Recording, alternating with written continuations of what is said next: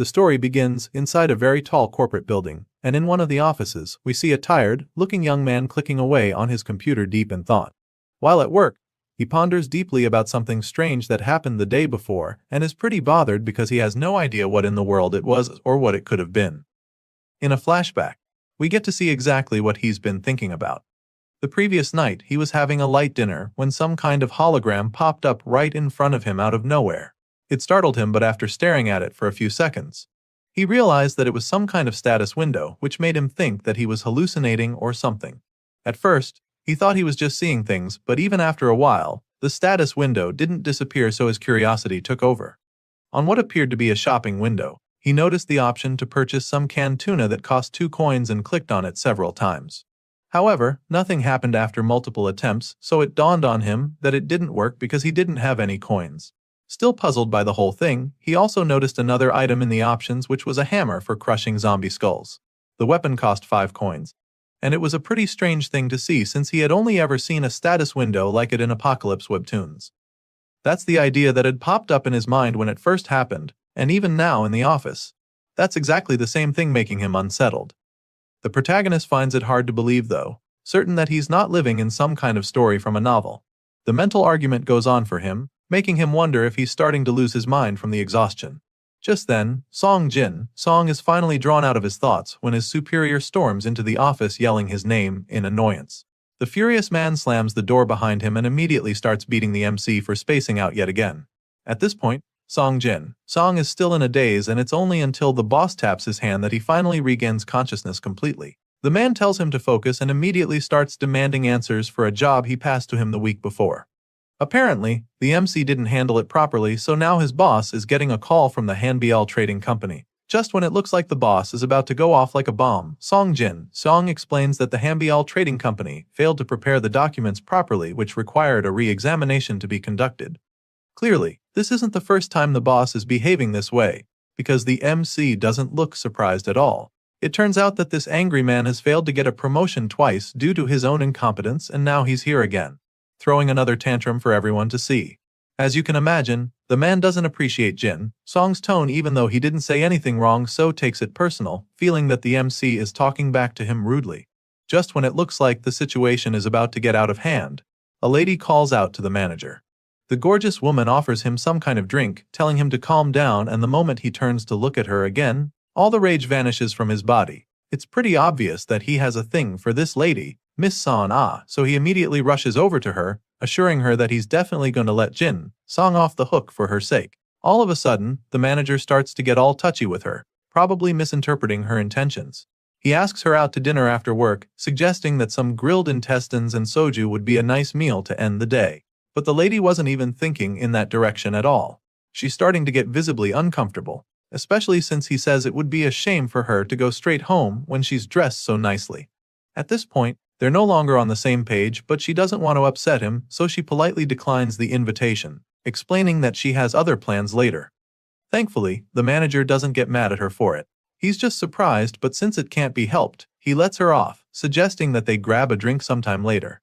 The man leaves the office right after that, and the moment he's gone, both Song and Miss sigh in relief. Clearly, they're already used to the manager's annoying behavior, and while some still don't know how to handle it, others have obviously mastered the art. Knowing how much trouble he was able to face, the MC thanks her for helping him out, and she just smiles softly in response. Later that day, it's time for Song's break, but he's so tired already that he just wants to go home.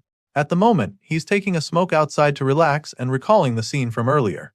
He's not ready to go back into the office right now since his annoying manager Cho is still in there. As frustrating as the job is, Song remains aware that it's pretty difficult to get a new one these days. As such, he knows that he just has to endure it even if it's tough. After all, this is still one of the largest corporations around. While thinking about this, the thought of Miss crosses his mind, and he figures that it wouldn't be a bad idea to get her a coffee later. As if she read his mind, the lady in question suddenly pops up right beside him, acting surprised to see him there on the rooftop. Song, on the other hand, is actually surprised to see her, so he asks her what she came to do here, since he knows that she doesn't even smoke. In response, she just sighs first before admitting that she came up there just to get away from the manager. Apparently, a client disappeared without paying their bill, and now Cho is taking out his frustration on everyone in the office, finding fault with every single person in there. Miss Sion, wasn't ready to be one of the scapegoats, so she snuck out before he could get to her desk. The MC is amused to hear this and simply commends her for making a good escape. At this point, the lady feels comfortable enough to start ranting about how the manager makes her feel. It turns out that he keeps asking to eat out with her when he's not even paying, but the most annoying part for her is how he subtly tries to touch her every chance he gets. Suddenly, she stops mid-rant and starts talking about how cold it is today, but Song can't relate because he actually thought that it was pretty cool for a summer day. However, she does agree with him because the temperature seems abnormal to her. So much so that she even has goosebumps right now despite wearing long sleeves. He's surprised when she suddenly rolls up her sleeves to show him, but then he just teases her for being really sensitive to the cold since he doesn't feel anything. The lady starts to get a little worked up when she sees that he doesn't believe her, so she takes out her phone to show him a video that would change his mind. Determined to prove her point, Son shoves her phone in his face and shows him a strange video of snow falling in Africa. As you already know, that's definitely not normal, so the MC isn't completely sure that it's real. He expresses his shock and the lady agrees with him because it is indeed strange. At this point, Song believes that there's something seriously wrong going on, and while he's still saying this, Sion's phone starts buzzing from a new notification. They quickly check the phone and are surprised to see a cold wave advisory being announced. That doesn't make any sense because they're in the summer and the MC begins to wonder if the meteorological agency got hacked or something. They're still trying to wrap their heads around the first message when a second emergency alert comes in. Apparently, the cold wave warning has been issued due to a rapid drop in temperature, so now, all civilians are being advised to prepare thoroughly for colds and other illnesses that could result from this sudden temperature drop. They both stare at the phone screen in bemusement, and because of how strange the whole thing is, they conclude that it has to be some kind of error. As far as Seong is concerned, it doesn't even make sense to joke about having a cold wave warning in the middle of June. However, while he's still trying to make this point, a tiny snowflake suddenly falls on his hand and even Son starts to feel even colder in that moment. Puzzled by this, they both look up at the sky and are absolutely stunned to see that it's actually snowing already. It turns out that the cold wave is coming a lot faster than they could have imagined. It only takes a few hours for all the rooftops to be covered in snow. And even though it's been going on for a while now, the MC still can't wrap his head around the whole thing. He stands out on the balcony with a cup of hot coffee in hand as he struggles to make sense of the situation. It's literally snowing heavily in the summer, which makes no sense to him. It's almost as if the world has gone completely insane. Despite warning himself with a cigarette and some coffee, it's still absolutely freezing to him, and it's clearly colder than it was when Son was there with him. Looking down at the heaps of snow on the roads, he can already tell that the traffic this night would be on another level, so he figures that it would be wise to pack up and head home right away. With this in mind, Song makes his way to the elevator, but after trying to open the door for a while, nothing happens. Of course, this leaves him puzzled and wondering if the elevator is broken or something. He's still trying to figure out what's wrong when a freezing gust of wind hits him in a flash. The cold seeps into his body instantly, so he starts shivering even more. Now, he's even more desperate to get home quickly to go warm himself, so rather than wasting any more time at the elevator, he makes his way down the stairs. With everything going on now, he still can't help but feel very bothered about that strange status window that popped up in front of him the day before. He clearly needs answers, but right now, the most important thing is finding a way to deal with this strange cold weather. By the time he reaches the bottom floor, he notices that the elevator doors are closing, which means that someone just used it. Now, he's sure that it wasn't broken, but upon getting closer, he hears the machine opening and closing the doors rapidly, which makes him feel that someone might be holding the elevator door. That's what he thought at first, but it still doesn't make much sense because it's way too quiet. If someone was holding the door, then there would at least be some kind of noise around. At this point, the most logical explanation is an elevator malfunction, but our MC is about to witness some even more strange stuff. In the blink of an eye, all the lights go out and Seong is suddenly surrounded by pitch black darkness. Seeing that there's just been a blackout, our MC begins to get pretty nervous and a lot more desperate to get the hell out of the building. He knows that this is not a good situation, so he decides to forget about packing up.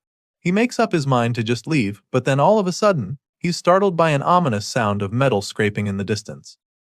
Song can barely see anything, and now there's a strange sound coming from the darkness, so he's really creeped out. His pupils dilate as he carefully makes his way to the dark office to get his stuff, and that's when he gets even more freaked out. The place is completely deserted, almost like everyone left already, which is pretty strange. He could have sworn that a few people were still in there when he went up to the roof, so the current situation makes him even more nervous. Besides that fact that there's no one else around, he's also very creeped out by the sudden darkness. As he slowly moves along the office, he notices how messy the place is, which is very unusual. It's as if everyone else fled in a hurry, so now, Jin Song is sure that there's a problem. Desperate to calm himself down, he calls out into the darkness, asking if anyone else is there. Of course, there's no response, and that's when that creepy metal scraping sound continues. Jin Song's adrenaline levels spike and he immediately gets into flight mode. Bro quickly takes his backpack and starts to make his way out of the building, knowing that he definitely needs to move as fast as he can. Just as he's about to make a run for it, he senses an ominous figure behind him. He can't see it yet, but there's a zombie-shaped shadow right behind him that's already sending chills running down his spine. Our boy doesn't even bother turning to look at it, he just shuffles ahead to increase his pace. He can clearly sense that there's something terrible lurking in the meeting room ahead, and he's not too keen on seeing it for himself, so he continues on his quest to escape, but then all of a sudden, he steps on something. Jin Song looks down to see the ID card he just stepped on, and it's covered in blood. He picks it up and sees that it belongs to one of his colleagues, Kim Hyun-sok. Of course, he's very puzzled as to why it's covered in blood and whose blood it even is. Seeing the trail of blood leaves the MC frozen in shock, wondering what on earth happened in the place. Curious for answers, he decides to quietly follow the trail till he gets to the window of the meeting room. There, he peeks through the blinds and is absolutely mortified when he sees one of his colleagues feasting on the other. They're both covered in blood, which overwhelms Jin Song a bit. The guy is too shaken to even move, and in that split second, the zombie senses his presence and makes eye contact with him. The moment they lock eyes, our boy finally snaps out of his trance, but it's too late because now, the blood-thirsty creature is completely focused on him. The zombie stands up, and in the blink of an eye, our boy finds himself standing face to face with the monster. He's extremely terrified now, but the shock keeps his feet tethered to the ground for a while. Thankfully, this quickly changes when the zombie attacks him. As soon as the creature charges at him, Jin Song turns on the jets and starts running for his life. At first, he didn't know exactly what was going on, but now that he's trying to escape death, it becomes pretty clear to him that this might actually be a real zombie. Bro realizes that he's not winning this race, so just as he enters the office, his eyes lock in one of the chairs. At this point, he decides to fight back by grabbing the office chair. With all the power he can muster, he lifts the chair and hurls it at the zombie.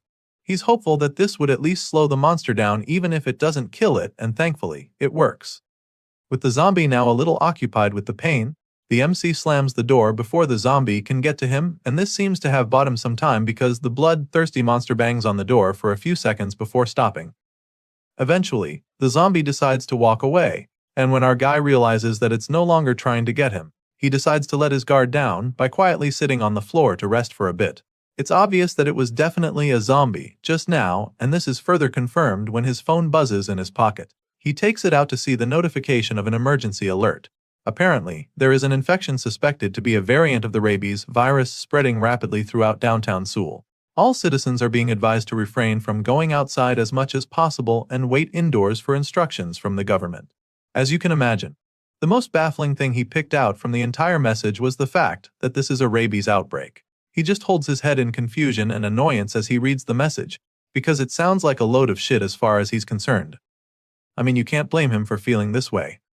After what he just faced, he's definitely sure that this doesn't have anything to do with rabies. He's certain that it was definitely a zombie, and the fact that people think otherwise makes him wonder what on earth is really going on. Determined to find answers, he goes through the comment section and reads similar encounters from other people. One guy just saw an old man ramming his head into the wall, and another even got bit a while ago. Sadly, some clueless people on the chat seem to have been bit already, but they don't even know what's about to go down. Seeing all of these messages, Jin Song realizes that the chaos is everywhere, so he begins to wonder if all of this has something to do with that status window from yesterday. With this in mind, he tries to search for answers, but he doesn't find any information related to floating status windows. Clearly, that's a dead end, so he ponders on it, thinking of what to do next, but then all of a sudden, his phone screen gets scrambled. At first, he's confused, but then the whole page goes blank, confirming that the connection has been lost. Once again, he starts to panic because he has no idea what he's supposed to do now that there's no signal. Jin Song is overwhelmed and tired of the whole situation, and to make matters worse, the chilling weather is still an issue. The MC is feeling extremely cold, and he's afraid that he's going to freeze to death before the zombies find him if things continue at this rate. At first, he curled up on the floor for a while, hoping it would help warm him up, but that didn't work, so now he needs a new plan to ensure that he doesn't turn into an ice cube or worse. Right now, his priority is to hold out somehow until a rescue team arrives or something. His phone's battery is at 83%, so he's confident that it could last him 2 days at least if he conserves it well enough.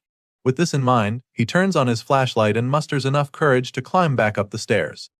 Once he's on the upper floor, he scans the area with his torch, but he doesn't see anyone. There's no sign of life around, so he figures that this is a good place to lay low for some time. Our boy already knows that he's going to be stuck in this place for the next couple hours or even days, and if that's the case, then he's going to need something to eat. He desperately wishes there were snacks somewhere in the office, or even some clothes he could use to warm himself up, and just like that, the search begins. He rummages through all the drawers he can access, and he's lucky enough to find a long-sleeve shirt tucked away in one of them. Now that he's gotten some better clothes, the next thing on his agenda is food, so the search continues, and after a while, he is delighted to discover a bag with food, water, and even a blanket in it. It's almost like it was placed there for him, and even though he doesn't know who the owner is, he's deeply grateful to them. Now that he's sorted those two problems out, he goes to the next thing on the list, which is a means of protection. He needs something to use as a weapon in case the zombies come for him, so starts looking and is once again lucky enough to find a golf bag with several clubs in it. Jin Song grins widely when he finds it in the closet because he never imagined that his annoying managing director would ever be of help to him. Our boy retrieves all the stuff he found and wraps himself in the blanket. Of course, he's relieved to have gotten them now, but he's not sure if it's going to be enough to help him survive the next 3 days. It's clear that the real problem is whether the rescue team can even arrive by then. He looks out the window as the snowstorm rages on and begins to worry again. The roads are completely overrun by hordes of zombies, and this blizzard is so bad that it won't be easy for a helicopter to come for a rescue. Right now, Jin Song is afraid that a week might even pass without anyone coming to save him. To make matters worse for him, it's getting even colder despite covering himself up with the blanket. He's shivering seriously, and it's only a matter of time before he chips his teeth with the way they're smashing against each other. Bro brings up the status window again and stares longingly at the page with the winter clothes there. He's desperate for them, but he can't afford it, and he has no idea how he can even get coins. His situation is looking pretty bleak right now, and he's truly afraid that he might not make it, so he just sits there in silence. Jin Song sits in the stairway waiting for help, but just when he thinks he's about to get a little peace, he hears footsteps approaching. Without any hesitation, he shoots up from the floor and grabs one of the golf clubs, determined to protect himself no matter what. He braces himself for what's to come, and all of a sudden, the footsteps become a lot louder and faster, as if the zombie is charging at him. The door bursts open in a flash and our boy takes a mighty swing, but just when he's about to land the hit, he realizes that it wasn't actually a zombie, it's his colleague. The guy introduces himself as Kim Ju, Manager Choi's replacement from the sales department, and the MC immediately recognizes him. He's heard about how annoying the guy is, but right now is not the time you get into that. The two get back to hiding and Kim tells Jin Song where he's been. The guy was in the break room when he suddenly heard loud banging on the door from outside, so he quickly locked the door from the inside early enough. Hearing this, Jin Song is curious as to how he got out and made it to this point without being taken down by the zombies. In response, the guy admits that he just burst through the door and ran through all the zombies in his path till he got to the emergency exit. At this point, our boy can tell that this guy is just trying to brag about his strength because nothing he's said so far has been useful. As if being useless isn't enough, Kim is now also about to be a liability because he suddenly starts complaining about hunger, asking Jin Song if he has any food. The food he has is barely enough for him, so he doesn't have any plans to share it with this annoying guy. He bluntly tells Kim that he doesn't have any food, but the guy doesn't believe him at first. Even though the MC isn't going to share his emergency rations, he doesn't mind giving the guy some water. I mean, he's not completely heartless. Anyway, he takes out the can of water and hands it to Kim, who thanks him for it. At this point, you'd think the guy would just take the water and be grateful, but that's not the case. All of a sudden, Kim grabs Jin Song's arm very firmly, and with a twisted look in his eyes, he asks our guy once again if he really doesn't have any food. Now, the MC can clearly see that there's something strange going on with Kim, so he knows that he has to be very careful. While getting the water, Jin Song notes something unsettling about the guy. At first, he thought that Kim was sweating because he had been running, but the guy has been dripping with sweat the whole time, even though it's freezing. Our boy feels that he might just be feeling too paranoid, but just as the thought crosses his mind, Kim suddenly lunges at him like a madman. Thankfully, he's quick enough to notice it, so slams him in the face with the water flask. He disorients Kim with the hit, lands a powerful kick to the side and sends him crashing into the wall. At this point, Jin Song has his golf club in hand, ready to strike because he's clearly facing a zombie now. Kim was fine just a moment ago, but now, the guy is foaming at the mouth and growling at him with crazy eyes. As much as our boy hates to have to do this, he also knows that he doesn't have much of a choice. If he doesn't take out the zombie, his own life will be in danger, so without any hesitation, he buries the golf club in the zombie's head. This is no longer his colleague Kim. It's now a bloodthirsty zombie ready to infect him, so he can't let that happen. Jin Song pummels the zombie until the whole place is covered in blood. He lands repeated blows to the head till it stops moving. At this point, it's clearly dead, so he can finally take a breather. The MC takes a moment to catch his breath, and then all of a sudden, he sees a status window appear right in front of him. It's a notification confirming that he just earned 1 coin. As you can imagine, he's taken aback by this because he has no idea what the hell is going on. After pondering over it for a while, it finally starts to make sense to him. The only place he's seen anything about coins was on the shopping window. So, he pulls up the shop to confirm, and sure enough, he sees several items that can be purchased with coins. Right now, he has 1 coin, so he can't really afford anything since most of the items cost more than that, including the winter clothes he so desperately needs. Seeing all of this, Jin Song begins to understand what exactly is going on. He realizes that he's probably going to get 1 coin each time he deals with a zombie, and frankly, that's quite disappointing to him. He literally just risked his life to fight and survive that, so he's pretty pissed that all he got was 1 coin. It's a really tough system, as he can already tell, and just thinking about it exhausts him. Jin Song simply falls to his knees, thinking about what his fate is, and that's when he spots something intriguing on the zombie. The MC notices the throbbing bite mark on the decreased Kim's arm and just sighs as the reality dawns on him. Kim probably got bit while trying to run through the zombies in the building, and he clearly didn't even know he had been bit. Our guy can't blame the guy for not even knowing, since he looked completely fine when they first met. It's really crazy that one can already be infected and have no idea. So with this in mind, Jin Song decides that he can't trust anyone by their appearance moving forward. The MC makes his way back to one of the offices to have a smoke and relax a little. While he's at it, he can't help but notice how good this cigarette he found earlier is. He remembers finding it when he was rummaging around the building for useful stuff, and he's really glad he did, because it's the only small comfort he has in this crappy situation. After some time, Jin Song figures that he should probably start moving back to his hiding spot soon if he doesn't find any other useful stuff. Just as he's thinking about this, a loud screech disrupts his thoughts. So he looks out the window to see what's going on outside, and that's when he sees the sea of zombies flooding the streets. There are only a few people who haven't been infected yet, but with the hordes swarming them, it's only a matter of time. Some of them try to fight back with weapons and whatever they can get their hands on, while others just succumb and accept their fate. Sadly, in a situation like this, there's really no use fighting, and the last man standing learns this the hard way. The zombies devour him in a flash, and all that's left of him is a bloody corpse. Well, that's before his transformation begins. Our guy watches the horrific scenes down there from the building, and he's truly shaken by it. It's so disturbing to him, but more importantly, it makes him understand just how screwed he is. As if the endless waves of zombies aren't enough, the snowstorm refuses to end as well. The blizzard rages on throughout the night, and our exhausted protagonist decides to just lie down and hope for the best. By the 3rd day, there's still no sign of any rescue team coming to save him, and it's not getting any warmer either.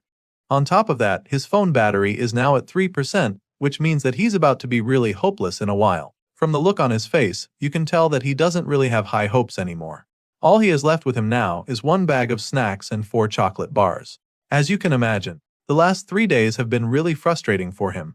He's spent most of his time just staring out the window to conserve as much energy as possible. During that time, he saw several people attempting to escape from the zombies, and of course, every single one of them turned into a zombie in the end. Seeing such things can really kill a man's hope, and some might even lose the will to fight or keep living.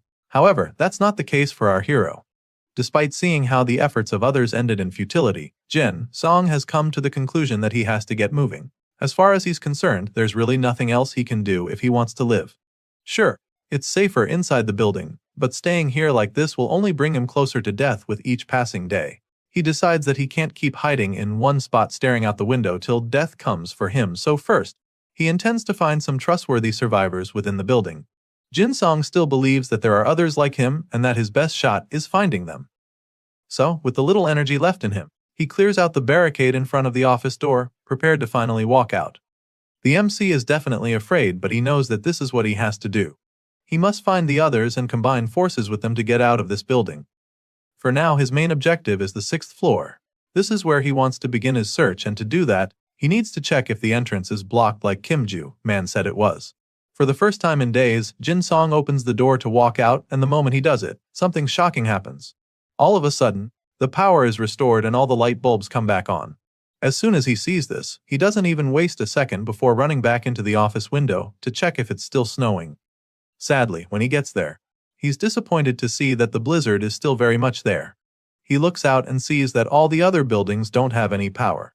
It's still very dark outside, but the lights in the building are on, so this can only mean one thing. Jin Song got his hopes for a second there, but the lights inside are still on, which means that someone must have turned on the emergency generator. The last time he checked, zombies aren't exactly cut out for stuff like that, so he is convinced that there's another survivor in the building. This is exactly what he's been praying for, and now he has a chance to join forces with someone else, so he dashes out of the room to begin his search. The MC takes all the stuff he needs with him and makes his way to the stairs once again. He knows that he needs to be quick about this little mission, because the lights could go out at any moment, and he wouldn't want to be in the zombies' territory when that happens. With this in mind, he resolves to find the others before the lights go out and makes his way down the stairs. Jin Song believes that the survivor is likely located in either the management office or the security office, since those guys are the ones with access to the generators. The thing is, both of those offices are on the 1st floor, so he'd have to go down a couple stairs, but it's a relief for him. On the way down, he notices that something is going on with his shoes. As much as it's keeping his feet warm, he knows that he can't risk attracting the zombies with the noise, so he takes off his shoes and continues the journey in socks. Our guy is determined to make it out alive, and he no longer cares what it's going to take in order to achieve this. Soon, he arrives on the 6th floor. Right now, he's pressed for time and needs to find the other survivor before the backup generator fails, but he also needs to check if the emergency exit is truly blocked. So, Jin Song takes a quick stop on the 6th floor to check for it. Our boy stealthily moves around there and eventually gets to the exit, and just like Kim said, it's blocked indeed. Now that he's done with that, he needs to get back to finding the other survivors in the building. That's the most urgent thing right now, so the emergency exit can wait for now since he's confirmed that it's blocked. Not long after that little detour, the MC finally reaches the 1st floor, and upon getting there, he notices that everything still seems normal. It doesn't look like the zombies from outside have been able to break in yet, and that's a good sign. However, considering the usual foot traffic in the lobby, there's a high chance that zombies are roaming about. He listens carefully, but doesn't hear any noise, so he attempts to open the door and is relieved to see that it's not locked. Jin Song opens the door slightly to take a peek, and sure enough, he finds numerous signs to confirm the zombies' presence. There are blood stains all over the place, and he even sees a few of the undead patrolling the area. On looking closer some more, he sees many others roaming about like it's some twisted Halloween party. He's astounded by how many there are and starts to feel that this might even be the entire horde of zombies. Just as he expected, it's practically impossible to escape the building at the moment. There are just way too many zombies in the way. Still, he's glad that the zombies from outside haven't gotten in yet, because that would just make the situation a lot worse for him. Sadly, with the way things are going, it's only a matter of time before those front doors come down. The multitude of zombies outside seem to be looking for a way in, and if the population goes any higher, then they'll definitely break in. As such, he knows that he just has to move fast, so that's exactly what he does. He runs past the lobby when all the zombies aren't looking and successfully reaches the management office.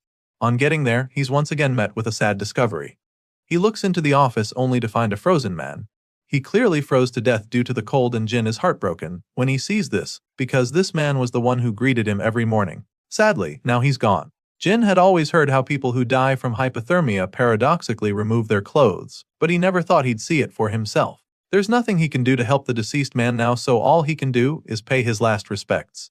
He covers the man's eyes shut and prays for him to rest in peace. There's no point staying here and risking getting caught by the zombies. The generators are also likely to fail at any moment, so Jin gets a move on. He hurries down to the other parts of the 1st floor in search of the other survivors. Clearly, nobody in the maintenance room survived this apparent Ice Age apocalypse, so the only place left to check is the security office. The MC arrives in front of the door and just stands there, desperately hoping that he finds a living person in there. As much as he wants to meet with the other survivors, he's also afraid of how they might react to his sudden appearance. Jin fears that they might have set up traps to prepare for intruders, just like how he would set up a barricade if he was in their position. With this in mind, The MC figures that the only way to avoid getting attacked is to let them know that he's not a zombie or a hostile beforehand. The best way to do that right now is to avoid startling them by making any sudden noises. Unfortunately, that's going to be very difficult because any sound he makes right now will probably attract the zombies. Speaking of zombies, some of them are coming his way for some reason. They mindlessly stagger in his direction, making him a lot more nervous. He needs to think fast if he wants to survive this because these creatures aren't exactly easy to defeat. He knows this all too well since he's spent the last 3 days watching them devour civilians like him who tried to be brave. They might have terrible eyesight, but their sense of hearing is extremely sharp, so he has to be very careful. Our guy starts knocking on the door as quietly as he can, hoping that the survivor in there would recognize that he's human and let him in. But that might not work. And on top of that, the low knocking sounds seem to be attracting the zombies to him. Jin starts sweating a lot and eventually decides to take the risk. He can't wait for those inside to open the door anymore, because he's literally a sitting duck out here.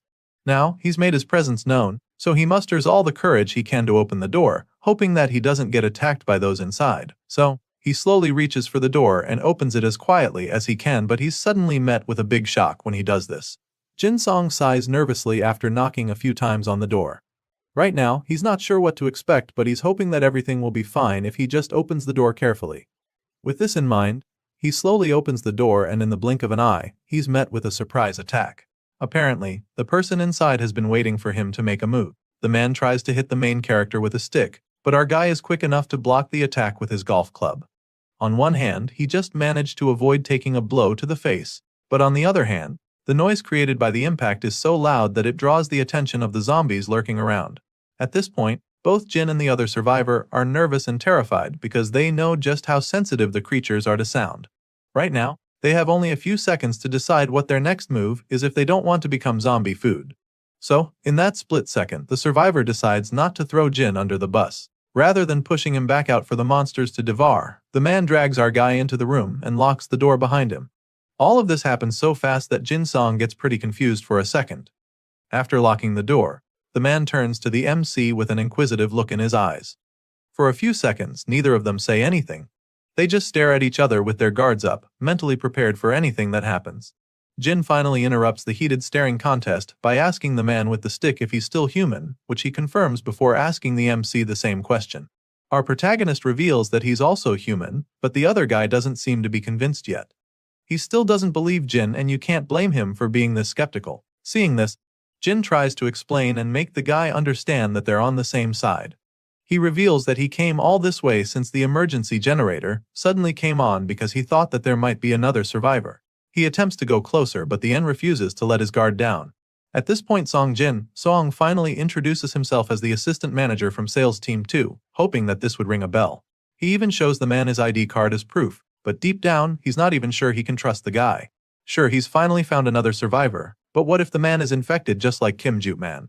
Anyway, after seeing the ID card, the other guy calms down a little and equally introduces himself. Apparently, this is Choi Jae-sung, the development team assistant manager. At the moment, Choi is still covering himself with a big blanket, which is most likely because of the cold weather, but Song can't help but find this suspicious. If Choi wanted to, he could easily hide his own zombie bite by covering it with the blanket. Sure, this is a possibility, but the MC also notices that Choi isn't sweating like Kim Joo-man was. In fact, he looks cold.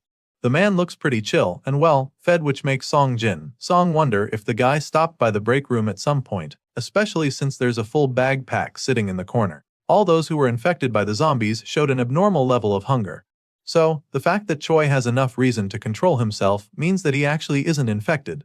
With this in mind, Jin Song concludes that this guy is safe to be around, so he lowers his golf club and attempts to talk to the man. But of course, that's not exactly going to be easy since Choi still doesn't trust him enough for that. He tries to move closer, but the man uses his stick to create some distance between them. Apparently, Choi noticed him looking at the bag and thinks that Jim Seong is trying to steal it. Choi Jae-sung points the stick at our guy while shielding his bag, and Jin realizes that he might have made things worse. Obviously, he wasn't interested in the bag, but Choi is way too paranoid to realize this, so now, the MC needs to figure out a way to fix this. Things could get really bad from here if he doesn't lighten the mood right now. He can't make Choi trust him completely in a heartbeat, but the easiest way to show that he isn't a threat is to put his weapon away, so he slowly returns the gold club to the bag, hoping that would work. He lifts his hands in surrender. thinking this would calm Choi down, but the man keeps staring at him with the same look in his eyes. At this point, our guy isn't sure what to try anymore because he actually thought this move would be enough. Just then, an idea pops up in his mind. Whenever things got difficult at work, they used to smoke together to take the edge off, and knowing how stressed out Choi must be after being cooked up in here for days, he contemplates offering the guy a cigarette. With this in mind, he slowly reaches into his pocket to get it out, and of course, Choi finds this very suspicious. The guy watches his movements closely, ready to swing the stick if Song tries anything funny. Thankfully, it doesn't get to that because the MC suddenly reveals the pack of cigarettes in his hand and stretches it out for Choi to take, asking if he'd like a smoke. As you can imagine, the man is still pretty reluctant to let his guard down, but the offer is just way too tempting for him to pass up, so he eventually lowers his stick. Just like that, the atmosphere becomes less tense as Choi calms down and asks if he can have one of the cigarettes. A few moments later, we see that the two young men are now looking like they weren't ready to pummel one another before. From the look on Choi's face, you can tell that he really needed that smoke.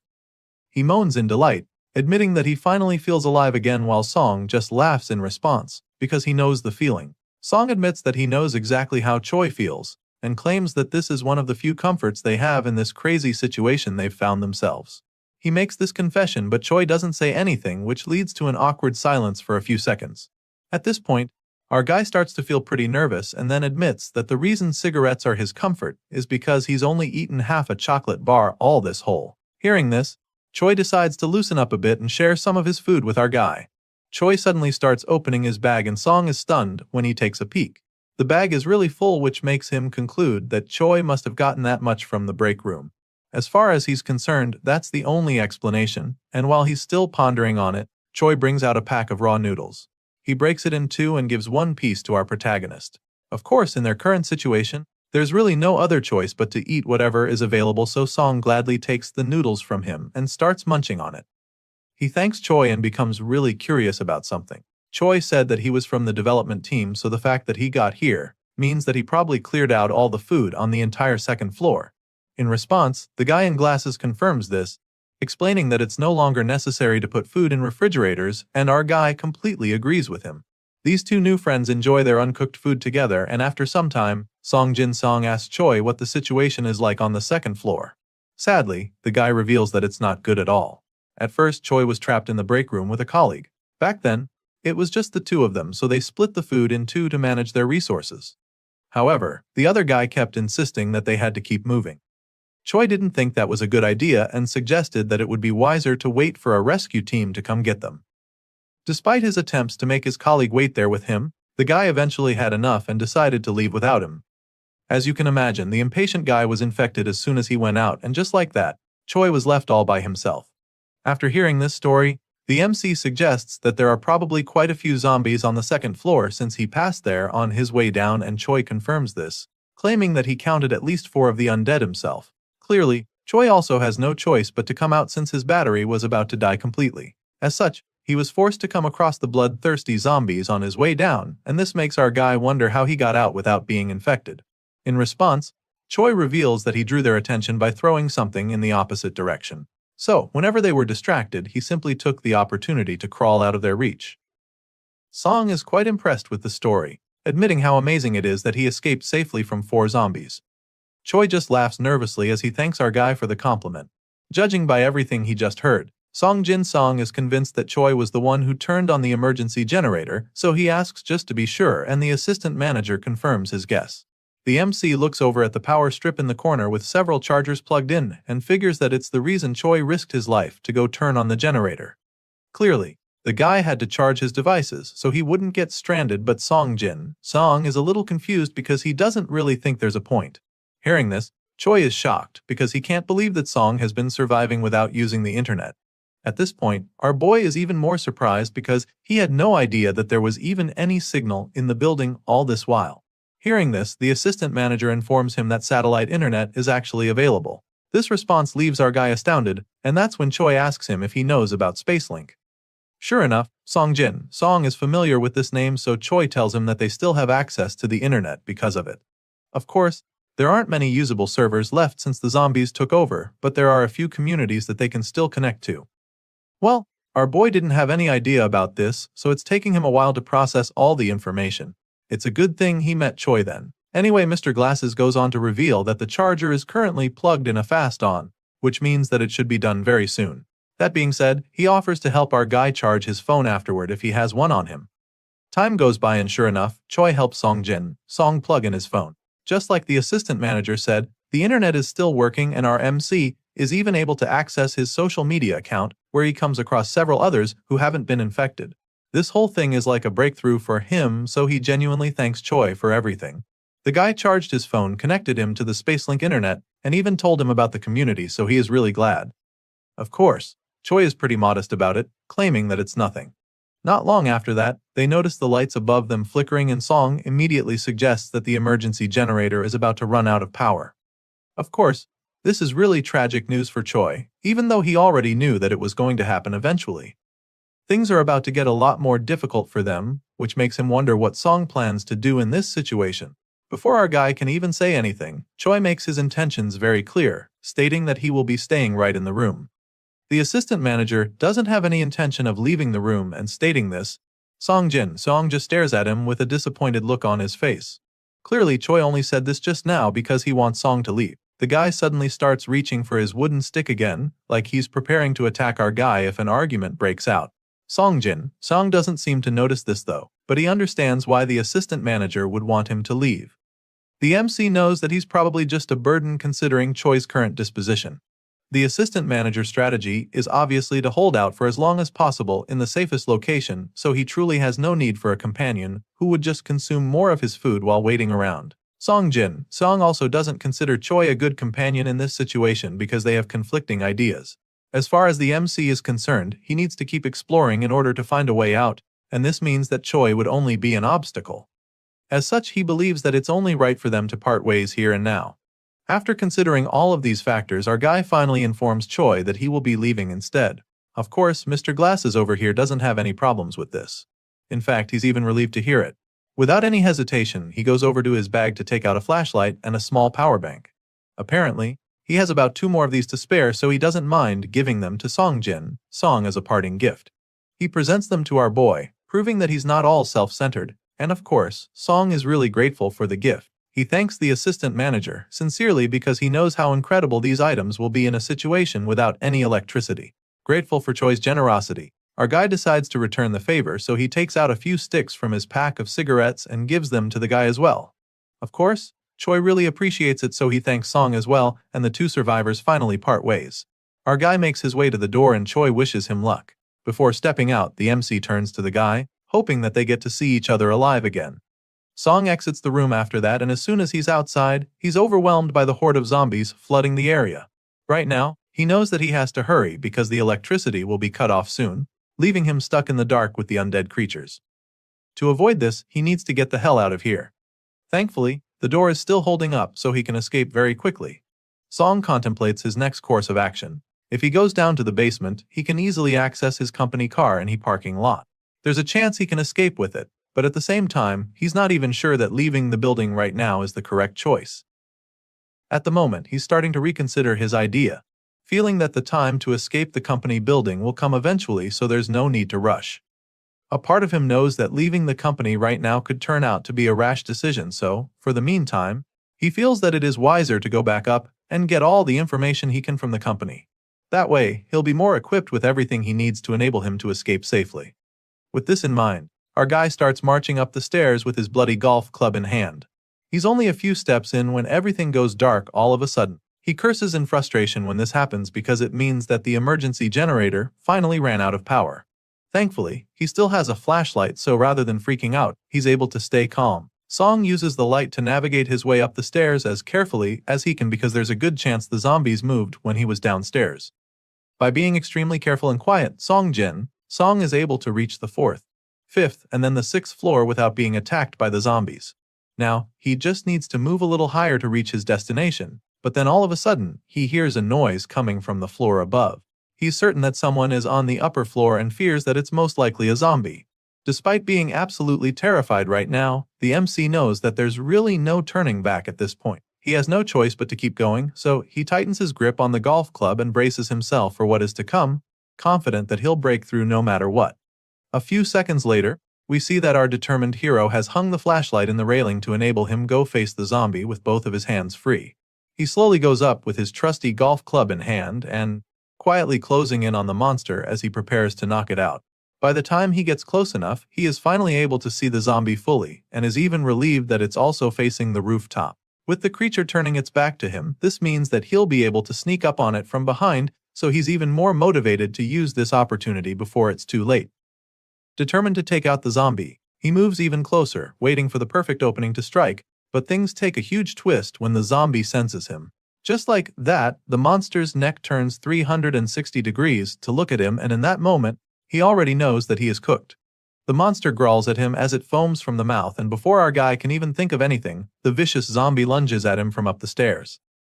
At this point, you'd think Song would definitely get infected because of how close he is, but he somehow manages to land a devastating blow to the zombie's head with his golf stick, and the force from the hit is so powerful that it sends the monster slamming into the wall.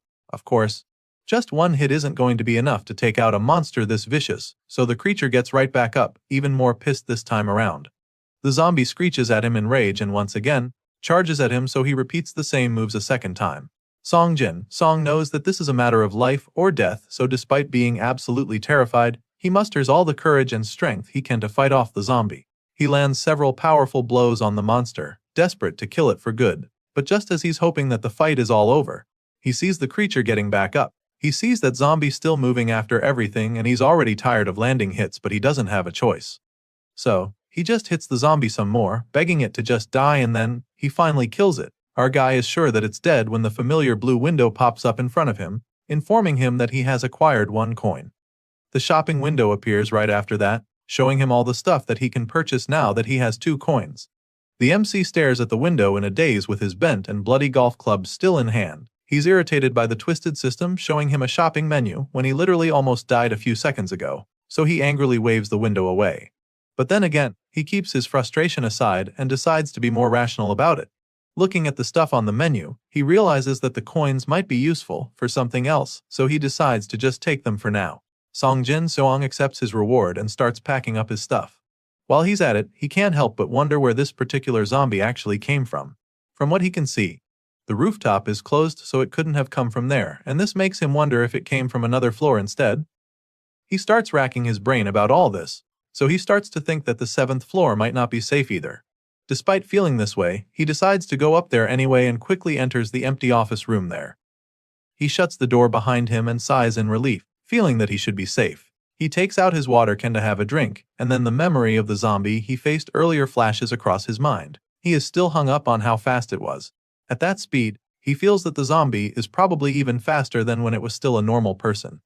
As far as he's concerned, it might even be on the level of a wild animal now that it's this lethal. Song is truly shaken by the experience he faced, and he's even afraid that he would probably have been the one who died if there were 2 zombies.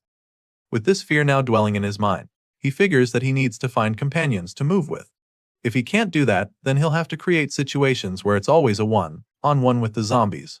Anything other than that might not end well for him, and he knows this. After quenching his thirst, he suddenly remembers that he should probably check the internet now that he's back upstairs. He feels that there might be more information on the zombies online. Song quickly gets back on the Spacelink internet and starts surfing the web for anything related to the zombies, but he just finds stuff about the weather. One guy is really astounded by the temperature outside because it was minus 27 degrees Celsius when he measured it. Another person from Gangwon province also had a crazy experience with the temperature, claiming that the water froze when he left the tap running.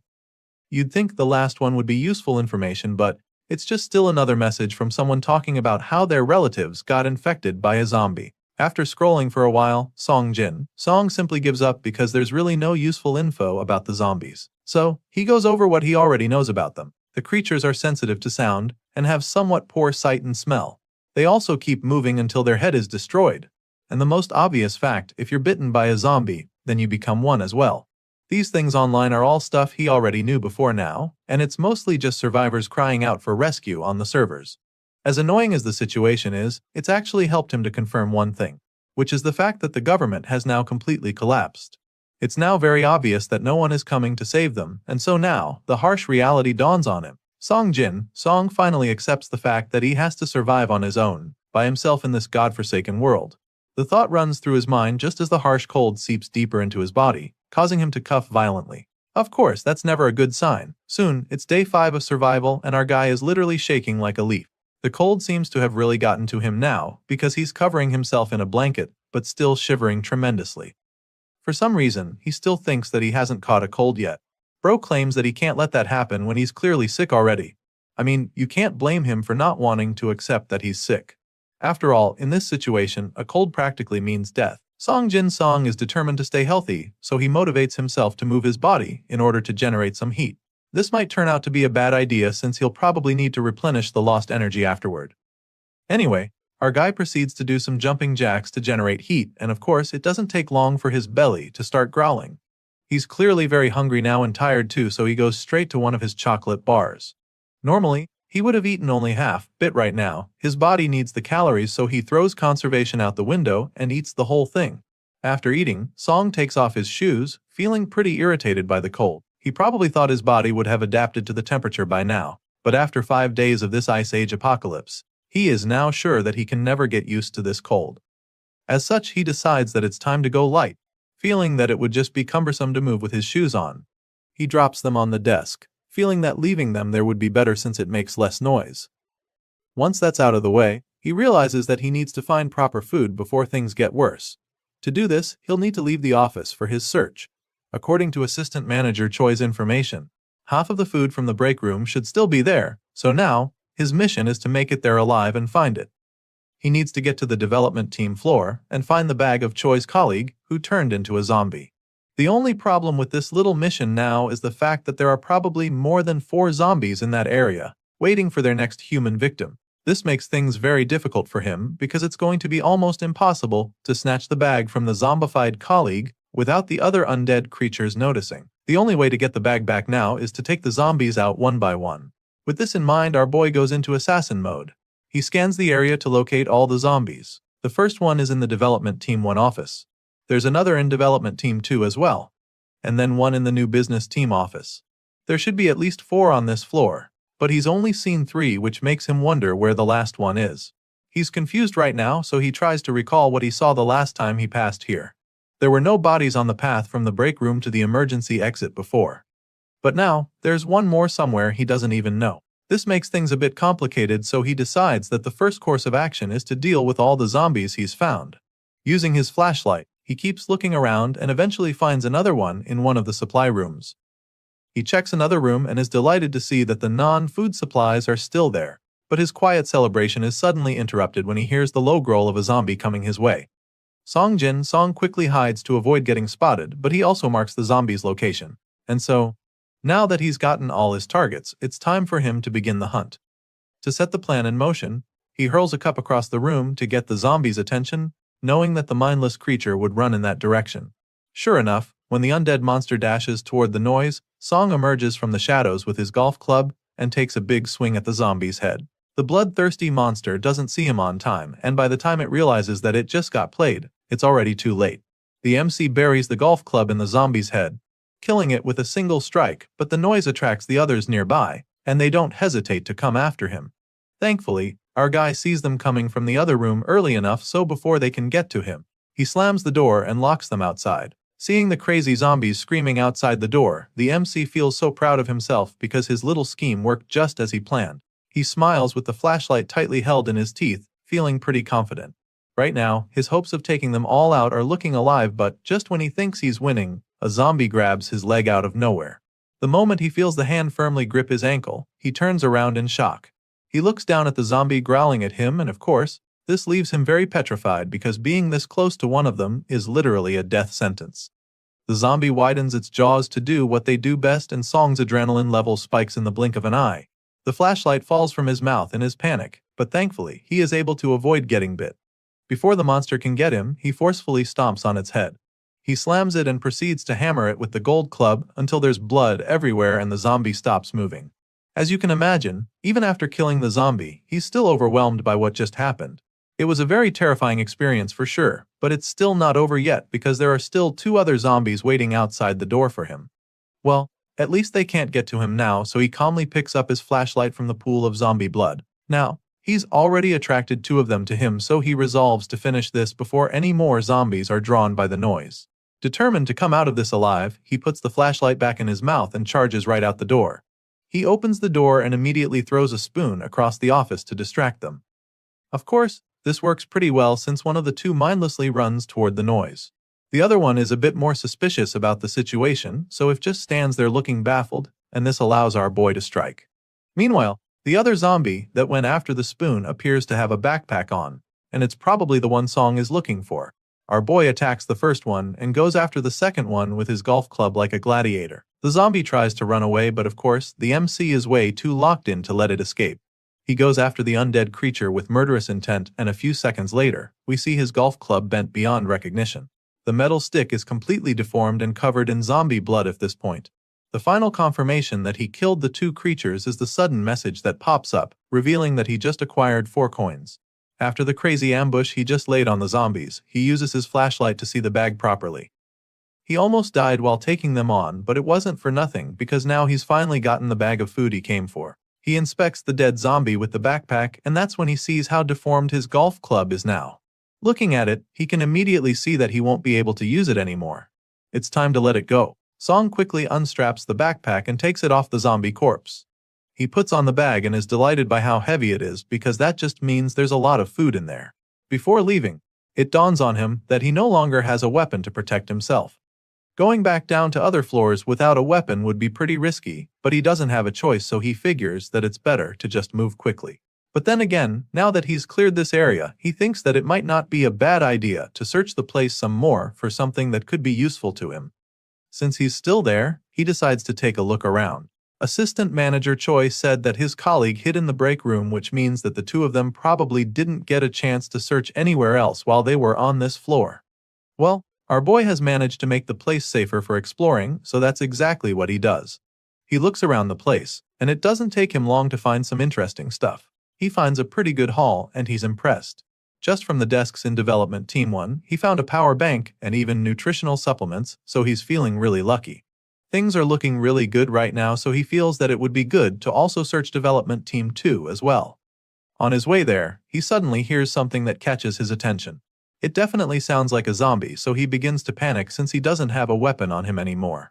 This might turn into a big problem for him if he's not careful, so he quietly jogs in the opposite direction. If he runs into the zombie right now, then he'll be done for, so he decides to go back. There's no point risking his life in search of another good haul. A few moments later, we see that Song has found somewhere safe to check out what's in the bag. It's pretty safe now, so he's finally starting to calm down. He laughs in excitement as he hugs the bag tightly. He never imagined that he'd end up feeling safe at the office, especially in a situation like this. After being all ceremonial about his find, he finally decides to open up the bag to see what exactly he brought back from the zombie. Song takes out 3 bags of chips, along with 2 boxes of choco pies. There's a ton of cookies and 5 cup ramens. He also finds a can of cola inside, which takes his excitement to another level. In this Ice Age apocalypse, what he's got in his hands right now is practically a treasure. With his conservative skills, this should be enough for at least a month. As long as water is available with these supplies, Song believes that he can survive for a month without much trouble. Our guy leans back with a look of satisfaction on his face, convinced that this stash was definitely worth risking his life for. Unfortunately, just when he's finally about to feel good for the first time in days, the familiar chills rush back into his body. He starts shivering all over again now that the excitement has died down. His socks are soaked in blood and sweat, which means that his wet feet are making it even colder for him. He doesn't even know how to handle his current predicament. He feels like he should wash up a little to get the blood off. So he takes off his socks and starts washing his feet with ice water. Of course, the moment the water touches his feet, the cold shocks him. It's way too cold and he can't even believe that he's doing this. He never imagined that he would be washing his feet with ice water in his life. After washing off most of the blood, he suddenly comes across something horrifying. It's a wound, and for some reason, it resembles a bite mark way too much. He's shocked because he doesn't remember getting injured during his encounter with the zombies earlier. Song's eyes widen in horror as he thinks back to the time the zombie grabbed his legs. He's starting to think that he might have gotten scratched by it then, because he's certain that he didn't get bitten. From what he knows about these undead creatures, he definitely has to be bitten to become a zombie. He takes out his phone to confirm what he saw online, and sure enough, he comes across the post from a person who was scratched and wasn't infected even after several days. The MC is so excited when he reads this message because it means that he's still safe. The guy is so relieved now because it definitely wouldn't have been easy to deal with the fact that he'll soon be turned into a zombie.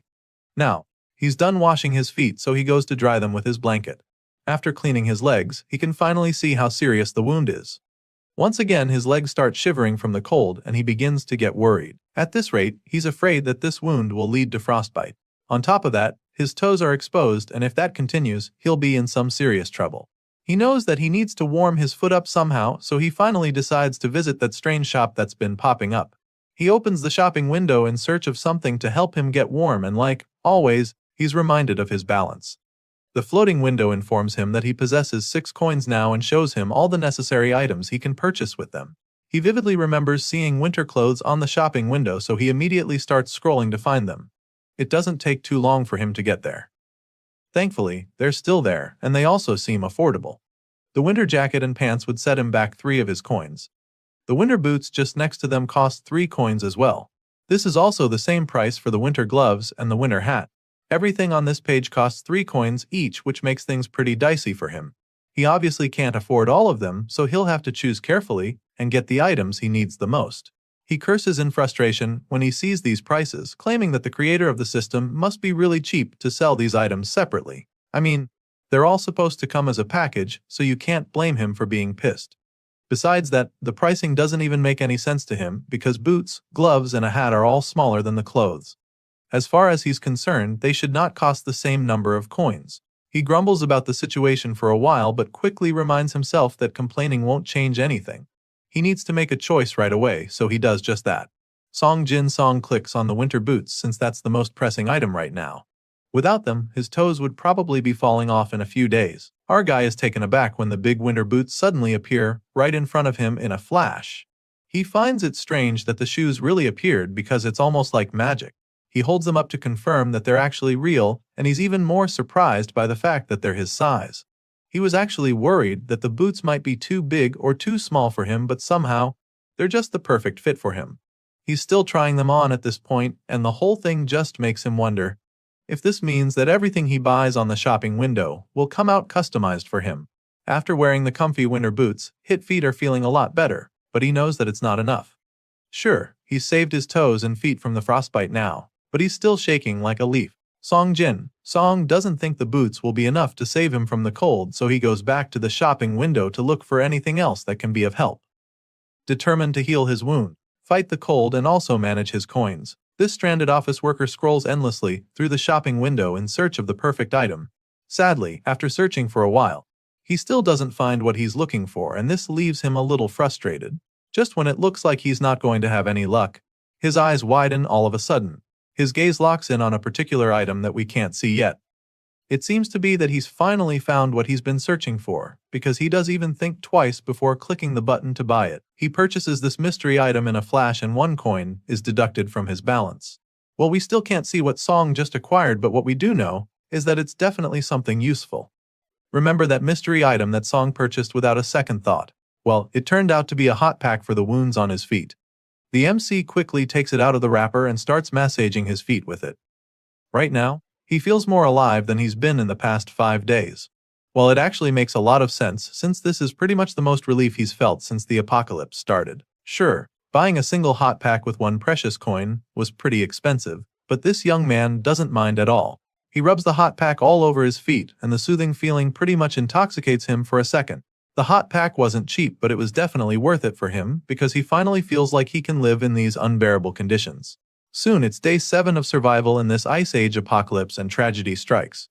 Song goes to the sink to get some water and is absolutely horrified when not even a single drop comes out of the faucet. As you can imagine, this is a very terrible discovery for him, and he almost doesn't believe it at first. He quickly comes to terms with reality though, since he actually saw it coming. It was really just a matter of time, and now, in the end, the water has finally been cut off.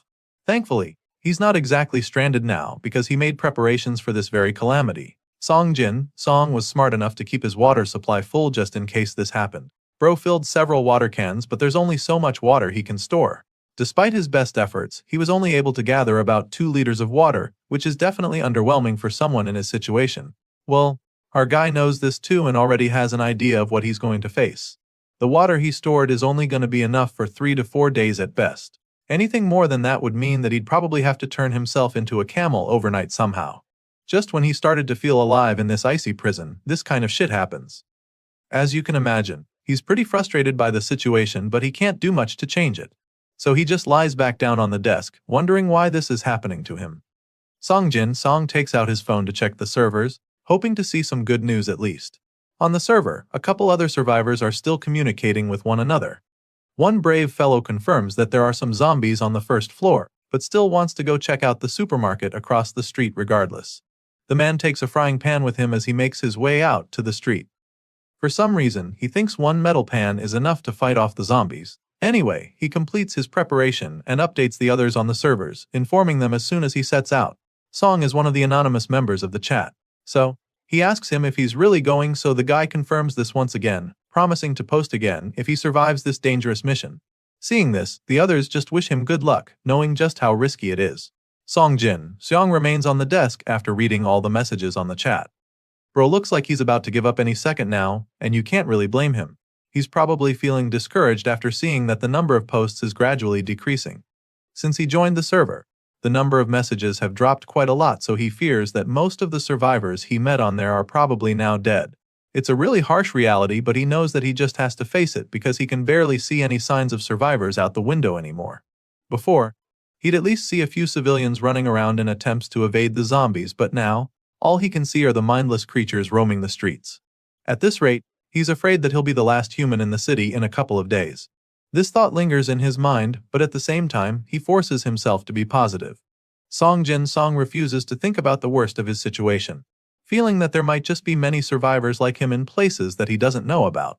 After all, nobody on the outside knew that he'd been trapped in the company building until he joined the server using the Spacelink internet. The next day, which is the 8th day of him being stuck in this Ice Age apocalypse, Song checks his phone again for updates. He finds 7 new notifications on the server, so he reads through all of them.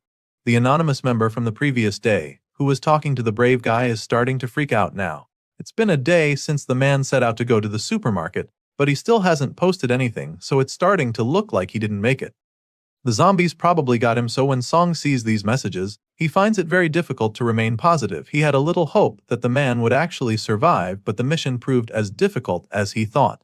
And now, he's completely certain that there's no way to survive out on the streets.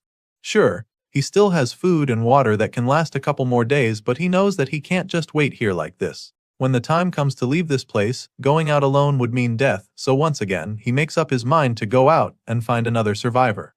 Our guy knows that he needs to get an ally as soon as possible, no matter what it takes.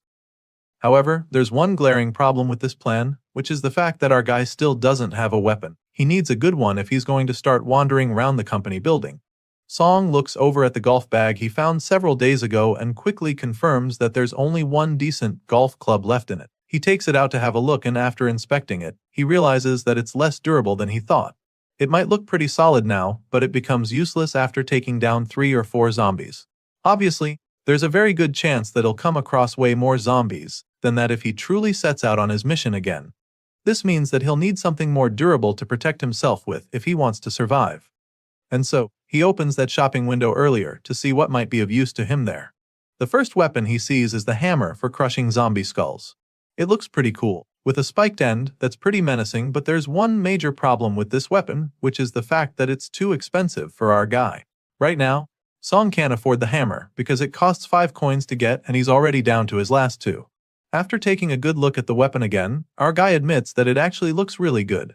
However, this doesn't make him think it's worth it. With 5 coins, Song knows that he can easily buy winter clothes and still have enough to get another hot pack. At the moment, these other things are looking a lot more valuable to him, so he's really not interested in buying the weapon in a hurry. After all, he still has a golf club that could hold up for a while. With this in mind, he sets out on his stealthy mission. First plan on the agenda is to check out the other floors and see what he can scavenge. So, with his flashlight in one hand and the golf stick in the other, Song quietly moves down to the other floors, and it doesn't take too long for him to discover something really disturbing. He enters one of the dark offices and is instantly taken aback when he finds fresh blood stains on the desk. He goes over to investigate, feeling very confused because there's no one around. He's been seeing these blood stains for a while now, but this one especially caught his attention. Our guy goes closer, hoping to find answers because even the smell is really disturbing. It smells just like the zombies, but it doesn't make any sense because he can't find any bodies around. By the time he scans the office with his flashlight, he realizes that the place is truly a mess with bloodstains everywhere. This sends chills down his spine as he wonders what on earth happened there. He tries to open the adjoining door leading to another room but immediately realizes that it's locked. This leaves him even more perplexed because now, he begins to wonder if someone is hiding inside the room. He leans closer to check if he'll hear any noise coming from inside, but that's not the case. He can't hear anything and so, after a brief pause, he decides to break in. Before bursting in though, he makes it very clear that he's going in. Song breaks down the door and of course, he's met by a new shocking discovery. The entire room is filled with bloody corpses piled on top of each other. He's taken aback by the sight, but bravely goes in to investigate some more. Looking at the heap of dead zombies, he can tell that there has to be at least 10 of them lying here. It's chilling to be in here with so many dead zombies, but he forces himself to focus. He came here in search of useful items, so he quickly goes to one of the drawers to rummage. Even while he's at it, he can't help but wonder what the hell happened in there. He's bewildered that someone was able to kill these many zombies, and he can only wonder who in the world could have done it. The fact that a monster like this person has been in the company is truly mind-blowing for him, and all he can think about is how good it would be to have them on his side. As far as he's concerned, he wouldn't have to worry about a thing if this zombie slayer became his ally. After check in the cupboards, he doesn't find anything useful, so he prepares to get out of the room. He wouldn't want to be caught off guard by the other active zombies. Song remembers seeing signs that the other offices were searched too, so he feels that this place might already have been swept by whoever killed the zombies. He begins to panic a little when this thought crosses his mind, because if that's truly this case then this whole place has most likely been cleared out already. As such, he just gives up on searching. Convinced that there's no way anything useful would be left in there for him, he sighs in defeat, feeling that all his efforts were simply futile. Sure enough, there's really nothing in any of the compartments, and this just leaves him wondering one thing. Who was it to have taken things so thoroughly? He finds it hard to believe that only one person could have done this, so he feels that it could even have been several others. And so, he begins to wonder if they're even still in the building after seeing how they cleared out the whole place. While still looking around, Soyoung suddenly stumbles upon something that really catches his attention. He notices a piece of paper sticking out from under one of the coffee machines on the table, so he immediately takes it out to see what's in there. That's when he realizes that it's a note from another survivor. In the letter, the person claims that they're glad to know a fellow human made it to the 4th floor. They also apologize for taking everything on the floor that could be used as food. They then advise Song not to waste his time or energy checking the break room, since they've already searched all the drawers. They also tell him not to bother opening the managing director's office since they've piled up the zombie corpses there. Clearly, this note was written by the person who cleared the floor and slaughtered all those zombies, but that's not the only information that was left in the letter. Song continues to read the paper and gets to the part where the person reveals that they left a shirt in the cabinet for whoever finds it.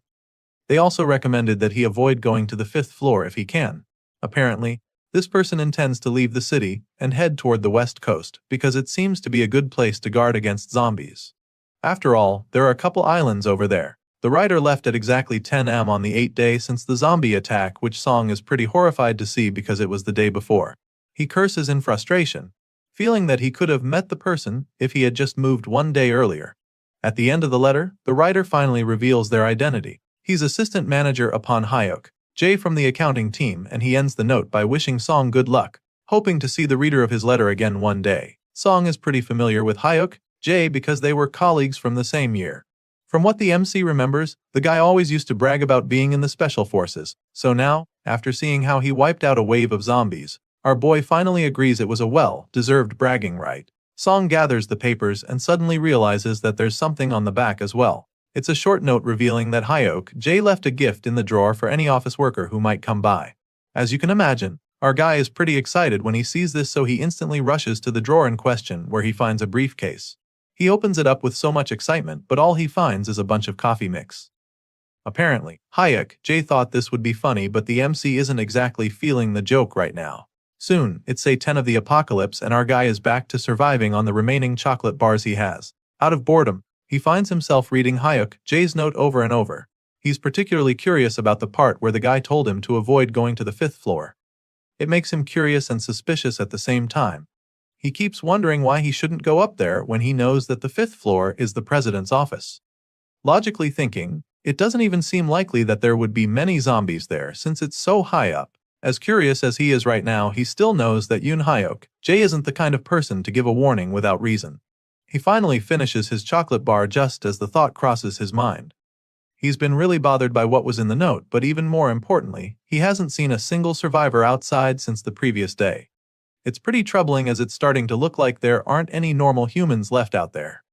Right now, he's starting to feel pretty hopeless because as time passes, the chances of meeting a survivor and potential ally keeps decreasing. He still regrets missing one the previous day, so he's not willing to waste another chance. With this in mind, he decides to finally get off his butt to search the other floors. He's determined to find someone this time around, but he's a little overwhelmed just thinking about how many floors he might have to check it before he actually finds someone. The thought lingers in his mind for a while, but he is suddenly drawn out of his thoughts when a bright light shines in his eyes. He's really puzzled when he sees this because he didn't think that anyone would still be out there.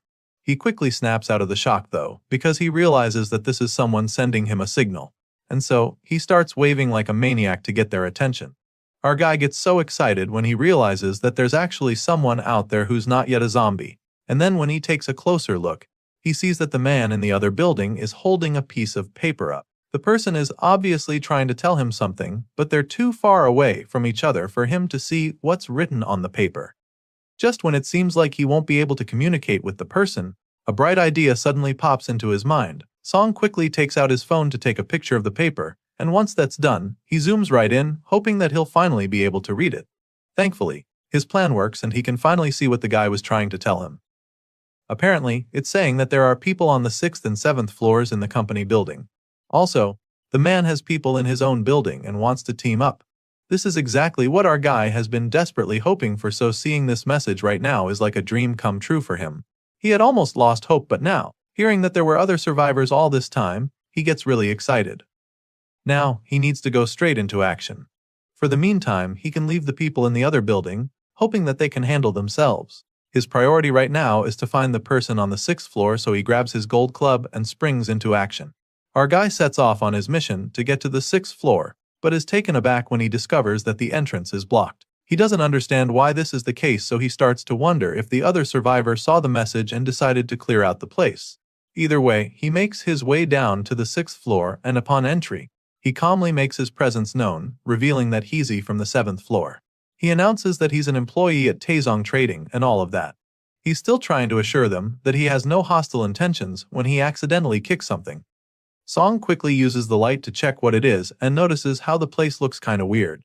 Something feels off, so now he's wondering if another guest arrived before him.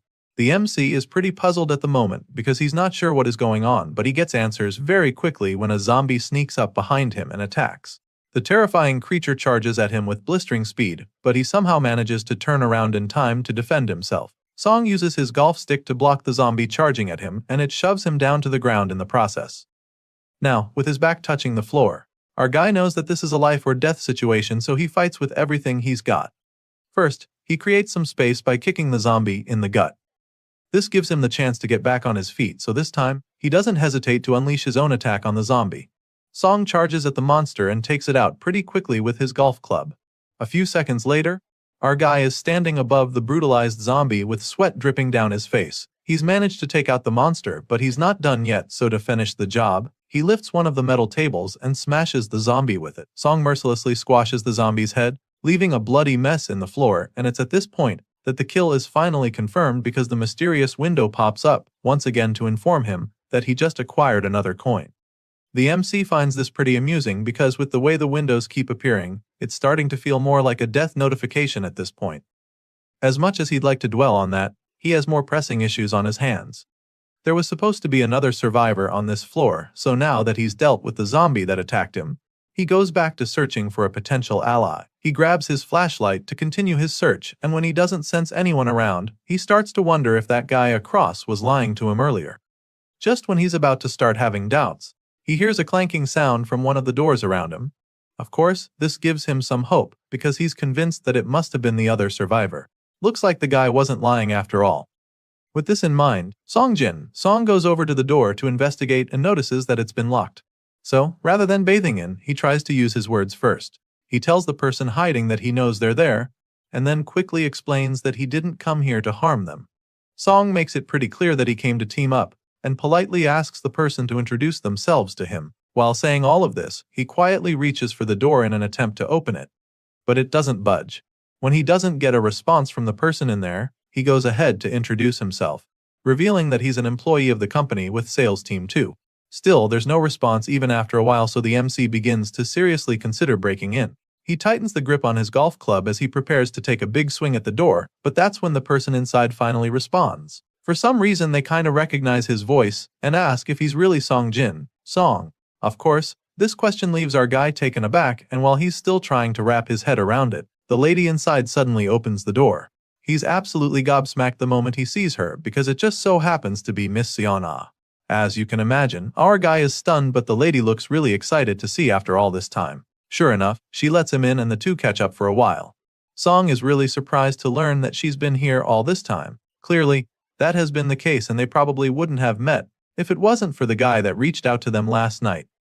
Apparently, our guy wasn't the only one who received a message from another survivor last night, because Sion Ah was also approached by someone who came urgently asking her to open the door.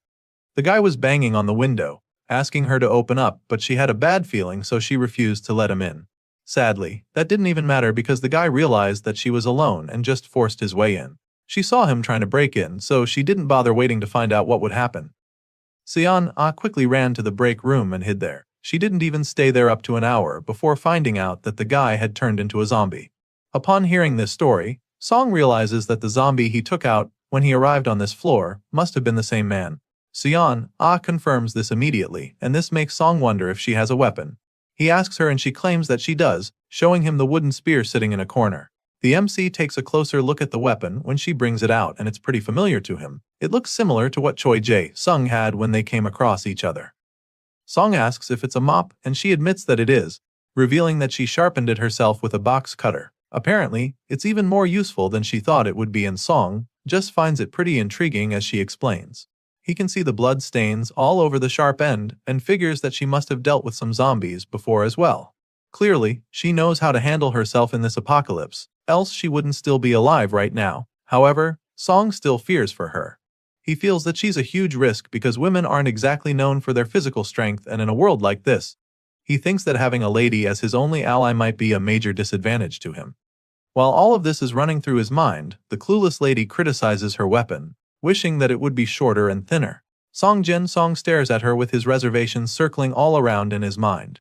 He knows just how dangerous this apocalypse is because now, they're not being hunted by zombies alone, but by other people as well. In these conditions, having a wrong partner can easily go wrong, so he's afraid that Son might just end up being a liability to him if he's not careful. After pondering on the situation for a while, he finally decides to continue by himself. He suggests that he'd soon be on his way, but of course, Sion doesn't like the sound of that. Before he can take another step, she grabs his hand to stop him and then looks him dead in the eyes before asking if he's really going to leave her. At this point, Song knows that he won't be able to avoid the difficult conversation, so he just starts by telling her how sorry he is.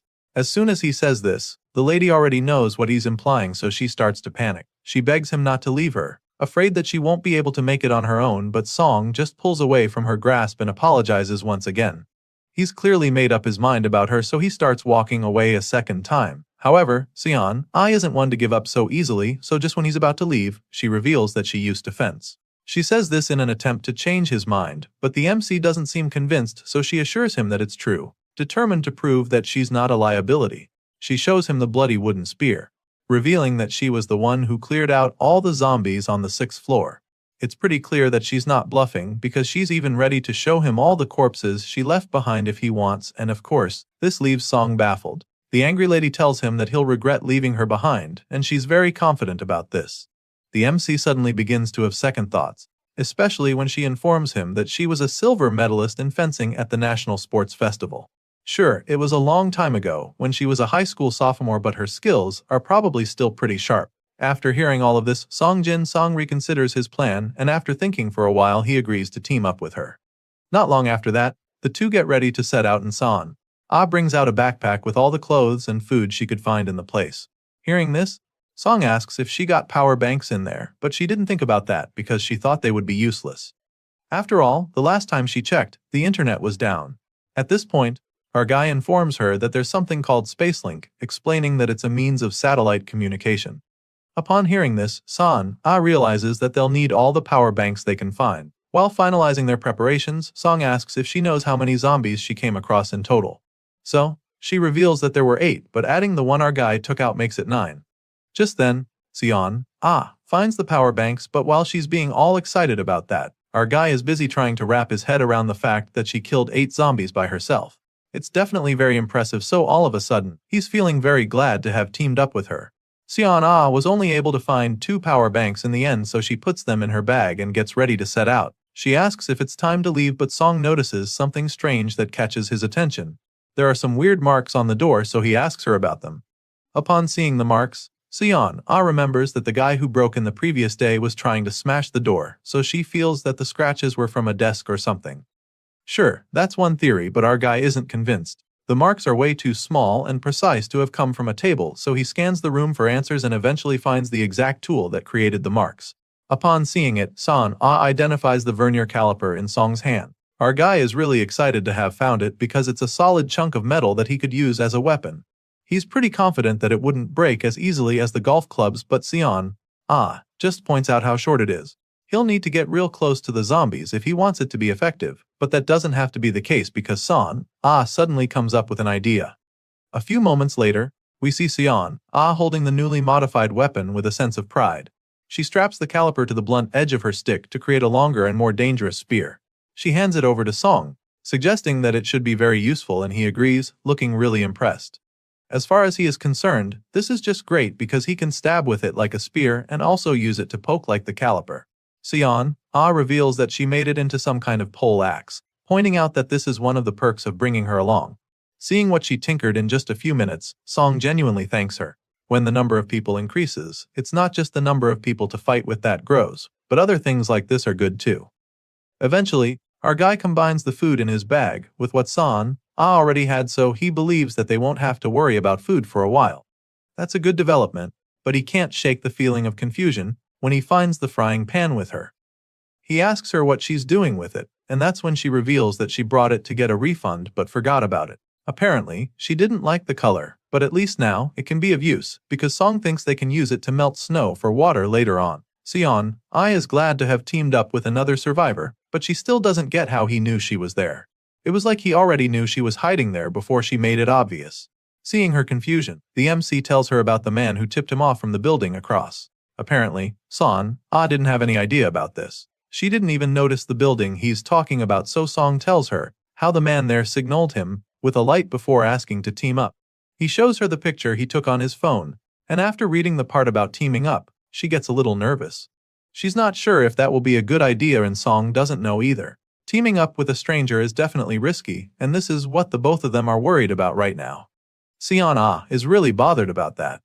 It's the reason why she desperately wanted to go with Song. She knew that it would be difficult to find someone she can trust, and in the current situation, our guy is the only one she's willing to go with. Sion makes this very clear to Song, and he understands perfectly, so he decides that they're not going to team up with the people across the way.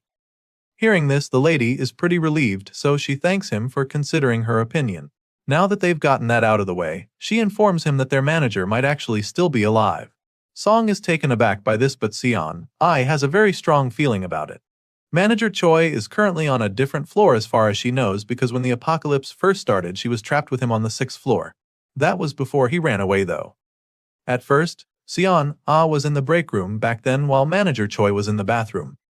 The man had asked for her help then, but she ignored him because she was still too scared.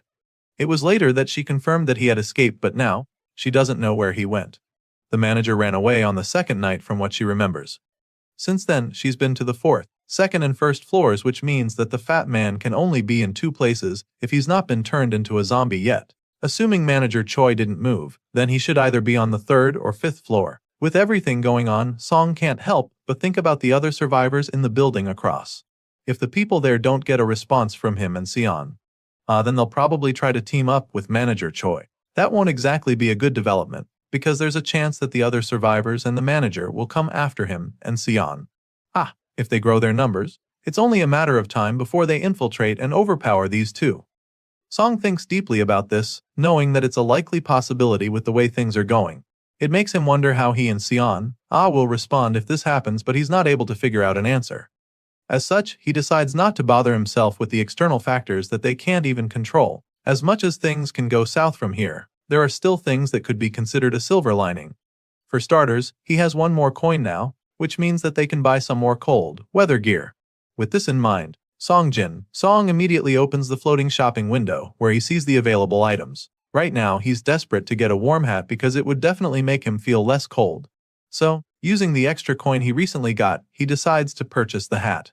Now, this would make him pretty comfortable, but it's a different story for Sion, whose feet are already starting to freeze inside her shoes. If she gets frostbite on her feet and can't move, then she'll just become a burden to him. That's the last thing he needs right now, so it's logical in many ways to choose the boots over the warm hat. For this reason, he changes his mind and goes for the big furry boots instead. But just when he's about to click the button, he starts to reconsider his choices. He's reluctant to use his last 3 coins for this, especially since all he can think about right now is how gold he is. Sure, he feels pretty selfish at the moment, but he can't help it. Since they're not on the move currently, he figures that the boots are probably not that urgent. Besides, she's got a blanket covering her, so he figures that the difficult decision can wait. With this in mind, he just rolls over, feeling that he can choose later. The next morning, he wakes up to see Sion looking really frustrated as she struggles with her phone. He asks her how much battery she has left, and that's when she realizes that he's woken up. Well, waking up early has become the usual since his body has refused to adapt to this unbearable cold. Now that he's up, he asks if she remembered to charge all the batteries she found the previous night. Apparently, the only one she didn't charge is the one that Song left behind, so now her phone battery is at 22%. All of a sudden, Sion remembers that there's supposed to be a solar generator up on the rooftop, so she asks him if he's ever checked it out.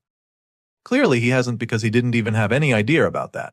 He'd probably have gone up to use it if he was aware, so he just stares at her in bemusement when she brings it up. The reason she's aware of this is because she was in charge of the solar generator for a little while due to a support project linked with a small business. Back then, they installed it on the rooftop, but it was halted after a flaw was discovered even before it went on sale. Song is pretty curious when she mentions some about a flaw, but she admits that she doesn't even know exactly what happened. Sion does have the details, but she knows that it wasn't a safety issue. At this point, he simply asks her the most important question, which is whether she knows how to operate it. Thankfully, she does, since she was in charge of it for some time. Hearing this, our guy suggests that they go check it out right away. Shortly after, the two make their way to the rooftop where the snowstorm is still raging. They manage to force open the door even with the heap of snow there. It wasn't easy, but they did it, so afterward they take some time to catch their breaths. Now, Song looks up, asking if the solar generator is really up there, which she confirms once again. From our guy's experience, there's usually a temporary ladder attached to one of the metal platforms, but he can't find it right now. Thankfully, Xian spots it in time and then shows it to him. They go over to it, but Song immediately realizes that it's stuck. The ladder isn't coming down despite his best efforts. The ice must have frozen the ladder up there, so Song suggests that they'll just have to climb up like that. It's definitely not going to be an easy climb, and the lady isn't even sure that Song can go up to handle it. He doesn't say anything when she asks him, which suggests that he can't, so she volunteers to climb up and asks him to hold her up. Of course, he doesn't mind helping her, so he jacks her up on the count of 3, and she floats up to the top with ease afterward. Song watches her climb so gracefully and starts to see the athleticism she was talking about earlier. After a few seconds, he calls out to her, asking if she's seen the solar generator. At first, she doesn't see anything, but after a little digging through the snow, she finds the big solar panels lying there, so she lets him know that she's seen them. Sure, it's not very big, but she's still pretty excited to find it still there in good condition. Since it's small enough, she can take it apart to bring it down, but she'll need Song to catch it to avoid it getting damaged. Our guy assures her that he can handle that, so she slides down the first solar panel to him. Of course, he's in place and easily catches it. Song then passes the second, third, and fourth one to him. He catches all of them, and shortly after that, the lady comes back down to help him set them up. It takes time a while, but they eventually mount the panels for the generator. It was pretty tough, so they're both panting by the time they're done. From the look of things, Song thinks they should be done, and she confirms this, stating that the installation is now complete. It should normally be installed outside, but they can't do that with all the snow settling on the panels. It's fairly bright enough so Song wonders if the efficiency will be high with all the clouds in the sky. From what she remembers, the generator could charge a phone to 50% when the sun shines brightly. But that's if they collected power for half a day. Sadly, the sun is barely out right now, so they'll have to wait a while to see any results. Our guy plugs in the phone at 1%, and by the next day, they come back to meet a pretty underwhelming battery level of 9%. As you can imagine, this is extremely disappointing. Apparently, the voltage is so low that the estimated charging time is 12 days to get to 100%. And so, the MC doesn't even know what to think. As you can imagine, Song and Sion are pretty disappointed when they see the extremely low battery level. The lady can't believe that they could only get 8% of battery life after charging the phone overnight. She's not the only one feeling this way though, since Song is also really pissed that they went through all that trouble the previous day just to get such a poor result. His thoughts are suddenly interrupted when he notices Song rubbing her cold feet against each other to get some warmth. As much as he wishes so much that he could solve all of this, he knows that there's actually nothing they can do since the sun isn't even out yet. The lady claims that she actually expected something like this, but even at that, it still feels really disheartening to see it unfold like this. Sure, right now things are looking pretty bleak, but our guy believes that there's still hope. After seeing what happened, he feels that they can be positive because he's actually learned something new from it. Of course, Sion is very curious when she hears him say this because she has no idea what he could be talking about. She expresses her curiosity, and that's when he reveals that he knows where they'll go after they leave the office. At first, the lady doesn't understand what he means by this, but then in a flash, it suddenly clicks for her. Apparently, her guess is absolutely right because for some reason Song plans for them to go to the company's warehouse next. He's convinced that by doing so, they'll be able to find a good number of tools needed for survival along with some more food to keep going. After he breaks down the plan to Sion, she assures him that she's very much in support of the idea. Great, they're on the same page, but there's one major problem holding them back, which is the fact that our guy doesn't even know how they're supposed to get to the warehouse from the office they're in. If the car GPS doesn't work, then they'll have to find their way with just a phone, and there's already a glaring obstacle with this method, since they don't have enough battery life for that kind of mission. Song is pretty stumped at this point because he's not sure if it would even be wiser to draw a map on paper instead. He ponders deeply on the matter, but Son quickly interrupts his brainstorming session by telling him that he shouldn't even be bothered about that. She walks over to him and of course he's taken aback by what she just said. Song turns around to look at her with a look of bemusement plastered on his face, and that's when she informs him that the company house is actually close to her house. That being said, she knows exactly where the place is because she used to see it often whenever she was out for a walk. Son explains all this to the MC and assures him that he doesn't have to worry about finding his way there. Of course, this is amazing news for our guy since he was already beating himself up about it. He's relieved when she tells him all this and starts confessing how glad he is to have met her. Obviously, that makes both of them because even the lady was starting to feel hopeless when she was still all alone, but now that she has a goal, she feels a lot stronger. Looking back now, Song realizes that it was a really good decision to team up with San. The lady has proven to be very useful in such a short time. She knows how to do a lot of things and takes on the hard work. Even now, he can tell that her feet must be freezing, but she's never once tried to take his boots, which he finds really impressive. With all of this in mind, he finally decides to get her those winter boats he's been contemplating on. All of a sudden, he calls out to her, and when she turns to him wistfully, he asks her what her shoe size is. As you can imagine, this question came out of the blue, so she is pretty taken aback. She doesn't get where he's going with this, so she expresses her curiosity. Of course, Song isn't keen on telling her about the floating shopping window, so he just tells her that he came across some boots earlier, claiming that he'd like to give them to her if they fit. Siana said that she wasn't cold the other day on the roof, but our guy knows that it's probably not true. He offers to get her the winter shoes and without any hesitation, she excitedly reveals that she's a size 230. Seeing the look on her face, Song is relieved that she's happy. Still feeling all excited, she asks if she can go with him to get the shoes, but he quickly tells her that he'll rather go by himself. Obviously, the winter shoes are not really in the building, so he tells her to wait and dashes off. Not long after, we see San trying on the new pair of white winter shoes, and she's really glad to see that they fit perfectly. Meanwhile, the MC receives some good news when a message from the system suddenly appears in front of him. It turns out that a party has just been formed, and as he reads further, we see that it's a party of 2. That's him and San. Besides that, the coins acquired by party members are automatically his, which is definitely a good thing. Despite being pretty excited, Seong is also quite puzzled. This is the first time he's seen something like this, so he wonders if the shop window was just the beginning of something much bigger. If that's the case, then gaining more party members would be a huge advantage. Song figures all of this out pretty quickly, but he's still not sure why it's happening now all of a sudden. It makes him wonder if it's because he gave her an item for the shop as a gift. Song ponders deeply on all this while the clueless lady keeps thanking him for his kindness. Anyway, from the look of things it seems like he might just be able to increase the number of members of this party. Right now, he's lost in thought, wondering if other features get added too since the shopping window probably wasn't the only mysterious thing around. He's so engrossed in this matter that he doesn't even realize that San Ah has been trying to get his attention. She's been calling out to him for a couple minutes, but he doesn't hear her, so she finally gets fed up and goes closer to him. Obviously, she can't see the floating window, so when Song finally answers her, she asks him if he's actually okay. She informs him that he zoned out all of a sudden, which got her concerned. Hearing this, our guy quickly claims that he is just a little dizzy, suggesting that it's because he hasn't been eating well lately. This makes sense, so Seon Ah figures that they should probably eat something before it turns into a problem. Song realizes that Seon Ah hasn't noticed anything yet, which makes him pretty curious. It's starting to look like he's still the only one who can see the floating windows, even though he's formed a party with her.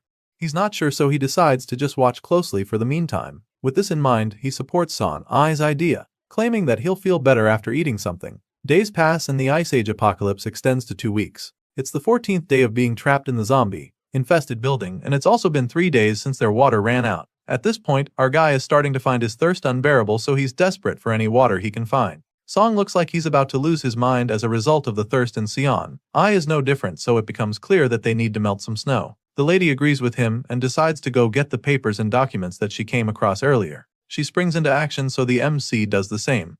As desperate as he is, he still knows that they should probably light the fire on the rooftop since they wouldn't want to have to deal with flames inside. That being said, he picks up a table and heads up to the roof to make a spot for the fire. Soon enough, they are outside and Song is going through the papers and documents that Seon Ah brought with her. While he's at it, he keeps thinking of the risks involved with what they're about to do. If they light a fire outside, then the smoke will likely attract the plunderers who have been in hiding. Song is aware that there are people who mainly roam in groups, committing all forms of crimes from robbery to sexual assault to even murder. The MC didn't want to do anything that could catch the attention of the people in the building next door, but he's way too thirsty and cold right now, so he can't take it anymore. That being said, he creates a decent spot and finally starts the fire by lighting up the papers. As you can imagine, the heat from the flames is absolutely amazing to the both of them. It's so surreal, and Song is still really excited that they managed to achieve this. As for Seon Ah, the warmth from the fire makes her feel alive again for the first time in days. Soon enough, the snow that they gathered begins to melt, and so she happily informs Song that they now have water. It doesn't take long for the pan of ice to be filled with water, so the two of them get their little cups and start drinking. As soon as Song takes his first sip, his eyes widen in amazement because he realizes how long it's been since he has warm water. Seon Ah is so delighted as well because she had forgotten that this kind of warmth even existed in the world. After a while, she tells Song how glad she is that they didn't give up, and our boy just says the same thing. Things are really starting to look up from here, so our guy suggests that they keep working together this way, hopeful that they can make it to the end of this apocalypse. The story continues on the morning of the 15th day since they got stuck in the company building. Seon Ah is the first to get up, so she tries to wake him up too. For some reason, she's panicking, so Song is pretty startled when he wakes up. She tells him that he needs to get up, so he asks her wrong, and that's when she points to something in the distance. Apparently, the people from the other building sent them a message. All the sleepiness vanishes from Song's face when he hears this, and then he asks his partner what exactly the message said. At this point, Seon Ah reveals that the other survivors on that side appear to be coming to them. She explains this to our guy, leaving him in a daze, and then spells out the exact words they used. They literally said that they're going over to the company building to join Song and Seon Ah. Our guy immediately gets up from the ground when he hears this and curiously asks her when she saw the note. Apparently, she saw the message a few seconds ago and came to wake him up right after. She believes that they left there after confirming that she has seen their message, so now she believes that they're on their way already. As far as she's concerned, it's only a matter of time before they go out on the street in an attempt to come join them. As you can imagine, our guy doesn't like the sound of this at all. The survivors from the other side must have seen the fire last night and now think that Song has a lot of resources in the company building. Right now, he can't be sure if the other survivors are friendly or if they're actually plunderers, so he doesn't trust them.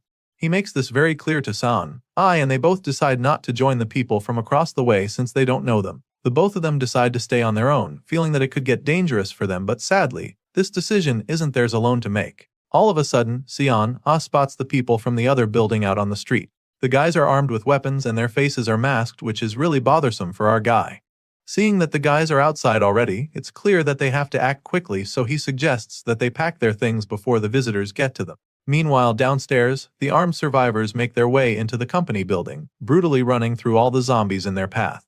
Our guy can sense it when they're in the building and finds it shocking that they're moving this quickly. They're fighting the zombies very systematically, and so it's just a matter of time before these intruders catch up with them.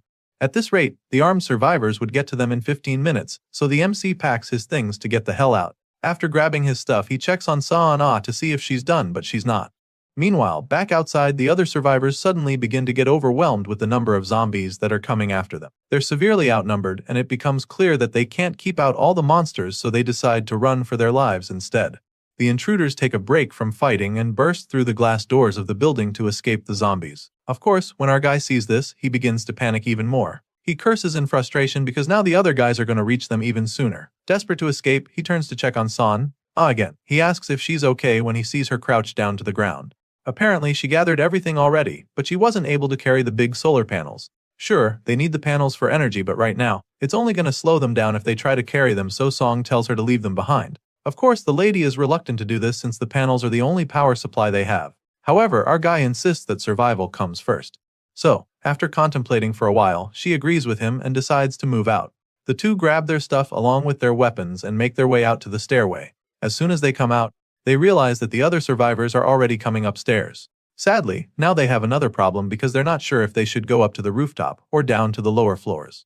It would be easier to go up to the roof, and it will also be easier to defend themselves at first.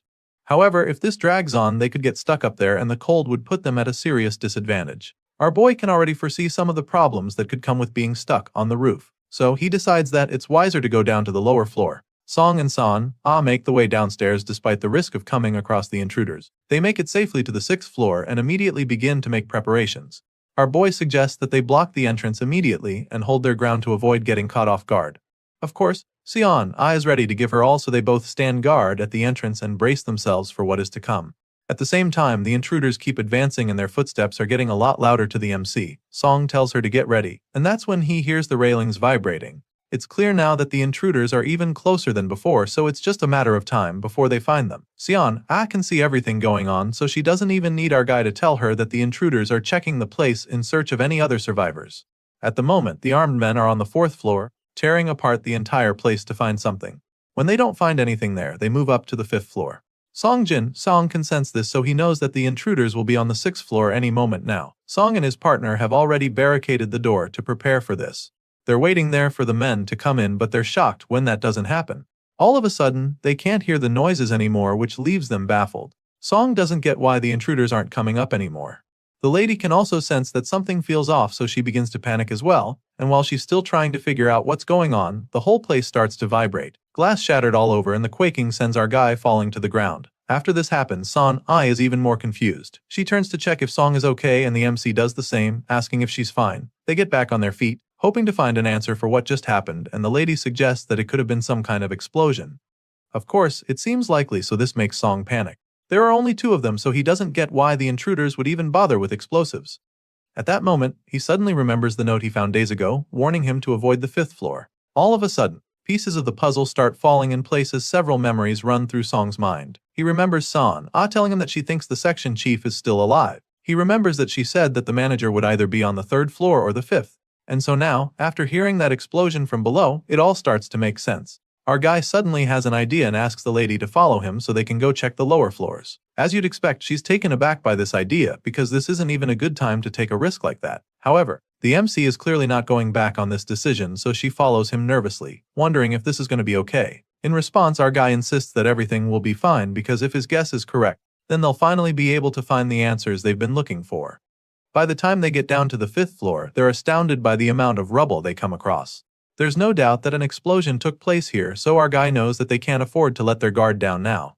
He tells San to stay sharp, and of course the lady is locked in, just like him. While they're quietly moving down there, they sense something strange. Sion is the first to notice it, so she calls Song's attention to it. The assistant manager turns to it, and by the time they shine their flashlights in that direction, they're stunned to discover a corpse lying there. From the look of things, these dead bodies have not been lying here for too long, which makes them understand just how dangerous the place is. San begins to panic after seeing the corpse, but our boy knows better than to lose his composure. With this in mind, he decides to go investigate, but first, he tells the lady to stay put and wait for him. It's definitely something to worry about when he sees fresh corpses lying around, but Song chooses to remain calm. It's a truly brutal scene on display, but right now, he's more interested in finding out why there are only 2 dead bodies there. He takes a look around and realizes that there probably aren't any explosives left. He reaches the door and is shocked to find that it's been completely blown away by the explosion. It's pretty scary, but the brave hero goes in anyway to investigate some more. And that's when he begins to hear some voices. The person talking seems to be very upset with his shitty life, and it appears that a group of people are trying to kill him. For some reason, the voice sounds pretty familiar to our guy, and after listening for a while, he realizes that it's Chief Choi talking. With this in mind, our guy confirms that the explosion must have been the old man's doing. So far, that's the only thing Song has been able to confirm, and he still needs to figure out what and who the man is talking to. Determined to get some answers, our guy enters the office and calls out to the section chief curiously. The man sees him and is immediately excited about it. He recognizes our boy as the assistant manager, but then all of a sudden, the look on his face turns into something else. Just then, he starts begging our guy to save him. The man desperately crawls over to our guy asking for help, and that's when Song sees that the guy's leg is gone. He keeps begging him, telling him how much he wants to live. Choi cries out, talking about how unfair life is. Obviously, he doesn't want to die like this, so he's desperate for Song to save him. As you can imagine, our guy is not too keen on getting close to the injured man because he's not even sure of the situation on ground. He stands there dumbfounded and reluctant to go into the dark where the old man is. Just then San-ai arrives right behind him, curiously asking what's going on. She heard the voice too and recognized it, so now she's wondering if Chief Choi is still alive. She's still talking to Song when the injured man emerges from the darkness once again, looking full of hope now that San-ai is here. He asks her to remember him, begging her to help him and save him from the clutches of death. She's stunned when she sees the man covered in blood, and as much as she'd like to help, there's not much they can do for him in his condition. Song tells the chief how sorry they are, explaining that they don't have any medicine to help him. Besides, they're not even doctors, so they don't know how to help him. However, the section chief is desperate to live, so nothing they're saying right now even makes any sense to him. He yells at them, insisting that there's a way he can survive, and this leaves the dude pretty confused. Sean-ai is still trying to figure out where the man is going with this when he reveals what he has in mind. Apparently, Choi is so desperate that he feels he won't die if he becomes a zombie. So, he asks them to bring one of the zombies over to him because if he gets infected, then he won't die. The chief knows how difficult that might be for them, so he suggests that they can also take him down to the first floor, where he'll just let himself get bitten. For some reason, he's convinced that this is a good idea, but our guy doesn't even know how to start explaining what a crazy plan it is. The man crawls over to him and holds his hands, hoping that he can convince them to play along with his mad idea. Sadly, Song Seong can't see himself doing it, so he just apologizes to the chief once again, admitting that he can't help him. That being said, he lowers Choi's hand to the floor and creates some distance between them. At this point, the old man is furious, so he curses at them, wondering why the hell they can't help him now. Choi reminds them how he held off the raiders for them and expresses his disappointment that they can't repay the favor.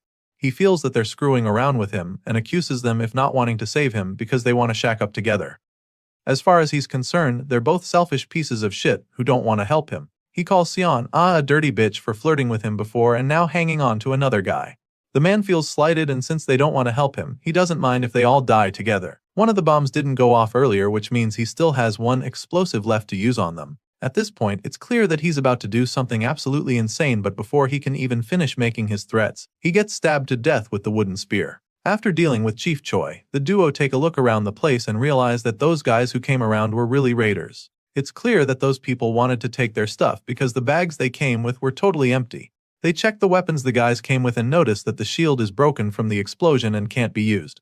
Besides that, the hammer they left behind is too heavy to carry, so now Song is conflicted. The MC carries all of the weapons while San-ah keeps checking the bags. He looks at how messed up the place is, with the shattered glass everywhere, and suddenly says that the plunderers would have died anyway.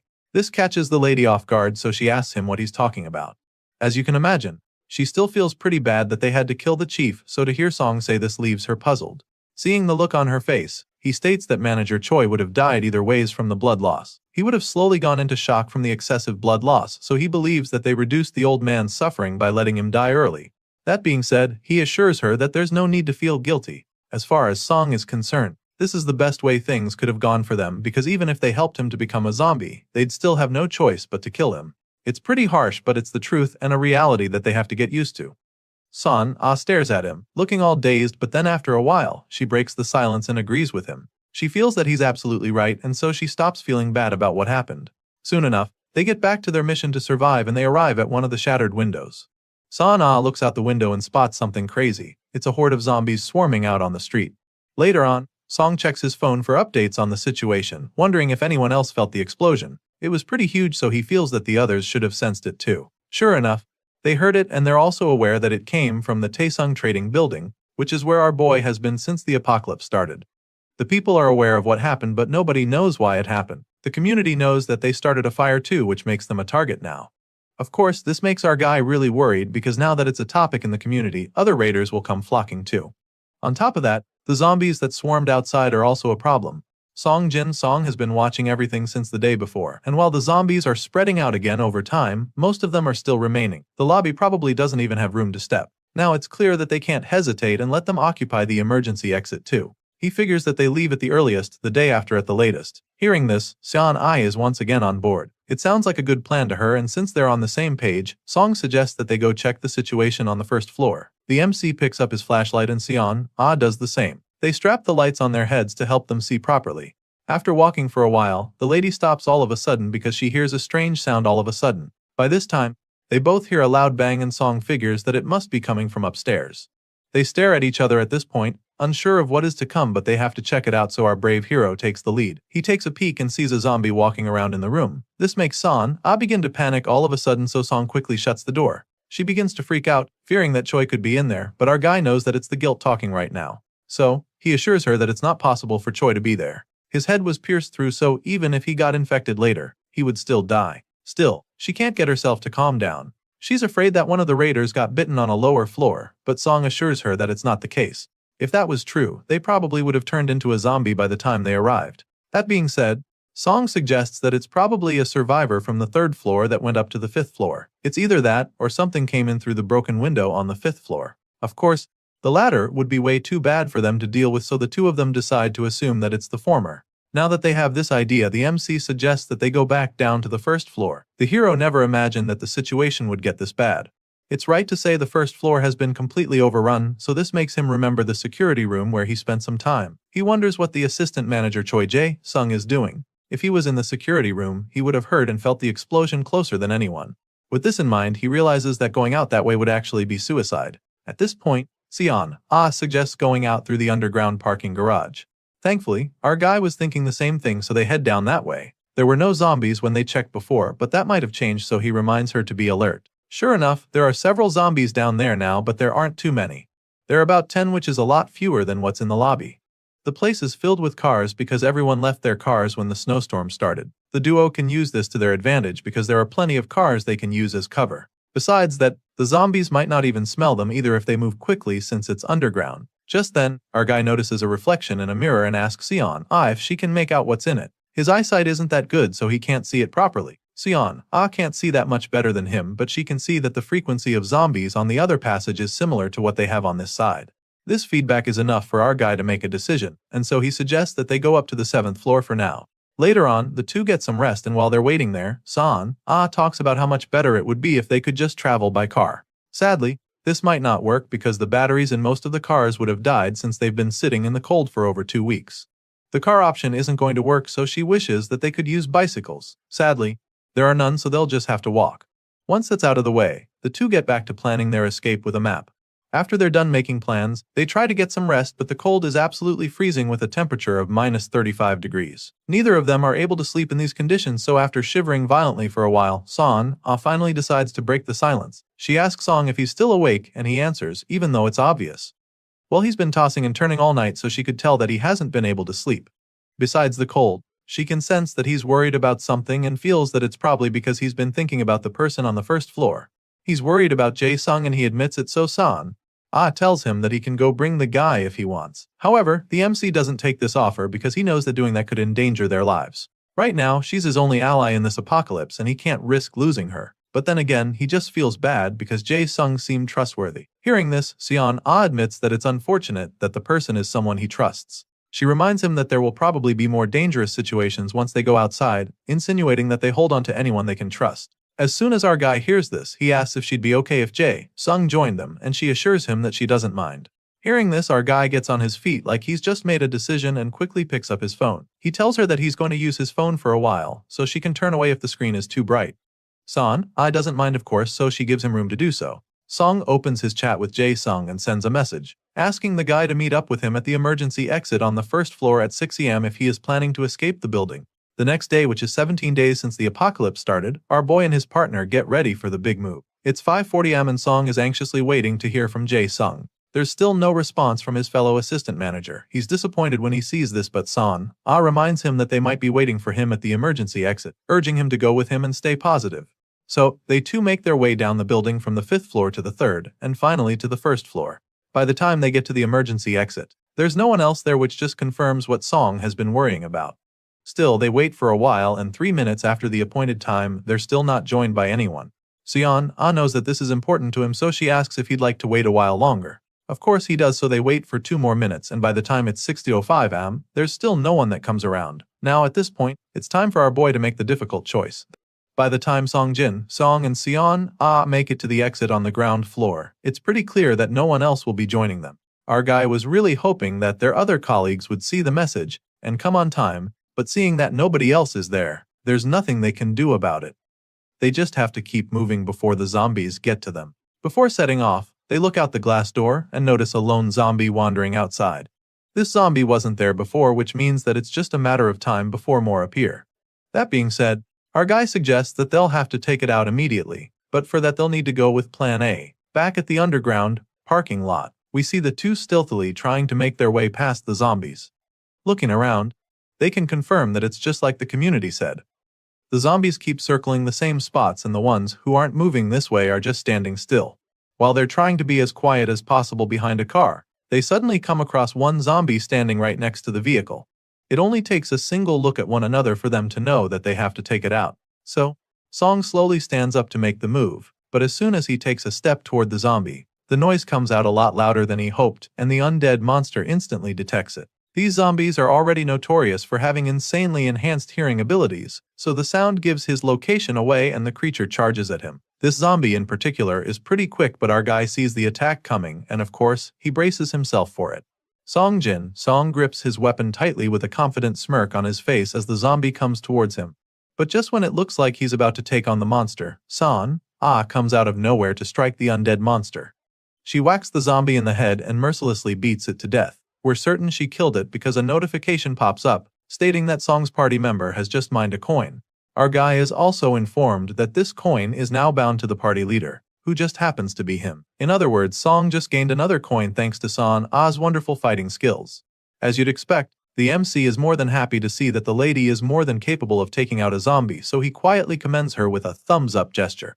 At the same time, Seon is pretty proud of herself, especially after seeing how impressed Song is.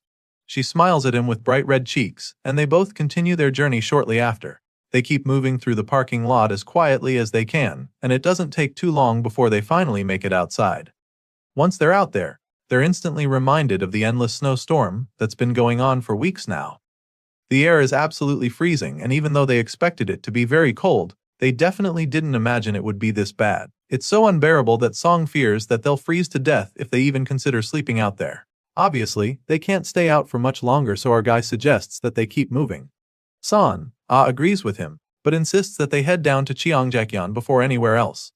Our boy finds this to be a brilliant idea since it's safer for them. After all, zombies can't go up or downstairs. These two keep moving through the snowy, zombie-infested streets, determined to survive despite the incredibly harsh conditions. After a while, the hazardous elements start to get to them, and Seon is the first to complain. As far as she's concerned, they're moving way slower than she expected, and she'd definitely like to pick up the pace. However, our guy reminds her that they don't have much of a choice. After all, moving slowly is way better than getting spotted by the zombies and having to fight them. Of course, she knows that he's right, so she sucks it up and forces herself to keep moving through the blizzard. Thankfully, after a very arduous journey, their destination is finally in sight. Seon is so relieved to see that they're almost at Cheongjakyeon. As excited as Song also is, he reminds her that they can't let their guard down. He urges her to be very careful, because there's a ton of zombies swarming near the police station. After a while, their destination is only 30 meters ahead, and shortly after that, they only have to keep walking for about 20 meters. Soon, it's 17 meters, and just like that, step by step, the two get closer to their goal. Unfortunately, just when they're so close to the end of the journey, the snow suddenly starts coming down harder. Song immediately knows that this is very bad for them, especially since the wind picks up in a flash.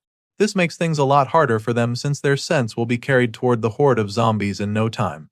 Before he can even finish the thought, Son notices it as well. The wind is blowing rapidly toward the police station, so they've only got a few seconds before the zombies catch their scent. Sure enough, The wind blows their human essence right into the nostrils of the undead, and just like that, there's a swarm of zombies charging at them. Xian starts panicking when she sees the monsters coming, so she asks Song what to do.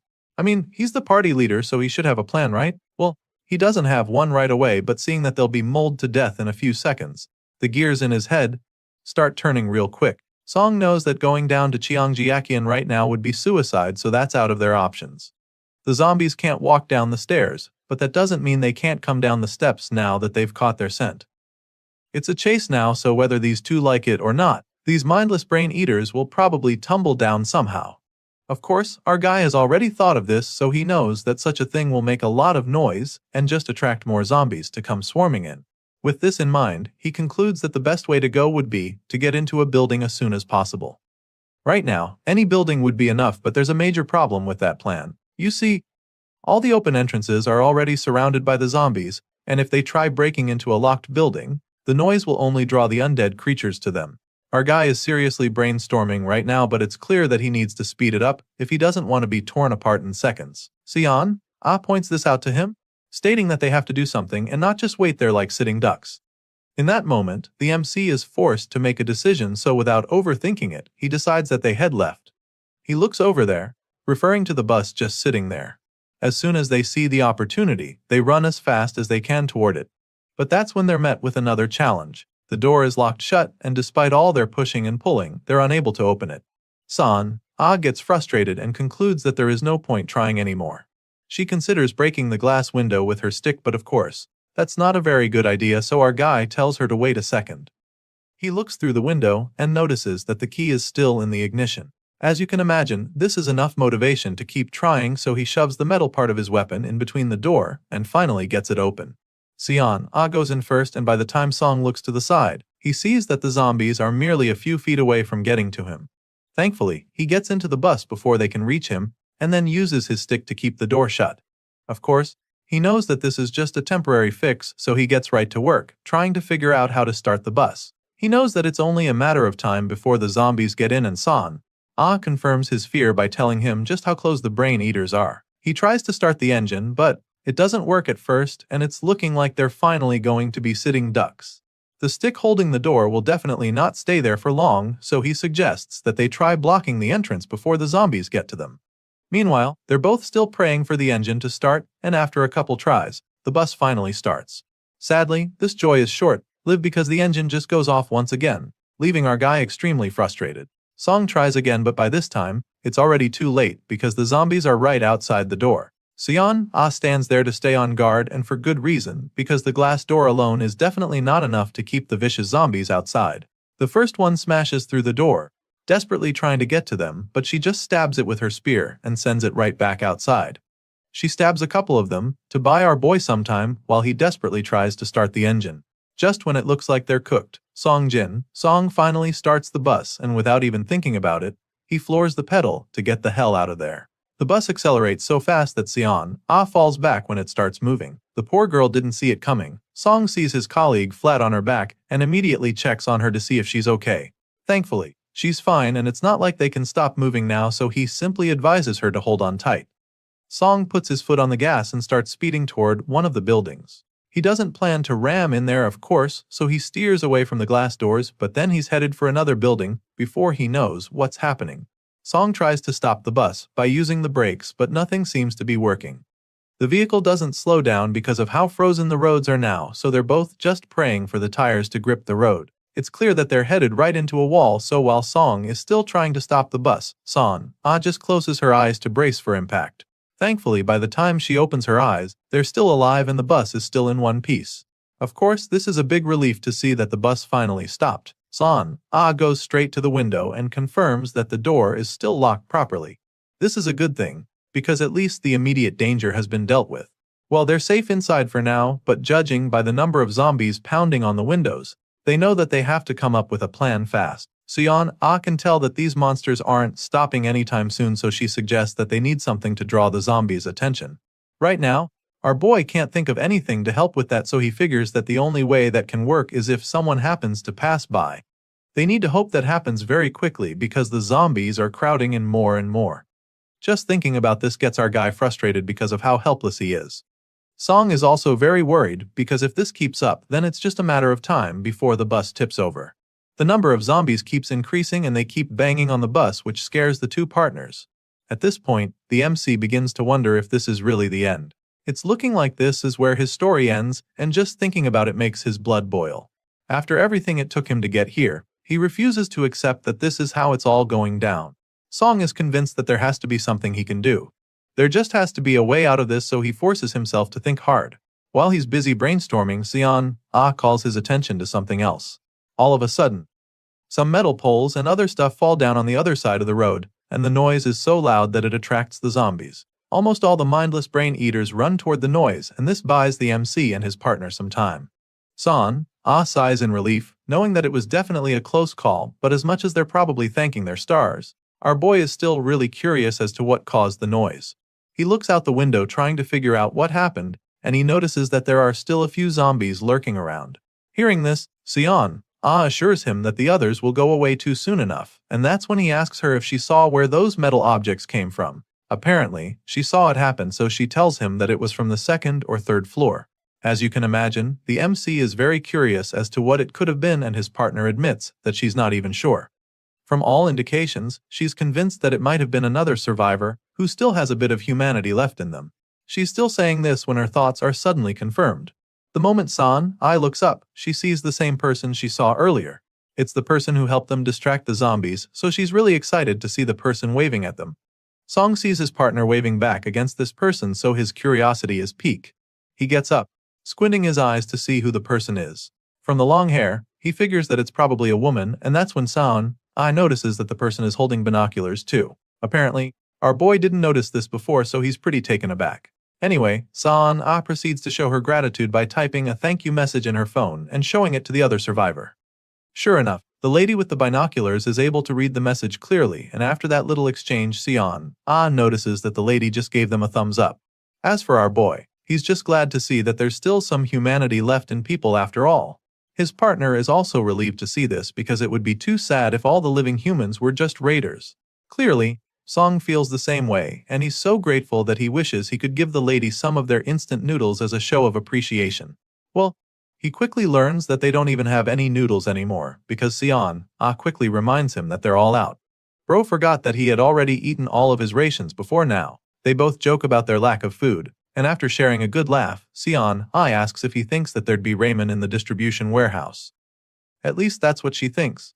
Song is convinced that there should actually be food there, so he suggests that the first thing they do when they get there is to eat some ramen, and of course, Sion is all for that idea. The two office workers are forced to wait in the bus throughout the day, and soon, the sun goes down, so they just sit at the back of the bus, shivering in the cold. Song notices that Sion is feeling unwell, so he checks up on her, but she's surprised that he's even still awake. Sure, he's awake and he also looks sick, but he's more concerned about her, because she's completely pale right now. He looks outside the window and sees the wind still blowing strong, and this is obviously not good for them. He thought that they would be fine inside the bus, but now he can see that these thin windows can't keep out the freezing cold. Later on, San wakes up again and he realizes that the cold woke her up. He's definitely worried about her, but she keeps assuring him that she'll be fine. Song takes her hand and realizes that her body is absolutely freezing. Her lips are blue and she's been shivering nonstop since earlier. It's not like he's doing any better though, but he's just worried about her. Song can see the confusion on her face, so he tries to explain to her why they need to warm up. If they don't do that, then they won't be able to move properly. Sure, she gets what he's trying to say, but besides starting a fire, she can't think of any other way for them to warm themselves.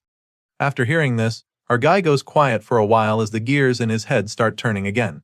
He brainstorms for a few seconds and then finally decides that they have to light a fire. As you can imagine, this idea sounds strange to her because they're literally inside a vehicle. She can't believe that he's even serious for suggesting that they start a fire inside the bus because they'll literally suffocate for sure. Well, Song already knows that this is a possibility, so he explains that this is why they need a vent for the smoke. Song knows that it will be too loud if they break a window. And of course, that will just attract the zombies to them again. Just then, they both look up at the ceiling and have the same idea. They see the hatch up there, so Sion immediately shoves her stick to see if she can create an opening. Thankfully, it works, so Song suggests making a few more holes. Shortly after that, we see that the two actually made a fire inside the bus, and their little gimmick with the holes in the ceiling works as some kind of chimney. While warming themselves by the flames, San suddenly shows him something on her phone. Apparently, it's a post that went up earlier that morning, and she has a feeling that it might just be about them. The post talks about two survivors, a man and a woman who escaped Seoul by bus. He also sees a message that's allegedly from the people who helped them distract the zombies earlier. After reading the message, Song definitely feels that it's about them, but he's not sure yet, so he figures that they try confirming. He picks up the phone and asks the others to tell them which building they're in. Sure enough, they respond, revealing that it's the opposite building, stating that there's a convenience store on the first floor. In order to confirm that they're on the same page, the other survivors ask them which car is parked right in front of the convenience store. San immediately goes to take a look and confirms that it's a white Sonata. Our guy passes on the message, and the people on the other side reveal that he's correct. Now that they're all sure who they're talking to, Song thanks them again for helping them out with their zombie situation. And then, the others respond by asking if they can join the duo on the bus. Seeing this, Song shows Sion the message and asks her what she thinks. The scene shifts and the story continues the next morning. On the chat, a message came in that morning from a guy who woke up, and as soon as he opened his window, he was shocked to see a zombie crawling up the wall. As you'd expect, he freaked out and started throwing everything he had at it, hitting it in the head until it fell back down. Other users see this message and of course, they're shocked because they didn't know that the zombies have now somehow evolved into doing parkour. I mean, it literally sounds like mutant zombies are coming onto the scene now. The guy who dropped the message responds, claiming that the zombie looked oddly familiar, and so he checked only to find out that it was the manager of the indoor climbing gym next door. At this point, it's clear to them that there are zombies that retain their skills from before they turned. Meanwhile, back with our guy and his partner at exactly 8:56 am, Song suggests that they start preparing and Sion agrees with him. Before heading out, she asks him what he thought of that post they saw earlier on the chat about the mutant zombies. He claims that he actually expected that something like that would be the case, but San is surprised to hear this. She wonders how he knew, so he reminds her of the explosion that shattered the windows back when they were on the 5th floor where manager Choi died. San realizes that the zombies that got up there probably made it there by climbing the walls. Anyway, they come out of the bus back into the road where the zombies are still roaming all over. Of course, they don't want to be out here too long, so they keep hoping that the other survivors will join them soon. Thankfully, at exactly 900 am, someone steps out of the building and starts walking toward them. She's got a friendly smile on her face, so Sion figures that it must be the lady that helped them out the day before. For someone who's been trapped in this apocalypse, the woman looks really good, so Sion can't help but feel jealous, especially when she sees the padded jacket she's wearing. Song sees it as well and begins to think that they should also get some winter clothes like that. His partner feels that this lady must be so kind and she can't wait to team up and become a trio. Unfortunately, her hopes are instantly dashed when a zombie flies out of nowhere and bites the new girl in the neck. It happens so fast that they can't even believe it. Even the girl is too stunned to move, and while the others are watching in horror, the zombie proceeds to feast on her. It's truly a gruesome sight, but they can't even gasp or scream in horror, because that would just make them the next item on the menu. To make matters worse, the potent smell of blood fills the air immediately, so Song knows that it's just a matter of seconds before the other zombies swarm the place. He covers his mouth to stop himself from making a sound, and even though he feels bad for the new girl, staying here just puts them at risk, so he decides that they get the hell out of there. He starts walking away, but Sion doesn't move a muscle. He realizes that she's not following him, so he turns around to call her, and that's when he sees that she's still in a daze. She keeps staring at the poor girl getting devoured by the zombie, so he pulls her arm to get her attention. Thankfully, she finally spans out of the trance and urges her to move on despite what just happened. After all, it's the only thing they can do if they want to survive. Eventually, San comes around, and from the look on her face, you can tell that she's probably never going to be the same after what she just witnessed. The both of them continue their journey and eventually make it to the subway. Of course, it's very dark down there, so Song just stands at the top of the stairs to consider their options for a second. While looking down the dark stairway, Sion asks if this is really the right way to go. Well, it's not like our guy can know for sure. However, what he does know is that the surface is too risky, and there are too many variables up there. But then again, there's a possibility that all the people who were on the trains and the station got infected after the apocalypse started. There's a chance that they'd be walking into a zombie-infested death trap, so our guy is hesitant to go down. He's still brainstorming when all of a sudden, the wind picks up again. San notices immediately, so she calls out to him, but he already knows. He's also aware that it's never a good thing when that happens, so he ultimately decides that they head down to the subway. They turn on their flashlights and make it down the stairs, but after walking for a while, they don't come across any zombies. Sian is surprised to see this because she was probably expecting the place to be swarming with the undead brain eaters. Either way, our guy is not exactly relieved because, zombies or not, all that's left are corpses, which is not a good sign. Seeing all the dead bodies, Xian figures that they were trampled by a crowd or something. The corpses aren't that many, which catches Song's attention. He surmises that the ones who died were probably stuck in the subway and couldn't escape. He's still investigating the scene when his partner taps him on the shoulder from behind to get his attention. He turns around with an anxious look on his face, and that's when she shows him a convenience store. A big smile creeps up on his face when he sees it because he feels that they just hit the jackpot or something. They both enter the place, eager to get some supplies and, more importantly, food. However, that smile is quickly wiped off his face because as soon as they enter the place, they find that it's completely empty. All of a sudden, he's starting to see exactly why there weren't any zombies around. It's looking really hopeless right now, but Sion still feels that they can salvage something out of the place. She noticed the leftover soda cans were smashed, so she thinks that it's a sign and suggests that they check the storage room for some stuff. They get into the room and, surprisingly, there's actually a few cans of beer sitting on the shelf. As you can imagine, our boy is so excited to finally get his hands on some booze for the first time in weeks. Maybe he did hit the jackpot after all. Anyway, from the look of things, someone probably left these behind on purpose, so he doesn't think they should take everything. Song asks Sion if they should just take a can or two, and the lady just nods in agreement. Shortly after that, they make their way out of the store and back to the subway. Song was able to get something he was craving, but that's not exactly the case for Sion. She really hoped that the clothing stores would have something for them, but they were looted till nothing was left. When she says this, Song admits that he was also hoping to get a few things from the store too. I mean, their biggest issue right now is surviving the freezing cold, so San really wanted some winter clothes. I mean, it's still only summer and she knew that there'd be mostly summer clothes, but she didn't even expect that every single piece of clothing would be gone. While the clothing store was empty, Song noticed that the phone store just next door wasn't even touched. Well, that makes sense since only a few survivors even know that there's a way to communicate anymore. Soon, they get to the tracks and it becomes pretty clear that they'll have to walk a lot more than they thought. Trains aren't working anymore and Sion believes that they would have to walk about 20 kilometers. As soon as Song hears this, he starts moving, but before he can march ahead of her, she pulls him back to show him something weird that she saw earlier.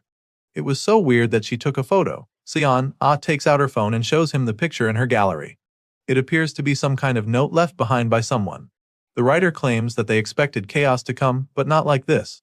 That it's far beyond anything they imagined and that they're scared now, not sure what to do or where to go because they can't find their way. After reading this note, our boy immediately gets the feeling that whoever wrote the note is somehow responsible for the apocalypse. They might have caused all this, but he can't be sure, so he just tells Sion how creepy he thinks the note is. Just then, her phone battery dies, so the MC simply suggests that they keep moving. The two walk down the tracks for several kilometers, and the farther they go, the more anxious they get. It's so clean along the tracks that it's unsettling, and Sion feels the same way. She thought that there would be bats or animals at least, but there's no sign of anything. Not even zombie corpses anywhere, which makes Song conclude that they're all gathered somewhere. Just thinking about it gives Sion chills, and she keeps wondering what would happen if they run into the zombies soon. Just then, they finally come across the abandoned train, so they stop in their tracks, unsure of their next move. The story continues with our guy and his partner going right into the abandoned train to look for anything that can be useful to them. Seong focuses on the lower levels like the floor and under the seats, while Sion searches the ceiling in the meantime. However, even after looking for a while, they don't find anything at all, not even a single corpse. It's starting to look pretty fishy at this point, because there should actually be some abandoned stuff in there. And just when it looks like they're not going to find anything, Sion notices a small object sitting on the overhead shelf. She quickly calls Song's attention to it and then brings it down, revealing the box. Our guy comes around to see, and by the time she opens the box, they both discover that it is a kitchen knife sitting in there. It's still pretty shiny with no rust, suggesting that it's quite new. Despite being pretty confused by the whole thing, Sion inspects the knife without hesitation. She notices that the blade is a little short but admits that it's sharp enough, feeling that it will be useful. It turns out she's not the only one who found something. because our guy suddenly reveals that he also discovered something over in the other compartment, so he opens his backpack to take out the item. Song hands it over to her and she immediately recognizes it as a Bluetooth speaker, but she's not exactly sure why he took it. So, he explains that it could come in handy later when they're trying to lure the zombies. Shortly after finding the knife and the speaker, the duo resume their search inside the train car, but they don't find anything at all and start to realize that they should probably have come here sooner. At this point, it's looking like there's nothing else that can be of use to them in there, so Song suggests that they head out and keep moving. He helps Sion, get off the train, and after walking a few meters, they notice something strange ahead of them. They stop in their tracks to take a closer look, and that's when they see the human-like figure standing in the middle of the tracks. Song and Sion are immediately alarmed at this point because they know that it's probably a zombie. Sure enough, their fears are confirmed when the zombie slowly emerges from the shadows and starts walking toward them. For some reason, the zombie doesn't show any reaction despite sensing their presence. It just keeps staring at them, which leaves our boy pretty confused and anxious. Besides the fact that the undead monster is standing in their way, Song is even more worried by the sheer size of the thing. The zombie is so huge, and he's almost certain that it is at least 2 meters tall. But while he's still trying to wrap his head around his bug, the zombie is Sion. Suddenly reveals that she recognizes the zombie. Apparently, she knew the man before he got infected, so she immediately tells Song that the guy they're looking at used to be a pro baseball player from the KBO. Song isn't too surprised when she says this. In fact, it makes a lot of sense because it explains why the zombie is so huge. And so, he suggests that they avoid the guy as best they can. With this in mind, they keep moving forward, and by the time they get close to the zombie, the big guy has already moved to the side. This allows them to quietly walk past him, hoping that they do not get detected by him. Sadly, despite moving as silently as possible, the zombie somehow senses them. He probably perceives their scent and turns to face them. He still can't see them, but he definitely knows they're there, and so our boy begins to panic a bit. They're still hoping they can safely pass, but this hope is quickly dashed when the zombie turns to them with an ominous glint in his eyes. The moment Song sees this, he just curses in frustration, knowing that the sneaking game is over. The huge zombie charges at them, so Song tells his partner that they have no choice but to follow the same plan they used the last time. Thankfully, Sion knows exactly what he is talking about, so she understands what she needs to do. The lady gets out of the way while our guy stands his ground to face the first wave of attacks. The zombified sports star runs toward him, and he's instantly blown away by how fast the guy is. Still, he remains unfazed and braces himself for the clash. He points his weapon at the beast, but it doesn't slow down, and in a blink of an eye, the office worker finds himself standing face to face with the vicious zombie. The undead creature growls at him, so he stabs it in the chest with his wooden spear, and even though this isn't exactly going to do much damage, it's only a distraction to allow his partner to take over from there.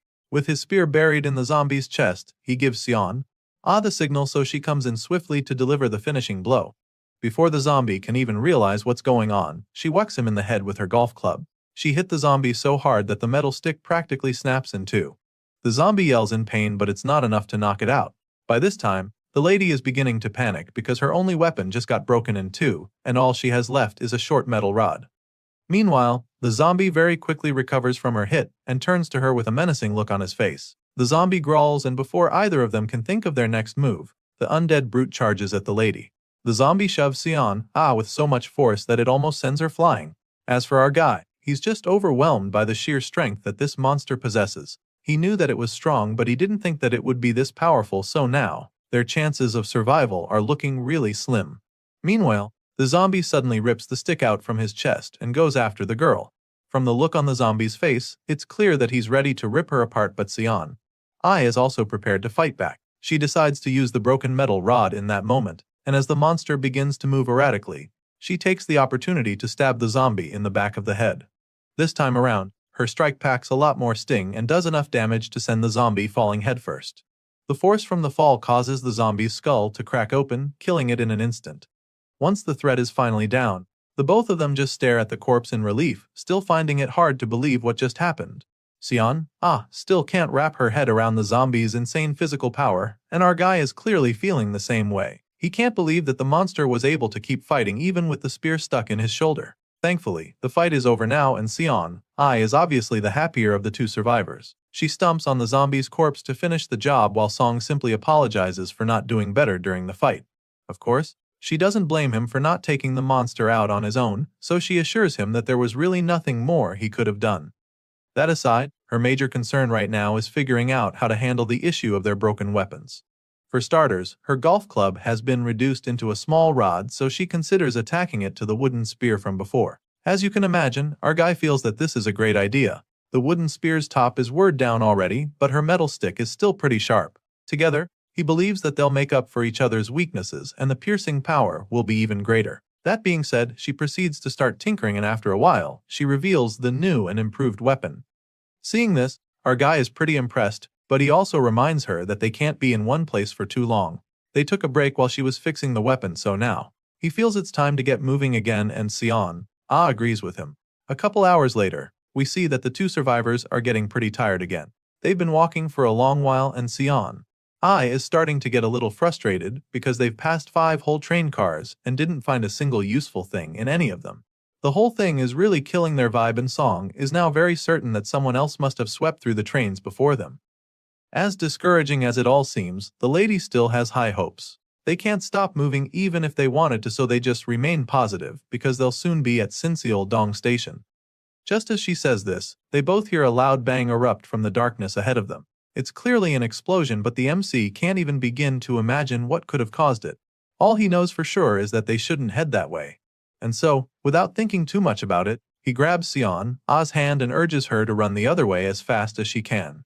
The two run away from the explosion, and after a while, when it feels like they're safe, they stop to catch their breaths. They're both panting in exhaustion, and that's when Sion finally asks him what he thinks that was back there. But before she can even say another word, he tells her to be quiet. Currently, they're hiding in one of the abandoned train cars, and the last thing Song wants is for them to draw any attention to themselves. He looks out the window to check what's going on there, and he's instantly startled by what he sees. All of a sudden, there's a lot of noise outside, and after taking another look, Song confirms that there's something bad charging towards them. It turns out that there's a very ferocious horde of zombies heading their way, and just looking at it is overwhelming.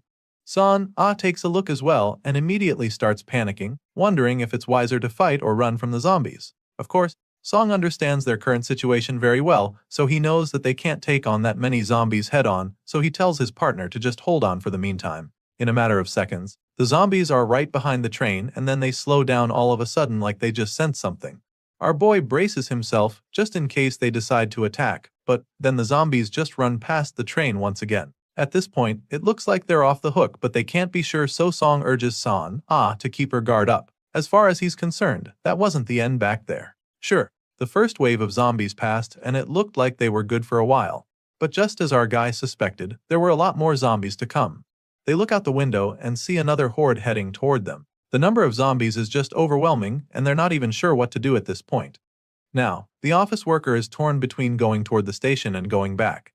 At the station, there are at least dozens of zombies swarming there, and in the opposite direction, an explosion just occurred there. Even worse, it's a place they've never even been to before, so they don't even know what's lurking on that side. Our boy is seriously brainstorming, trying to figure out what the best decision would be, and that's when Sion suggests that they consider just hiding. After all, she feels that this second wave of zombies will probably just pass them by like the first time, but our guy thinks that it's too risky. The last time, the zombies were in a frenzy, so they didn't have time to pick up their scents. However, that's not the case this time around, because this second wave of zombies is moving a lot slower. Some of them are even crawling into the train already, so Song is afraid that they might actually smell them. At this point, the two survivors are forced to make up their minds with no time to think further. And then San agrees to follow the MC's lead.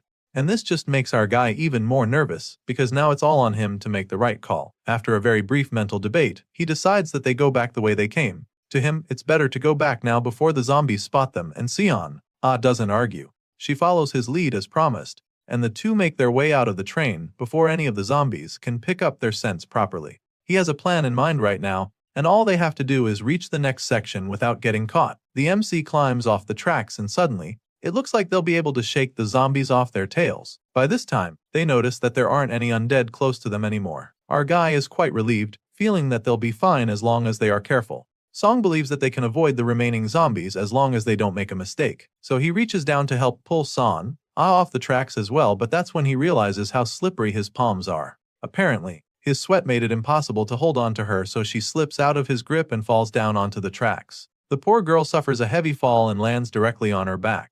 She's probably in a lot of pain already, But that's not even their biggest problem at the moment. You see, the noise from her fall is so loud that it attracts the zombies lurking nearby. Just when they thought they were off the hook, they're right back in the running game. As you can imagine, the extremely sensitive creatures pinpoint the location where the noise came from and immediately start going there.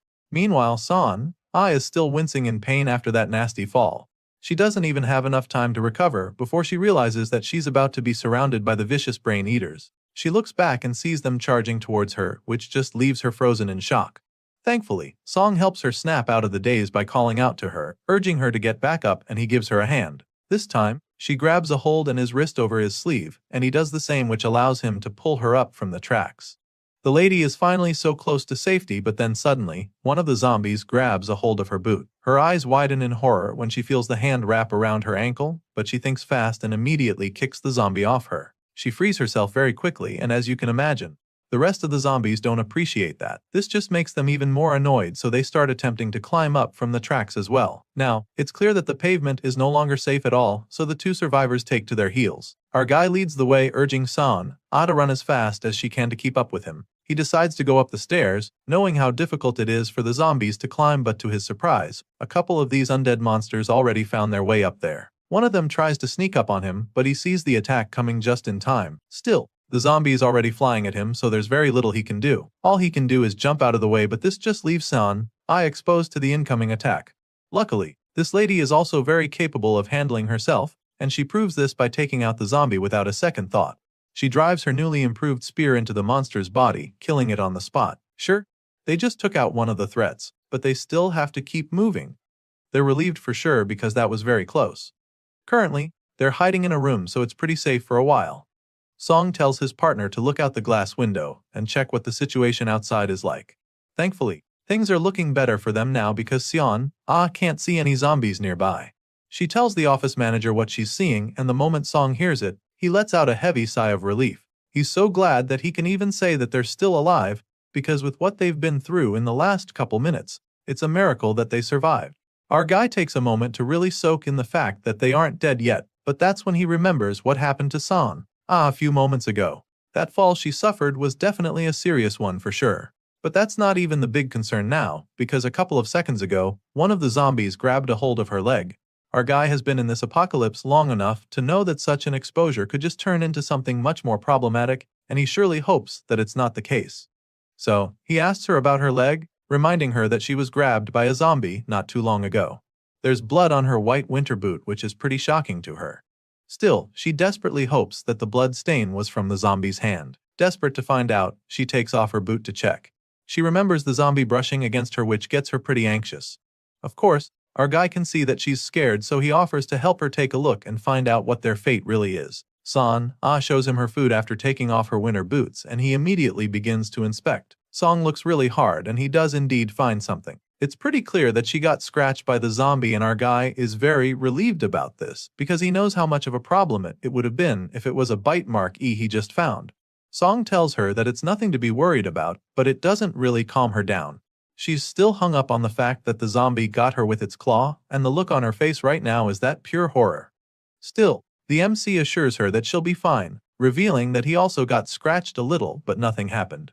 At this point, the girl desperately asks if he's sure of what he's saying, and once again, he assures her that she will be fine. Hearing this, she finally calms down, admitting that she thought it was already the end for her. This scratch mark that somehow resembles a snake bite appears to be swelling a bit, which is pretty normal, so R helps her attend the wound. Afterward, admits that she feels a lot safer now that he's disinfected it, and Song is just grateful that they were able to find a first aid kit a while ago. Sadly, the box is pretty lacking, and it makes the MC conclude that the manager who handled it was very careless. There's no saline, no alcohol swabs, or even coagulants in the first aid box, but still, he admits that they're even lucky to have gotten their hands on it in this apocalypse. After all, he didn't even expect to find a lot when the other scavengers have taken almost everything of use. At the moment, it appears that the last group of scavengers to get here didn't exactly take everything. Sure, they took almost anything that can be considered food, but it still looks like they only skimmed through the place, so our guy is pretty positive. After cleaning A's wound for her, he tells her to just rest for a while, and then proceeds to continue his search. He rummages through all the stuff there, and it doesn't take too long for him to find something truly useful. It's literally a key, and even though he doesn't know what it opens yet, he's now very sure that there's still stuff for them here. Song Jin. Song is feeling very lucky now that he's got the key because this means that he won't have to worry about where to sleep tonight.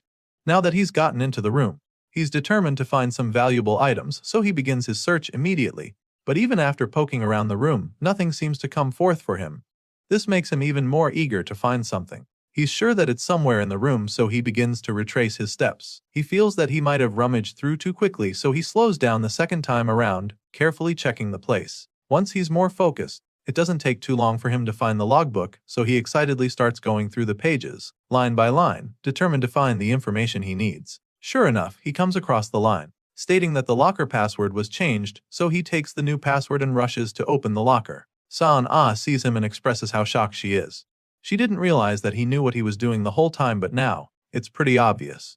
She's so curious as to how he knew to look for the logbook, so that's when he turns to inform her that he actually used to work in the subway. It turns out that it was during his time here that he learned that they always jot down the safe codes in the logbook. Well, now that he's gotten into the locker, Sion is wondering if there's something special inside the safe. In response, Song admits that he doesn't know for sure. All he knows is that the safe is mostly just for keys used inside the station. However, the main thing he believes can be of use to them is still sitting in a box in the safe. So, he takes out the box and reveals the gun sitting inside. The MC explains that this is actually a gas gun, and he knows this because subway stations always keep firearms in storage. Still, the lady can't understand why something like that would be in a train station. So, Song explains that station staff need to be prepared in the case of a robbery or an attack because they collect cash every morning. He gives her the box to keep after explaining this, but she feels that he should be the one to hold on to it. Besides, she's never even touched a gun, so she doesn't think she would know how to use it when it matters the most. Our guy agrees with her and keeps the gun instead. Since she can't hold the gun, he informs her about the key he found earlier.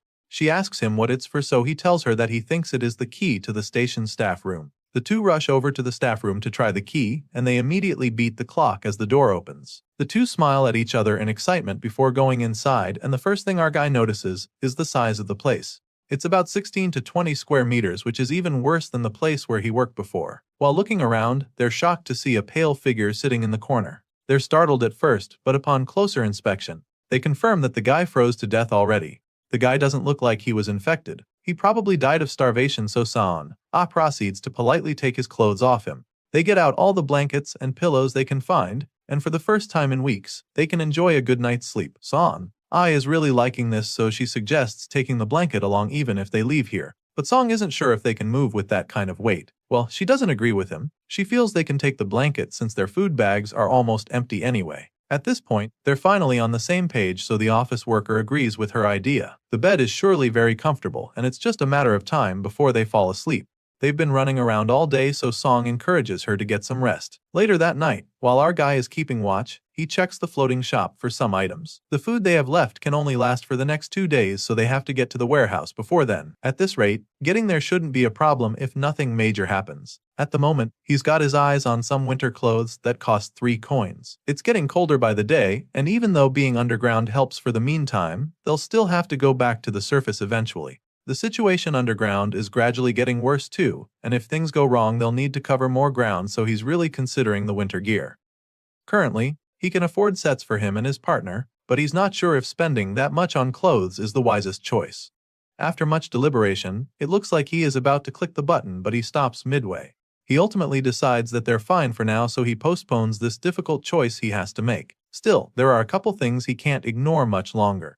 There seems to be an update on the floating window which piques his curiosity. He taps on it and is instantly intrigued by what he sees. He feels that it could be a real game changer for them if he uses it right, so he explores it some more. The next morning, he wakes Sion up, and after much reluctance, she finally gets up to pack their stuff. She's still pretty sleepy the whole time, but our guy is absolutely ready to get moving. They make their way out of the station staff room back onto the tracks, and that's when they find something very shocking waiting for them there. A couple of train cars seem to have fallen off the tracks, blocking the way, and even though it might look like an accident, our guy is convinced that someone placed them there on purpose. Hearing this, Sion immediately volunteers to check if out, so she climbs the train from the side, but as soon as she reaches the top, the look on her face is instantly replaced with a horrified one. There's an actual sea of zombies behind the blockade, and they're definitely the most terrifying she's seen since this apocalypse started. There's so many that there's probably hundreds of them waiting there. At this point, our guy already knows that passing there is not an option, so he suggests trying the other side. The two take their flashlights and slowly make their way through the other route.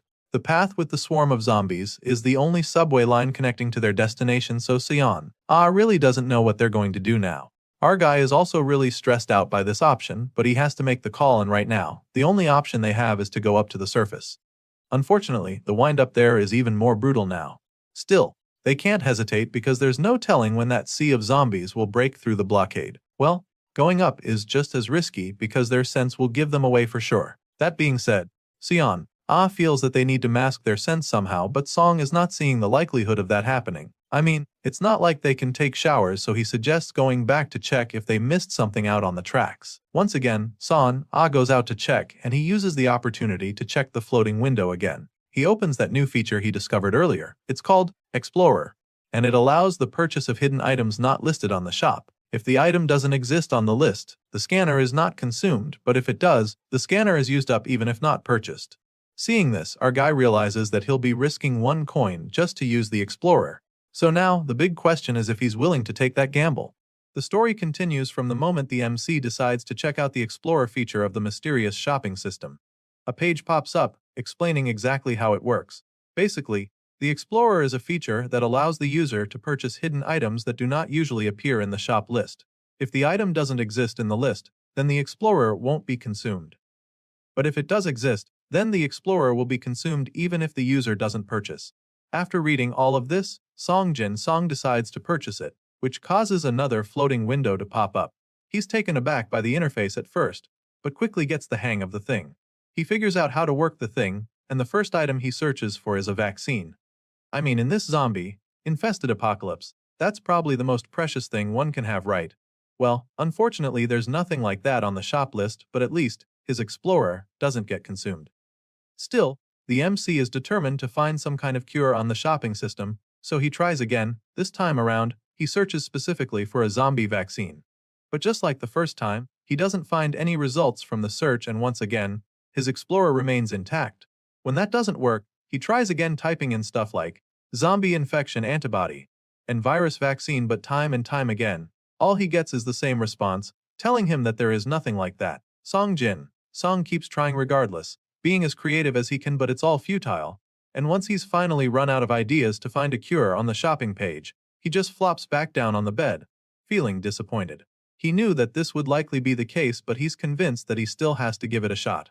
Now that he knows there's no cure on the platform, he decides to search for something else on the system. He starts with deodorant, and sure enough, it pops up right in front of him almost immediately. He's glad to have found it, but is taken aback when he sees how much it costs. For some reason, this can of deodorant costs 1 whole coin, which is pretty expensive as far as this MC is concerned.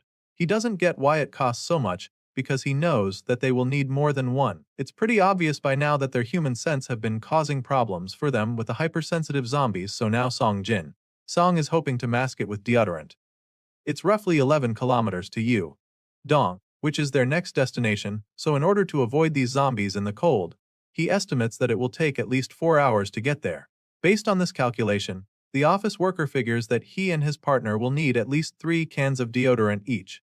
As you can imagine, that's not exactly a cheap expenditure, but this is something that they can't afford to neglect anymore, so the MC is really considering the purchase. However, when he checks to see that he only owns 7 coins, he begins to have second thoughts about the matter. It's pretty disappointing for him when he sees this, because he was really hoping that he had gathered enough coins after all the zombies they've been slaying along the way.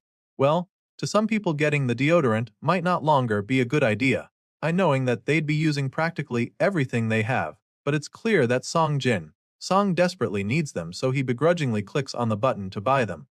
It's definitely not an easy decision, and it almost looks like he's about to cry when he clicks on buy, but he does it anyway, leaving him with only 1 coin left afterward. A few moments later, he goes to meet Sion with the sprays, and as you'd expect, she has a couple questions. For starters, she'd like to know where he found them, but just like before, the MC isn't ready to tell her about the shopping system, so he lies to her, claiming that he found it at the platform inside a bag. Well, the lady has no reason not to believe him, so she buys the story, feeling all excited about it because she knows how useful these cans of deodorant will be during their journey. Still, she's not completely sure that these alone will be effective enough to keep the zombies off the zombies. Sure, it would mask their human sense, but Sion I can't help but wonder if that will do the trick. In response, our guy simply suggests that they try it out first and see what happens. As far as Song is concerned, that's all they can do, and if it doesn't seem right, then they can always come back and strategize. The MC explains this to his partner, and she's all for it, so they begin to cover themselves with the deodorants. They help each other spray their bodies and other stuff like their bags to really hide the scent. After spending some time doing all that, Song asks his partner if she's ready to get a move on.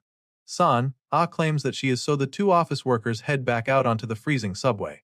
They begin their journey, and after walking for a while, they reach the signpost telling them exactly how far their destination is. It's definitely not an easy walk, because not only is the freezing weather making it difficult to breathe, but the snow has piled up so high that walking is equally a hard task. The MC huffs and puffs with each step, and suddenly gets the feeling that they might encounter zombies soon, so he suggests that they pace themselves. Of course, I agrees with this idea, so they both pick up the pace, but shortly after that, the wind speeds get higher, making it almost impossible for them to see anything ahead of them. Usually, this would be the time when they begin to panic, knowing that it's just a matter of time before nearby zombies catch their scents. They've been in that situation more times than they would like to do, even though they're wearing a heavy amount of deodorant right now. The lady can't help but panic when she spots a zombie lurking around. At first, she's pretty nervous, but then after a while, the zombie still doesn't sense them around despite the wind trying to rat them out. At this point, they're a lot more relaxed but also curious, wondering if the deodorant is actually working or if something is wrong with this zombie in particular. Song, and I slowly move closer to the zombie, curious to find out just how well this deodorant works. The two get pretty close to the zombie, anxiously waiting to see what happens, and then all of a sudden, the undead creature jerks and turns around to face them.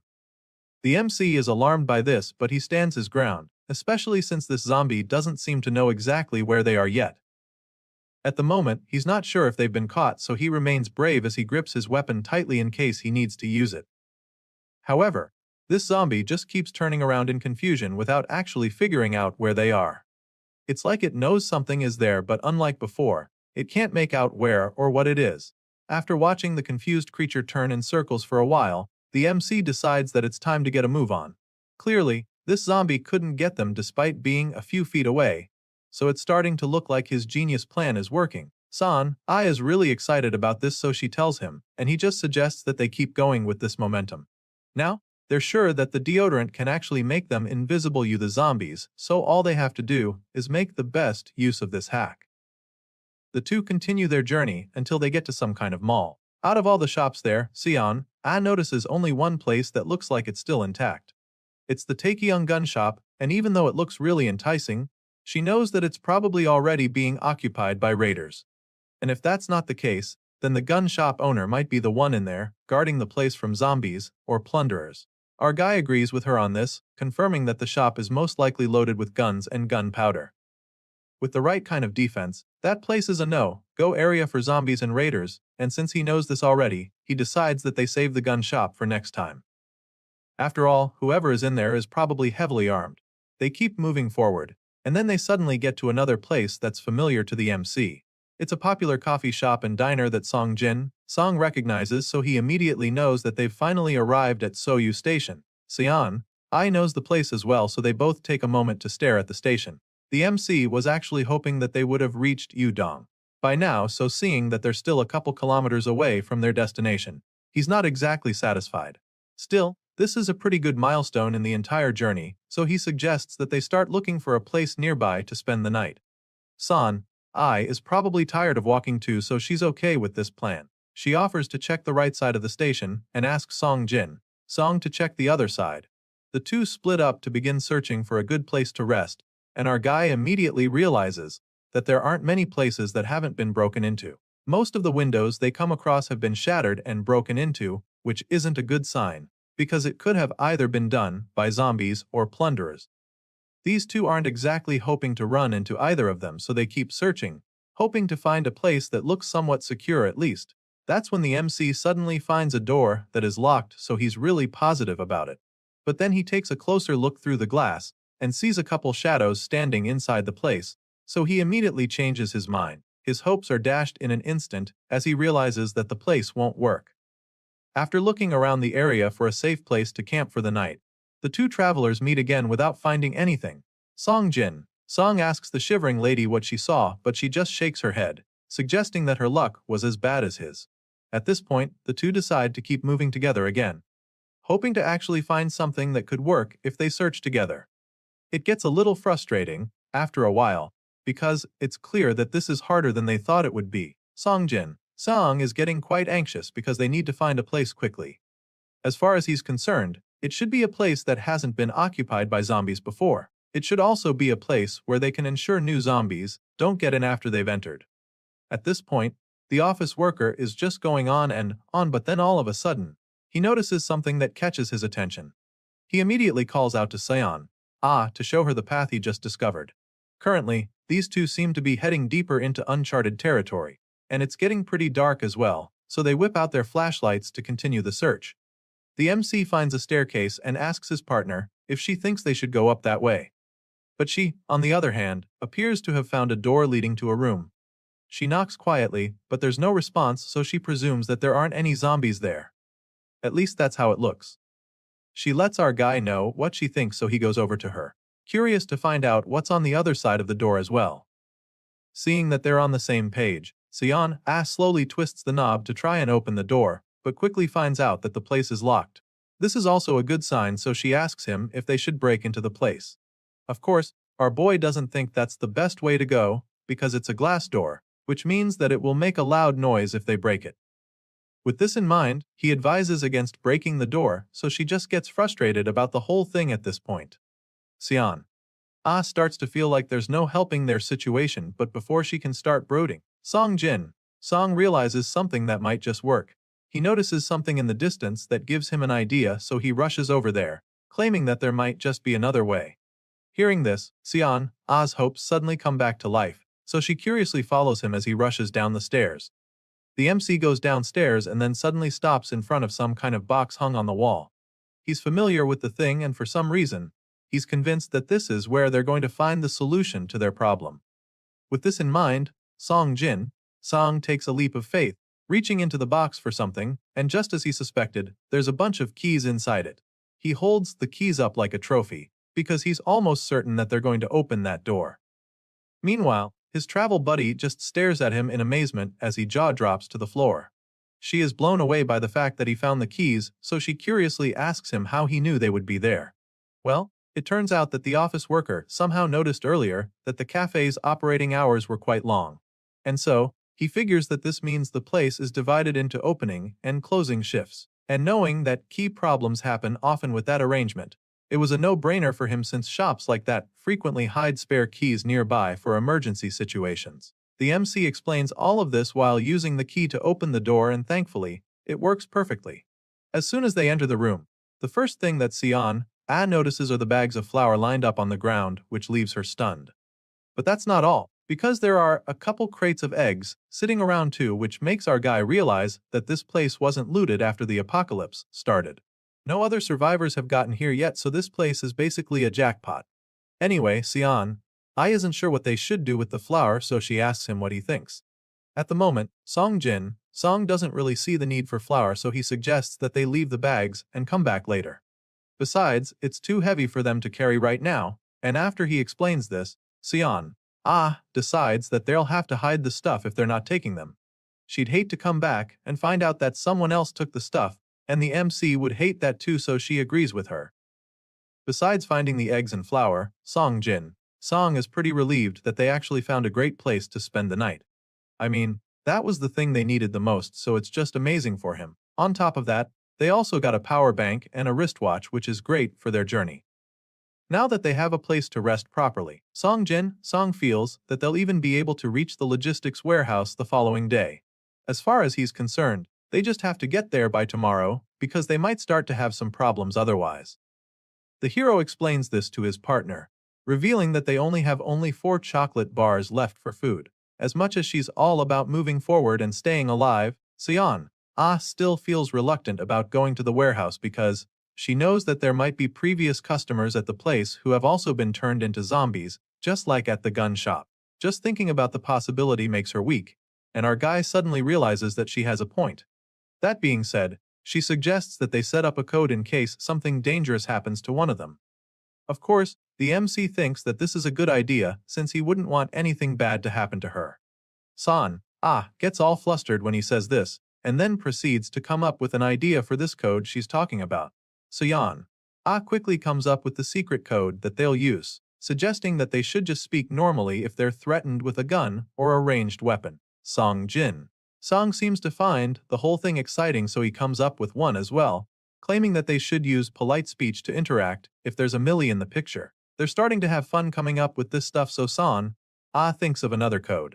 She decides that she'll just say Appa if she can handle the number of enemies in her way. As for Song, he figures that he'll just say sir if the situation he's in is unclear to him at that point in time. As for a situation where they need to surrender, Sunbae will be the code word. The two partners go on like this for a while, coming up with different hidden messages that they can use, and after some time, they finally have enough. In order to perfect this place, Seon feels that they need to loosen up their speech so that they don't stand out that much. And of course, our guy agrees with her. At this point, they finally have a plan, so the lady is satisfied, feeling that they can finally rest, but just as she's saying this, a terrifying bolt of lightning strikes right above them. She's startled by the loud bang as you'd expect, but what really shocks her is the fact that snow starts coming down again just seconds after the bolt of lightning. She's truly baffled by this because she had no idea that it can thunder while it's snowing. Song also hasn't ever seen something like this before, so he's just as puzzled as she is.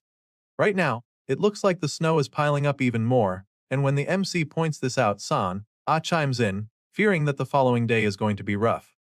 Our guy can help but agrees with her, even though he knows just how bad the news is.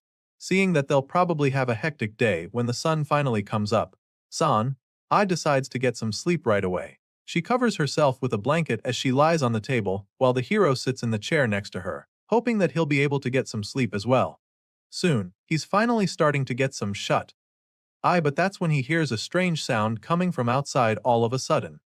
His eyes shoot wide open, curious to find out what made the noise, but when he looks out the window, he's just stunned. It's a motorcycle out there on the road, and someone is currently riding it past the building. Seong is puzzled, because he didn't even know that motorcycles could cut through snowy roads, and he also doesn't understand why someone would be out this late. Besides that, the person is currently headed in the same direction that they've been traveling, so the office worker gets really curious. Sure, this person could just be riding somewhere else, but he can't help but feel restless about it. Song is still panicking about the motorcycle when he's suddenly drawn out of his thoughts by something even worse. He looks at the other end of the road and is horrified to see a horde of zombies coming their way. Clearly, this is very bad for them, and it seems that the noise from the horde is so loud that it wakes San up. The lady shoots up from the table to check what is going on. At this point, our guy figures that the noise from the motorcycle that just passed the road was what drew the zombies out. It's not looking good for the two travelers, but at first glance, it seems that there are at least a few hundred of the zombies out there. And sure enough, this gets the MC pretty worked up, because he can already see how much harder this makes their journey. Even if only a few zombies stick around in this pursuit of the motorcycle, by the time they get to you, there will already be way more of them than the previous day. San is also disturbed by the situation, so she anxiously asks him what he thinks they should do. Well, at this point, the hero just starts by analyzing the situation. From the look of things, he presumes that the motorcycle must have stumbled into a zombie horde and fled. But if that's not the case, then his guess is that this rider is deliberately leading the zombies somewhere. If this is true, then it means that Song and his partner could get caught up in whatever mysterious plan that the person is up to. Surely, they wouldn't want to get mixed up with a plan they don't understand and get trapped with the zombies. But then again, Seon also reminds the MC that they can't just wait for the zombies to scatter naturally when they're pretty much out of food already. Once again, she's making a lot of sense and the office worker agrees with her. Besides the fact that they have no food left, he also knows that they have about 3.5 kilometers left to their destination. That being said, turning back at this point isn't exactly an option. Song continues to brainstorm on the matter until he comes up with an idea. The hero figures that there might be some information they can use in the community feed. It's been a while since they checked in, and now would be a good time to get an update from there. Thankfully, these two were lucky to have found a spare battery earlier. So now, All they have to do is get on the server. A few moments later, we get to see that chat where other survivors were talking about the lightning and thunder that happened even in the snow. Well, it turns out that this mysterious lightning was only seen in Gangbuk, while the people in Suwon experienced relatively normal snowy weather. After reading through a few messages, Song is a little disappointed because he doesn't feel like any of this helps them at all. As for the lady, she is just surprised to see that some places are getting hail too. The MC is taken aback by this, so he curiously reads the rest of the conversation. On the chat, someone asks if it's true that there is a shelter in Yeongjangdo, claiming that he ran into some survivors who were heading there, because there's allegedly a huge shelter there. However, the others don't seem to believe that it's possible since the government has already collapsed.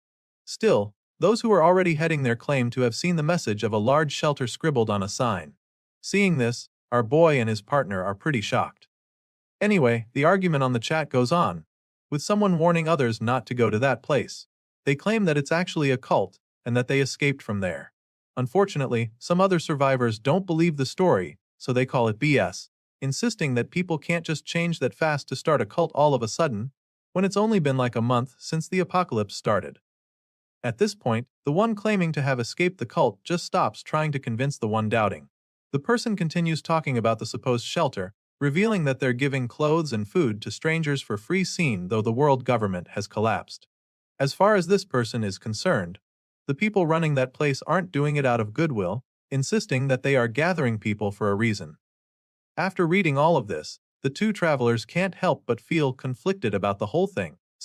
I admits that she's kind of creeped out by the shelter thing, but asks the assistant manager what he thinks. Well, of course the MC has his suspicions too. It has only been 3 weeks, and yet this group has already built a shelter that can house people and supply them steadily.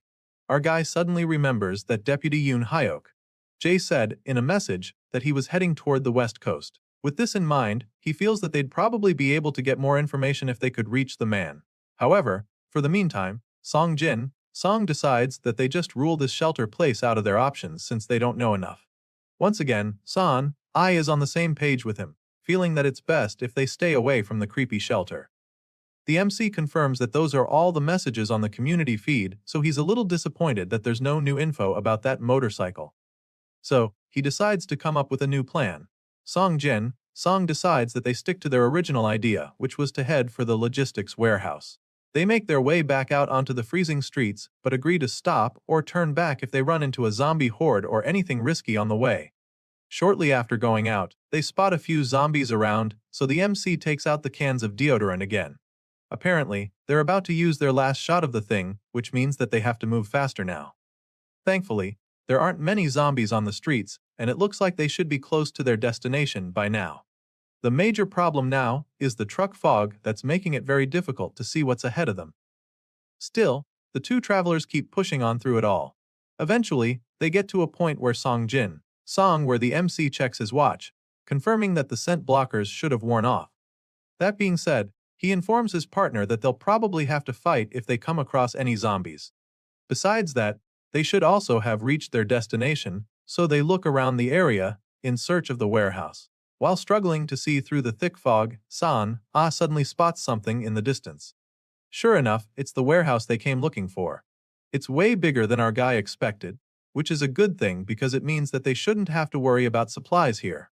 With this excitement, rushes to the door and tries to burst in, but after pulling on it a couple times, it still doesn't budge, which leaves her pretty confused. From what she remembers, this place used to be open all the time, so she doesn't get why it's locked now. As for our guy, he just starts brainstorming again. Just then, notices that there are barbed wires on the walls, which also wasn't the case the last time she was here. But that was a few months ago. Seeing that the front entrance isn't exactly going to work for them, the office worker suggests that they look around and search for a way into the place. The both of them start going round the place, and that's when the sharp-eyed lady spots something that just might work.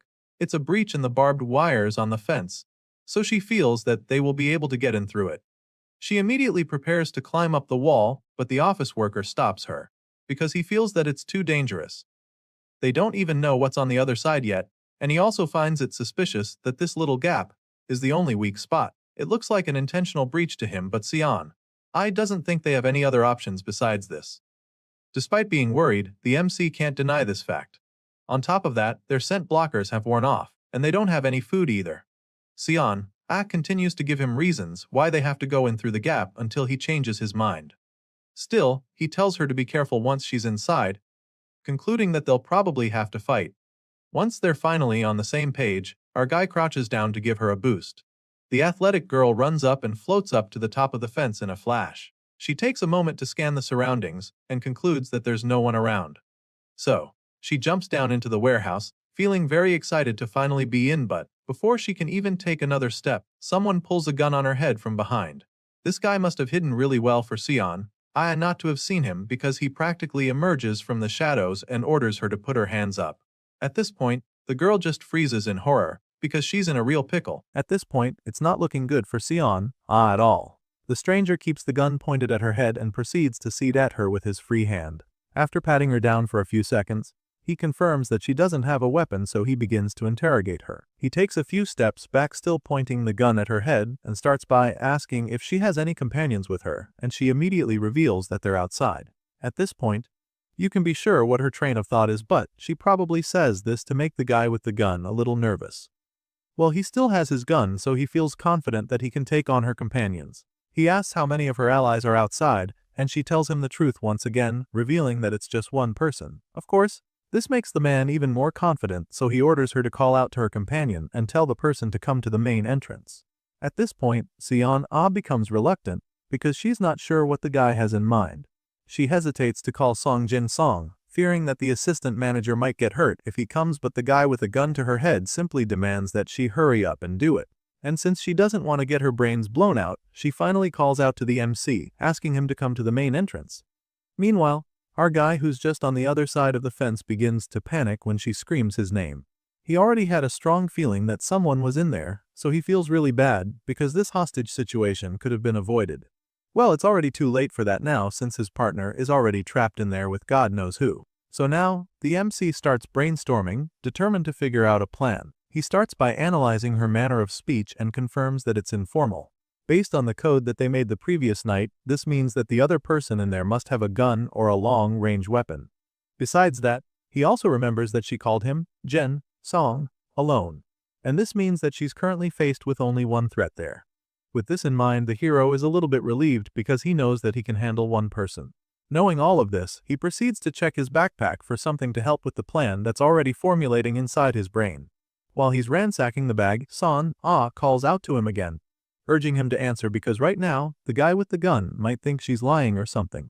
At this point, the MC takes out a gun from the bag and finally answers his partner, assuring her that he understands. A few moments later, they all make their way to the main entrance, where the lady is still being held at gunpoint. The kidnapper still hasn't seen Song face to face yet, but he can sense that someone is outside the fence. So, he demands that our guy drop all his weapons and come forward. Of course, he wouldn't want to piss off this armed stranger, so he takes out his spear and shows it to the guy through the gate, displaying his readiness to cooperate. Now that Song is here, he can confirm that the captor is one man with a gun, just as he thought. With this in mind, he continues to wave the spear in front of the gate like a white flag, but the guy with the gun demands that he drop the weapon immediately. Sure enough, the office worker complies and tosses his spear into the snow before showing his empty hand. Now that he's dropped the weapon, the gunman orders him to come out from behind the wall and reveal himself. Well, this is where things might get tricky for the MC, because he still has a gas gun in his other hand, and he definitely wouldn't want the kidnapper to see it when he's still got Sion at his mercy. Our guy is torn at this point, not sure what he should do. Even if he tries to attack this man, the gas gun with him only has a short range. In order to be sure he'll actually do any damage, he needs to close the distance a bit more. The issue now is that he can't exactly go any closer because if Song moves further, the other guy will see the gun. Eventually, the office worker comes up with a plan. He tells the captor that he's put down his weapon and asks for his companion to be set free. He makes it look like he's harmless, claiming that he can't do anything anymore without his weapon, and it seems that the guy with the gun actually decides to let her go. He grunts right after listening to everything that the MC says, and then orders Son to move forward. Our boy hears footsteps coming and realizes that the guy is actually letting her go, so he braces himself for the next part of his plan. The office worker patiently waits for them to get close enough, and at the perfect moment, He comes about to strike. Song pops out from behind the fence and tells his partner to duck so that he can get a clear shot. Of course, the athletic girl crouches down at incredible speed so the MC is able to pull the trigger on his gas gun. The other guy is so stunned by all of this that he can't even react and ends up getting shot in the eye. In the chaos, he fires his gun as well, but since he can't even see anything, he just shoots without aiming. The guy keeps spraying the bullets, but our boy manages to avoid getting hurt because of the poor aim. Before he can open his eyes to even see what he's shooting at, Sion tackles him from behind and disarms him with her martial arts skills. The girl grabs him and twists his arm until he falls to his knees. The girl forces him into submission in the blink of an eye and pins him to the ground as well. As you can imagine, the man demands that she let him go immediately, but she clearly has no intention of setting him free, so while he's busy ranting, she casually takes out a roll of duct tape with her free hand. But before she can use it to restrain the man, she and her partner sense something from the other side of the wall.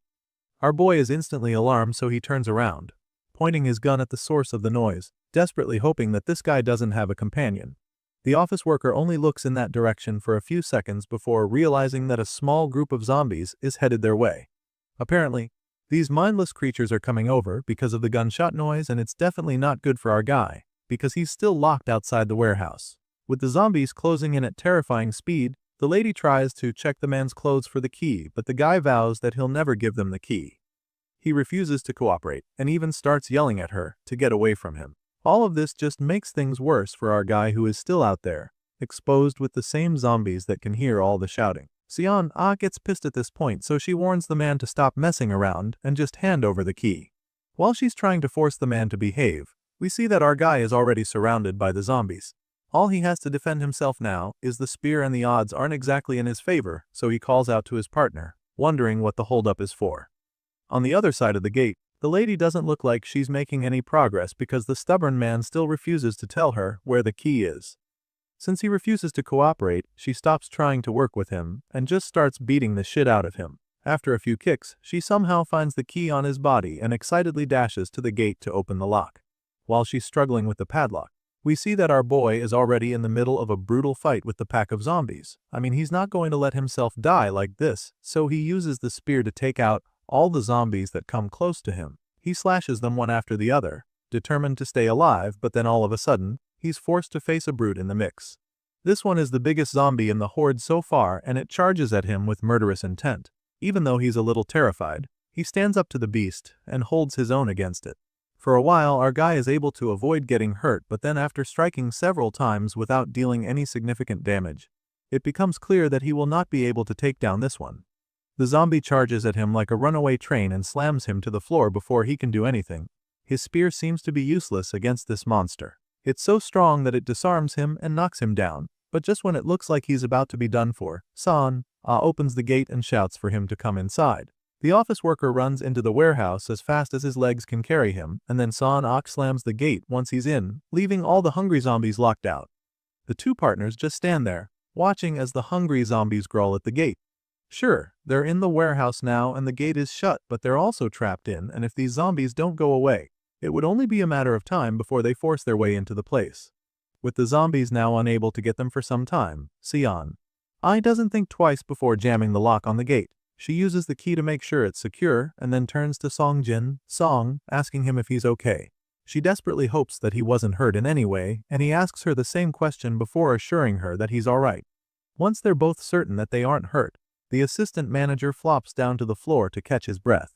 He's pretty relieved that the zombies didn't get to them, even though they're still hanging around. He's pretty convinced that these creatures gathered around after hearing the gunshot, and in order to avoid pissing them off any further, he suggests that they head inside the warehouse proper. But before they can do that, they'll have to deal with the injured man on the ground, who is still groaning in pain. Right now, he's almost crying like a baby because of how bad his eyes are hurting. Apparently, he still hasn't recovered from the blast of the gas gun our guy used on him. The MC watches the guy roll on the ground for a while, and decides that they'll take the man inside with them for the meantime. Sure, he threatened them with a gun and almost killed Song, but the office worker doesn't feel that he deserves to be left out here with the vicious zombies. Thankfully, Sion isn't heartless either, so she agrees to take the man in with them. Even though she was the one he threatened with the gun and treated like a hostile, the lady goes over to the man and helps him get back on his feet. He's not exactly a paper plate, so she struggles a little to pull him up, and right after he finally stands up, the MC is shocked by the face he sees. It turns out that the red-eyed man with tears running down his face is a colleague from the office building. This man happens to be assistant manager Choi Jae-sung, so the MC is really shocked to see him here. A few moments later, once they're inside the building, they help Choi relieve the pain in his eyes, and once he can finally see properly again, he puts on his glasses. While the man is cleaning up, Song Jin-song and his partner take a brief sidebar to discuss, and that's when he tells her that Choi Jae-sung is the person he met in the first-floor security room back in the office building. He confirms this without a doubt, and then Seon-ah whispers to him, admitting that she didn't expect to meet Jae-sung like this. Just then, our guy notices Choi wiping his eyes with a towel, so he tells the man not to do that. Apparently Jae-sung already knew that, but his eyes are still hurting, so he can't really help it. Choi's eyes are still watering seriously, which just goes to show how bad it is. Seeing this, the MC starts feeling a little guilty, so he apologizes. The gas gun is quite potent, so he can already tell that the effect will probably last for a few days more. At this point, Choi just sighs, knowing that he's screwed for a couple days. Thankfully, he's not mad at our guy for it. I mean, if they had just said something beforehand, they wouldn't have had to fight at all. But then again, Choi admits that he was the one who attacked first, so he can't really complain about it too much. He started it. The guy puts a kettle on the stove, probably to prepare something for his new guests, who are grateful for his hospitality and understanding. Choi Jae-sung just smiles in response when he hears this and then brings the kettle over to serve them some warm tea. He pours it into 2 cups, and then gives it to his guests, who are really appreciative of it. I mean, in this freezing weather, having something warm to drink is probably a luxury to them. They thank him for the tea and start sipping immediately in order to warm themselves.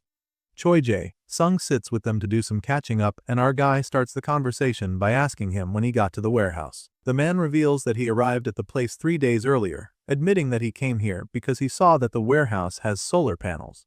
Seon-ah is so shocked when she learns that solar panels are here too, because she can still remember how useful they were back when they were still in the office building. She seems pretty excited to hear this, and so Choi goes on to tell her more about them. It turns out that he was even installing the solar panels earlier in the morning when he spotted the 2 of them for the first time. Song Jin-song and Seon-ah are shocked to hear this because they probably didn't think that anyone saw them outside. Well, Choi reveals that he did and goes on with the chatter, telling them how he had installed them on a window downstairs. Unfortunately, the ones downstairs weren't getting enough sunlight, so the efficiency was way too low for him. And so, he was moving the panels up to the roof, and that was when he spotted them. Seon-ah has quite some experience with solar panel installation, so she knows that it must have been really difficult for Choi Jae-sung to do anything up on the roof when it was snowing.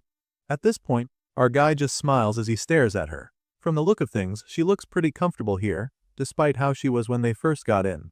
Seeing how reluctant she is to leave anytime soon, the MC is glad because it looks like everything worked out well after all. Anyway, back to the conversation between her and the other assistant manager. Choi Jae-sung admits that it's not easy with the snow when working up on the roof, and this is why he was trying to figure out a way to cover the panels with a glass wave. After all, they have plenty of materials here in the warehouse. The guy explains this to Song Jin-song and his partner, so this gets the MC a little curious. Since there are a lot of materials over here, he wonders if by any chance there are enough supplies in the warehouse as well. Hearing this, Choi Jae-sung simply starts by confirming that there are quite a few materials like building frames here. At least, this he knows for sure, but in the food department, the guy admits that he truly isn't sure what the situation is. As far as he's concerned, it's a little uncertain, and he explains this to them. As soon as she hears this, Seon-ah figures that this issue might be because the warehouse where food is stored is at a different site. Apparently, the food supplies aren't here, and Choi Jae-sung confirms her guess. The man goes on to tell them that he actually went to check, but by the time he got there, he discovered that the ceiling had collapsed under the weight of the snow.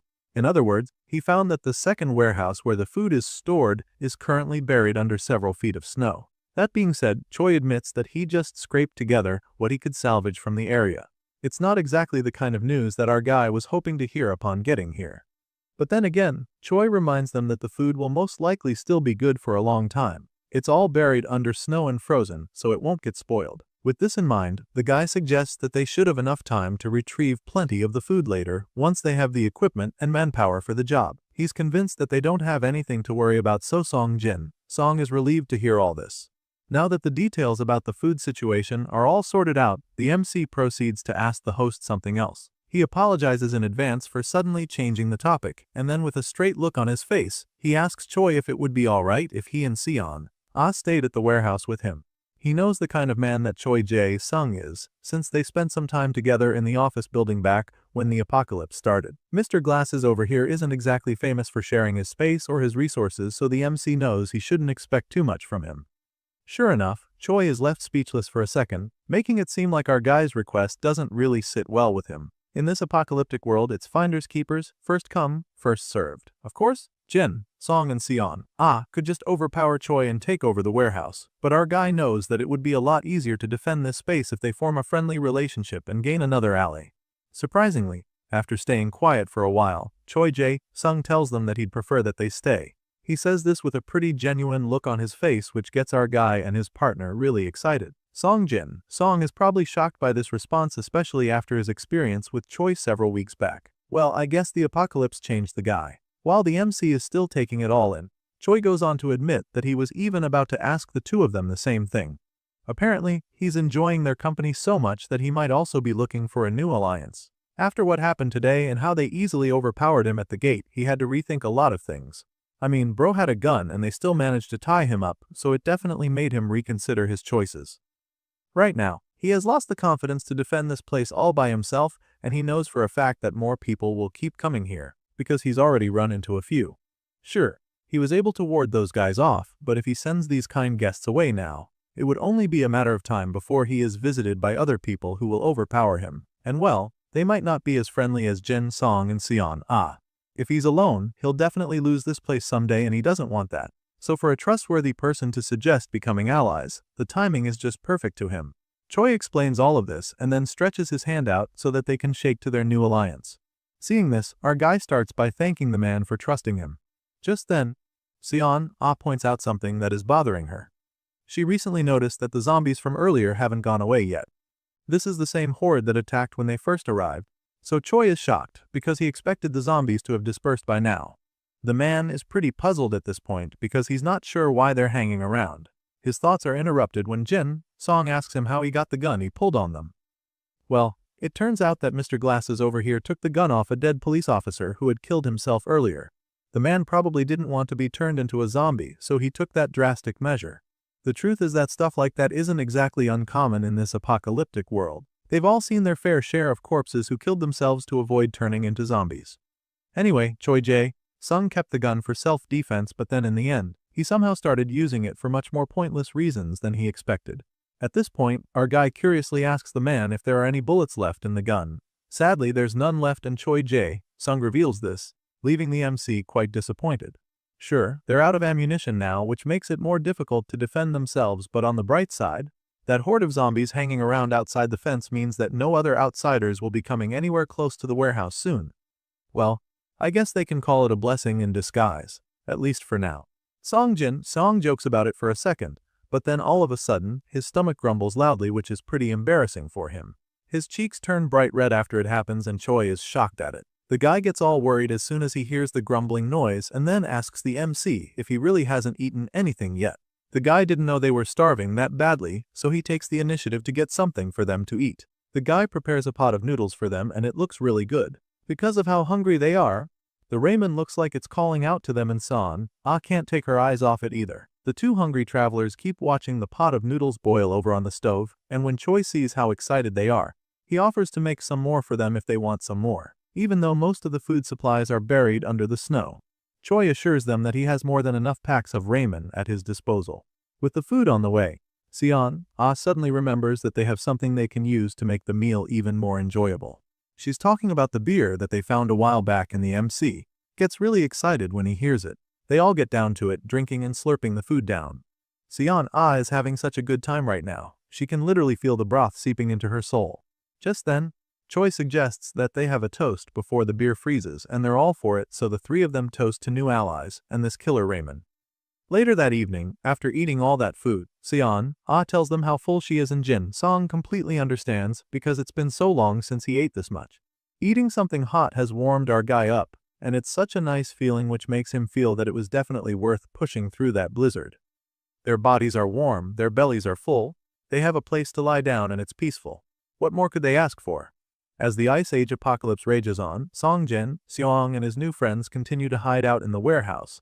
Even though they tried drinking hot tea and all that, the warmth is leaving his body faster than he expected. Obviously, he's not the only one going through this, because his travel buddies are also shaking like leaves. Seon, finally gets fed up with it, so she asks Choi Jae-sung if he knows of any heating system in the building. After all, he's been in here the longest, so if anyone knows where a heater is, he'd be the one. Sure enough, Jae-sung knows where the heaters are, but there's one major problem, which is the fact that none of them actually work. With the electricity cut off, it's not exactly shocking that nothing works in the building, and this just takes them back to square one. Song can no longer bear the cold anymore, so he's convinced that it's been getting colder than normal recently. He points out his observation to the others and the man in glasses immediately says the same thing. Apparently, he actually read something about it on the community board, where he saw that the weather has been holding steady at -30 degrees. And you don't need to be a genius at science to know that it is fatal for temperatures to drop that low. It's definitely something to be worried about, so Song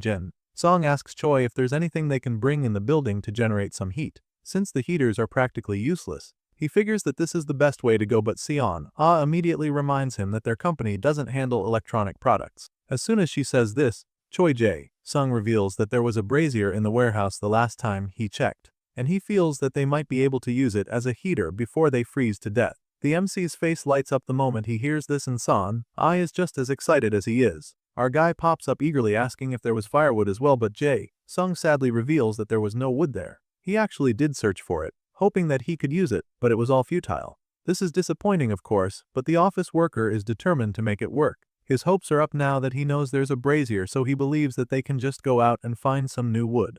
At the same time, he considers another option, so he curiously asks whether there were any clothes in the warehouse too, but things aren't looking good in that regard either. Jae-sung informs them that there's not much wood among the supplies and reveals that most of the clothing he found has a lot of plastic in it too. At this point, Son suddenly chimes in because she just got an idea. She informs the two men that there's literally a forest right behind the building, and they're pretty shocked when she says this. Apparently, they had no idea, and so now that's looking like another option they can use. Ash goes on to suggest taking wood from some trees. They're probably dead from the cold, so she believes that they would be good for firewood. It's starting to sound like they've got a plan, and even Jae-sung is sounding really positive. The man feels that they should be able to get the wood when they find a way out later, so he offers to go get the brazier right away. Right now, they're all on the same page, and Song is excited to get things in motion, so he tells the guy in glasses that they should get right to it. So, without wasting any more time, he grabs his backpack and follows Jae-sung to the place. On the way, he tries to recall all the details Mr. Glasses told him before. From what they discussed, the first floor has daily necessities except food, and the second floor is where the clothes are. Jae-sung confirms this and goes on to explain how items like the utensils they use today and other toiletries are also on the first floor. The MC is delighted when he hears this because he can finally brush his teeth after a while. On the third floor, that's where they can find bulky daily necessities like laundry drying racks, and the fourth floor has the kitchen supplies. He explains all of this to Song and the MC interprets this to mean that they won't have to worry about pots, kettles, or knives anymore. Sure, he now knows where the utensils are, but they still have a problem. Apparently, the kitchen knives there have short reach against zombies, so that's a drawback as far as he's concerned. Moving on, the guy with the glasses explains that the fifth floor is mostly full of office supplies. Things like pencils, ballpoint pens, stamps, and notebooks are what can be found there. And as soon as our guy hears this, he can already tell that they probably won't need to go up there much since they're practically useless against the zombies. Finally, Jae-sung tells Song about the basement, which doubles as the parking lot, but right now, our guy seems to be more concerned about the winter clothing stock. Thankfully, Jae-sung knows where they are. He admits that there's quite a lot piled up on the other side of the warehouse and suggests that they go pick some out after getting the brazier. Of course, this plan sounds really good to Song, but he'd also like to know if Jae-sung knows anything about where the shoes are. Hearing this, the guy in glasses explains that there weren't really any shoes when he checked. It's so bad that he's been layering lots of socks on his feet, but admits that it's uncomfortable wearing bigger sizes because of that. Apparently, Jae-sung originally wore a size 270, but hasn't had much luck finding his size recently. Just then, our guy purchases some winter boots from the store with the last 3 coins he has. Whenever he purchases something like this, it always amazes him how the thing just appears right where he wants it. And right now, he wants it in his backpack. He quietly buys the boots and starts peeking into his bag, which Jae-sung finds surprising. The guy doesn't understand what he's looking for all of a sudden, so he asks our boy if something is wrong, but Song Song just responds by taking out a pair of winter boots and asking him if he'd like to try it on. As you can imagine, the guy is taken aback when he sees the boots. He's so confused because he can't even understand how it's possible for anyone to still have them in such good condition. Of course, Song isn't planning to tell the guy about the secret shop he has been using, so he simply tells Jae-sing that he had extra shoes with him. Without hesitation, the guy in glasses tries on the boots and is so amazed that they fit him perfectly. He thanks the MC for the gift, and Song just encourages him to enjoy the shoes and wear them comfortably, informing him that they have pretty good insulation. Hearing this, the guy just thanks him once again. And in that moment, Song receives a notification informing him that he just got another party member. Apparently, this gesture earned him a new member on his team, and this new development comes with some perks. Now that he has 3 members in his party, he can earn even more coins than before, since coins obtained by his teammates are automatically monopolized. At this point, Song pretty much confirms his earlier theory. He wasn't sure before, but now, he's convinced that giving gifts really does add the recipient as a party member. The 2 men continue their journey through the building and soon arrive at their destination. Jae-sung tells our guy that the brazier they're looking for is just around the corner, and sure enough, they soon find it sitting in a dark corner. It looks like it's in really good condition, which makes things even better, so they pick it up without hesitation. On the way out, Jae-sung reveals that there are others too, but admits this one with them appears to be perfect for indoor use. Of course, all of this sounds okay to Song, so when his new teammate explains, he simply suggests that they head back with the one they got. On the way back, the MC starts pondering again. He recalls how Jae-sung used to love cigarettes before this whole Ice Age apocalypse started, so he contemplates sharing some of his with the guy in glasses. Song figures that doing so would build more rapport between them. With this in mind, he asks Jae-sung to hold it for a second, which leaves the guy a little puzzled. He curiously waits for Song to tell him what's up, and that's when our guy informs him that he has one more item that's not in this distribution center. This just gets Jae-sung even more anxious, so he asks Song what he's talking about. He doesn't say what it is. He just starts smiling ear to ear and then reaches into his pocket. The moment he does this, Mr. Glasses can already tell what he's about to take out. His guess is spot on because our guy reveals a pack of cigarettes and hands it to him. Jae-sung is so excited when he sees this because he hasn't been able to smoke even once since this zombie invasion started. The MC takes out 3 sticks and hands it over to Jae-sung, claiming that it's his way of paying back for the ramen they had earlier. For the first time, Jae-sung thinks that 3 sticks is a lot. He didn't think that the MC would even spare more than one in this situation, but our boy doesn't mind at all. He reminds Jae-sung that they're a community now and makes him understand that he is happy to share his cigarettes. Hearing this, Jae-sung is so touched. The guy probably never thought that he'd cherish a couple sticks this much before, but here he is, clutching them to his chest like they're his most prized possession. Remember when Song thought of doing this to build rapport?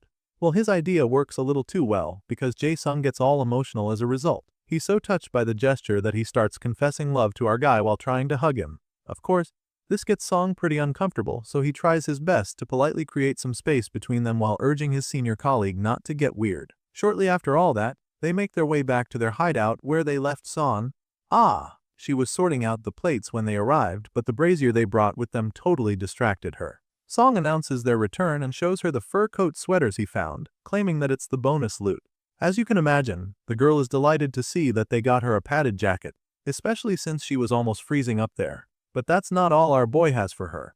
Apparently, he also brought face wash products, toothpaste, and toothbrushes for all of them, which is just truly wonderful news for the lady. She's so excited that she tackles him with a hug before he can even finish talking. Sure, it catches him off guard, but he doesn't find it disturbing since she's a girl. I mean, it's very different from the situation with Jae-sung earlier apparently. Anyway, Seon has had it really rough these past couple days without essentials like this, so she grabs all the stuff she needs and rushes down to the ladies' room. Our boy sees how excited she is and he completely understands her reaction because it's been a while since they all washed up properly. After coming to this place, they spent 3 days non-stop forming a camp for themselves and get started by converting the space that Choi Jae-sung used into a kitchen. Then, they turned the space next to it into a bedroom by putting in 3 mattresses and sleeping bags. Unfortunately, installing solar panels on the rooftop didn't work out the way they hoped. This was because the snow and the strong winds posed a risk of breaking the glass windows instead. For this reason, they compromised by installing the panels as widely as possible on the 5th floor. The zombies began to gradually disperse as time passed, and soon, they could barely see any of them around the building. One day Son looks out the window and is surprised to see that there are almost none left now. She informs the others and Song agrees with her. He ponders on the situation a bit and concludes that most things have stabilized over the last couple of days. With this in mind, he figures that it's time to check outside and see if it's really safe to move out there. Of course, he knows that they can't just waltz out there without making a plan or having anything to defend themselves, so he tells his partners that he'd like to stop at that gun shop he and saw before. Unsurprisingly, the lady agrees with him. She's aware of the risks too, so even though she's in support of patrolling the area, she admits that going far will not be easy. Song knows that this is true, and it's mostly because they don't have coins to help them avoid the zombies anymore. Well, that's more of a personal issue for him, since the others don't even know about the shopping platform he's been using. Besides their complete lack of coins, the cold out there is absolutely freezing, so it would even be a miracle if they survived there. At this point, Song starts to wish that they had a car with them, because that way, they wouldn't need to worry about zombies or looters ambushing them. Elsewhere, later that night, we see that familiar figure on a motorcycle riding around the zombie-infested city. It's likely the same one we saw earlier, since he looks like he's trying to lure the zombies to follow him. Apparently, this is not his first time coming across this many zombies, because he's just way too relaxed. At the same time, we see another man riding a bicycle in the middle of the city that night. This second guy is also having his first encounter with a swarm of zombies, so when they start coming at him, he quickly rides away, desperate to escape. This guy lives in Dong, and it seems this place hasn't been swarming with zombies before, so the cyclist is still trying to wrap his head around it. He frantically rides away and escapes to somewhere safe, and that's when he sees the motorcycle passing by. At first, he assumes that it's someone trying to get away from the monsters on a motorcycle, but he quickly realizes that this is not the case. It turns out that this crazy person on the motorcycle is deliberately leading the zombies to places where people might be and wiping them out. This is probably why the cyclist was shocked by how many zombies were in that horde. It's completely insane for someone to intentionally lead zombies over to where non-infected people are, so the cyclist concludes that whoever is on that motorcycle must be an evil bastard. Thankfully, he's able to avoid getting caught by the zombie wave that just passed, but from what he can see, it looks like they're headed right for another city nearby Dong. This is where they're going next, so the cyclist goes on the server to warn all the living people there to be very careful. While the evil bastard on the motorcycle continues to lead the zombies to more victims, we catch up with our boy and his partners, who are still trying to make life in the apocalypse less horrible. After completing the base camp, they decided to divide the responsibilities among themselves in order to make things easier. We see the lady stacking up a few plates on the shelf, which gives you an idea what her job is. Apparently, Hanseon is in charge of organizing the interior and checking inventory in the storage warehouse. At the moment, that's exactly what she's doing, so she's pretty locked in, but that's until Jae-sung comes around and distracts her. The guy looks pretty nervous for some reason, so Son figures that he probably needs a hand with his work and offers to help him out even though she's not done with her. You see, the guy with the glasses is in charge of gathering information for the community, repairing supplies and handling anything mechanical. When she offers to help out, he reminds her that he said he was going to test the solar generator repair that day, and she recalls that conversation as well. Unfortunately, he hasn't been able to get to work on that, because it's been cloudy several days now, and the solar generator hasn't charged at all since. As such, the test ended up being impossible, because no date was coming through at all. With that being said, Choi Jae-sung asks her if he can help with anything since his responsibilities are currently on hold. Of course, Seon is happy to have some extra hands, so she immediately asks him to help her go check the stock of kitchen supplies. The assistant manager doesn't mind helping out with this at all, so he gets right to it, and that's when we get to find out what the MC's role is in all this. Turns out, our boy has the most demanding job on the list, which includes patrolling inside the storage area, keeping watch outside, and even planning ahead. He's currently walking around with a flashlight, patrolling the place, and it doesn't take him long before getting reunited with his teammates. He's surprised to see Son and Jae-sung together in the storage area, and they also didn't know he was around. The MC figures that Choi must have been helping the lady out with her work, and she confirms his guess, explaining how the bad weather caused the solar panels not to charge at all. Our guy already figured that they would face this problem, so he's not surprised at all. He knows just how bad it is because it's even worse outside. If it was just cloudy and a bit dark, they probably wouldn't have any problems, but the fog is so thick that they can barely see anything out there. Hearing this, Seon begins to wonder if they really don't have a backup plan. She asks if they still have any power left in there, but Choi explains that they're all out. All the batteries have been drained and there's no way to recharge them, either, which is a real bummer for them. This whole thing is starting to piss Son off, and she's even more bothered by the fact that they haven't been able to assess the situation outside in a long while. Hearing this, our guy suggests that the three of them talk for a while. They have the meeting, and by the end of it, we see Song walking out of the building with a bicycle. He's fully covered in thick clothes, so you already know that he's on his way out. Meanwhile, Choi and Sion are standing a few feet behind him, looking all terrified as if they're never going to see him again. He sees the expressions on their faces and wonders why they look so grim when he's the one who goes out there. Of course, Sion doesn't hesitate to tell him that it's because they're worried about him being out there alone, so she tries to make her understand why it has to happen like this. For starters, if they all leave and another group breaks into their hideout, they'll be completely defenseless, so he explains this to her once again. As for him being in danger, he has the spear that she modified for him, so he really doesn't think there's anything to be worried about. Still, he knows that it's a dangerous assignment, so he assures his party members that he'll be careful when he goes out. At this point, Sion is a bit calmer, so she doesn't mind letting him go. Seeing that our guy is about to set off, Choi assures him that they will take care of things back there. Song gets on the bike and prepares to take off, but not before telling them that he'll come back with the induction cooker they need as well the gun. In response, Sion informs him that she put a rope for tying the induction cooker to the bicycle. The girl also put a note in his bag containing a list of substitute items in case he can't find the stuff he's going out to get for them. Seong thanks her once again and promises to come back. Just as he's about to ride out of the gate, she tells him to come straight back and forget about the mission if it gets too dangerous out there. The MC sets off shortly after, and along the way, he starts to think about how he really picked the right teammate. Turns out Son was the one who put a chain around the tires of the bike so it can move better on the snow. She even fixed a light for him, and thanks to all that, his trip was made a little easier. He rides at a steady pace along the dark and lonely road while scanning the area as quietly as he can. He looks around but still doesn't find anything on the road. He's completely alone there, and it's starting to get a little disturbing, but he doesn't let it bother him too much. The MC decides not to let his guard down because he knows that there will probably be a lot of zombies at the apartment complex he's headed to. With this in mind, he continues his silent and dangerous mission, and shortly after that, he comes across a school. Seeing a school nearby, he figures that he's probably very close to the apartment complex, so he tries to pick up the pace. Song pushes through the cold night on his bicycle, but the trip starts to get really difficult all of a sudden. The wind gets a lot stronger the further he goes, but it's still bearable since it's mostly just headwind.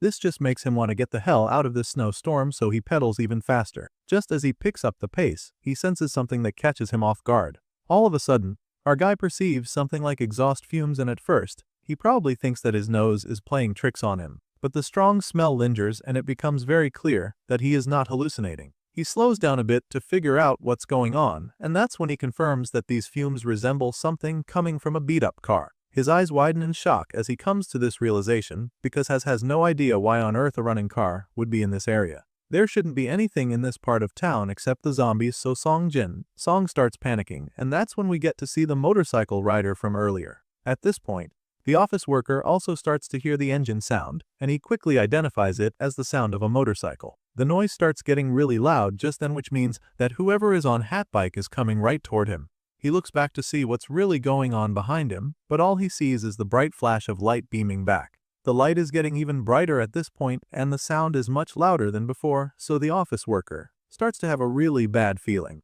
The fact that a motorcycle is running loudly in the area means that it's only a matter of seconds before all the zombies come out to follow it. Sure enough, he starts to see the deadly monsters coming out of the shadows. He tries to get away from the loud noise and a few zombies that are emerging from the darkness, but in this dark and cloudy night, he can't really navigate properly. And so, he needs up riding straight into a horde of blood-thirsty brain eaters that are also coming right toward him. By the time he can see them clearly, they're already way too close to him.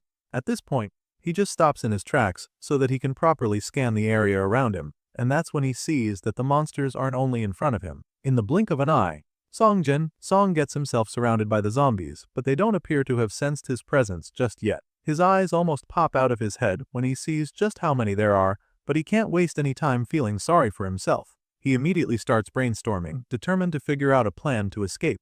He's already confirmed that the motorcycle must be the same one that was leading the zombies the last time. He actually saw the same thing happen a few weeks back, but probably didn't imagine that he'd get stuck in the middle of it. Anyway, now it's pretty obvious that he has to make a run for it while he still can. The horde is too large for him to take on his own, even with his new and improved spear. He can tell that they're probably the same number as before, or even more now, which simply means that he'd be done for if they catch him. With this in mind, he attempts to get the hell out of there in a blaze, but as soon as he starts pedaling, he realizes that it's going to be a lot harder than he thought. Even though the chains on the tires were supposed to help him get through the snow without getting stuck, they're currently proving to be a big problem for him because they're slowing him down a lot. Still, he doesn't let this discourage him. He keeps pushing hard through the snow, knowing how bad things could get for him if he gets caught. After riding for a while, he looks back to see where the monsters are, and he's absolutely horrified when he sees them running after him. Turns out they finally got his scent and now they're out for blood. Song is quite shocked because he didn't think they'd sense his presence so soon, but now that they're on his tail, he really needs to think fast. The office worker keeps riding through the snow, but he's not fast enough, so the zombies are closing in on him by the second. He knows for a fact that he won't be able to outrun them with the bike, and he also can't risk leaving it behind to go on foot, so he decides that hiding from the monsters will be the best way to go. But now, the big question is, where on earth is he going to hide from these vicious monsters chasing him? While trying to avoid getting caught, our boy keeps brainstorming and eventually decides to hide somewhere that he already knows, and right now, the only place coming to mind is the school he passed by not too long ago. He can't make it to the apartment complex in time without getting caught by the zombies, so the only safe option now is that school. With this in mind, Song continues to pedal as fast as his legs can take him and then heads back to the school. As soon as he's close enough to the building, he hops off the bike like a stuntman and races to the main entrance door, but when he tries to go inside, he realizes that the door is locked. At first, it just feels like a bad dream because this was his best shot at escaping the zombies, so now things are looking really bad for him. Regardless, he's not just going to sit there and wait for them to come and rip him apart, so after trying to open the door a few times, he decides to try something else. Song runs round the school to the side where all the windows are and attempts to get in through there. Unfortunately, even after trying over and over again, none of them burst open and he starts to really panic. He doesn't want to smash the windows because the noise would just attract the zombies and give away his location, but right now, it's starting to look like he'll have to take some drastic action. Just when it looks like the windows won't budge, he's finally able to slide one of them open, so he throws his things inside and climbs inside. At this point, you'd think our guy is home free, but that's when a zombie appears right behind him and grabs his leg. The office worker panics and tries to kick the monster off, but this zombie's grip is way too strong, so it doesn't let go. Song is horrified when he sees the monster holding onto his leg but doesn't let it faze him, and so he quickly kicks the zombies right in the face, thinking that this would be enough to knock it down, but that's not the case. Apparently, this zombie in particular has a really strong grip, so even after a powerful kick to the jaw, it's still holding onto his ankle. Seeing this, our boy is forced to turn around and deliver another mean kick, convinced that this one would do the trick, but once again, the zombie still doesn't let go. It's almost like this thing has got gorilla glue on his palms, and at this point, the office worker begins to panic a little. He can't afford to be here this long because that would just increase the chances of other zombies finding him there. If he wants to survive, he needs to figure out a way to get out of this situation on time. Now, it's pretty clear that using his feet won't work, so he quickly comes up with another idea. Just when it looks like the relentless monster is about to sink its teeth into him, he grabs his spear and buries the tip in the zombie's face. As soon as he does this, the monster finally lets go of his leg, and the force from the hit sends it falling back outside. Meanwhile, our guy falls on his back into the school through the window. It's a pretty hard fall, so he takes a second to catch his breath. I mean, he should be safe now that he dealt with that zombie, right? Well, not just yet, because as soon as he opens his eyes, he sees another zombie standing right in front of him. This one is literally about to enter through the open window, and of course, our guy isn't going to sit there and watch that happen. So, before the monster can get any closer, he grabs the stick to attack it. He thrusts his spear into the brain eater's mouth, determined to finish it off, but right after he does this, he sees yet another zombie right outside this window. He sees it charging straight at him, and just when it looks like the monster is going to scratch him, he slides the window shut to save himself. He manages to create a barrier between himself and the monsters, and apparently, these windows are pretty strong because the zombies aren't able to break in. They just stand there looking like angry customers waiting for their orders to be taken. Anyway, the office worker looks out at them, feeling so lucky that he's even still breathing because he knows for a fact that he would have been dead by now if he locked the window a second later. So far, the monsters haven't been able to break in, but he's not exactly trying to test their patience, so he hides behind a few tables to get out of their sights. He's pretty exhausted after that near-death experience, so he crouches down there to catch his breath for a while, hoping that the zombies go away. Back in the office building, we catch up with the other two members of the party. Choi Jae-sung startles Son when he suddenly pops up behind her to talk. He notices that she's been distracted, so he figures that she's probably very worried about Song. He finds it a little funny because he's confident that the MC will come back safely. On the other hand, Xian Ai is starting to panic because the snowstorm seems to be getting heavier outside. Hearing this, the assistant manager calmly assures her that she'll do just fine and this helps relieve her just a little. Still, she can't help but look out the window with worry laced all over her face. But that's about when Choi pulls her out of her head again. The assistant manager suddenly shows her his phone, asking if he should try turning it on, since he was finally able to charge it to about 8%. Xian Ai is pretty taken aback when she sees this, but she's not sure what to tell him now because she doesn't even know if the battery will be enough to last them. Well, Choi is pretty confident that the phone should stay alive for at least 10 minutes, but that's only if he turns on the power-saving mode. The lady seems to agree with him on this, so she waits for him to turn on the phone, but also admits how nervous she is because she hasn't checked her phone for days. Because of this, she's very curious about the updates on the server. While Jae-sung proceeds to turn on the phone and log into the server, Xian Ai just stares at the screen anxiously, but the guy doesn't know that she's still thinking about Song Jin's song.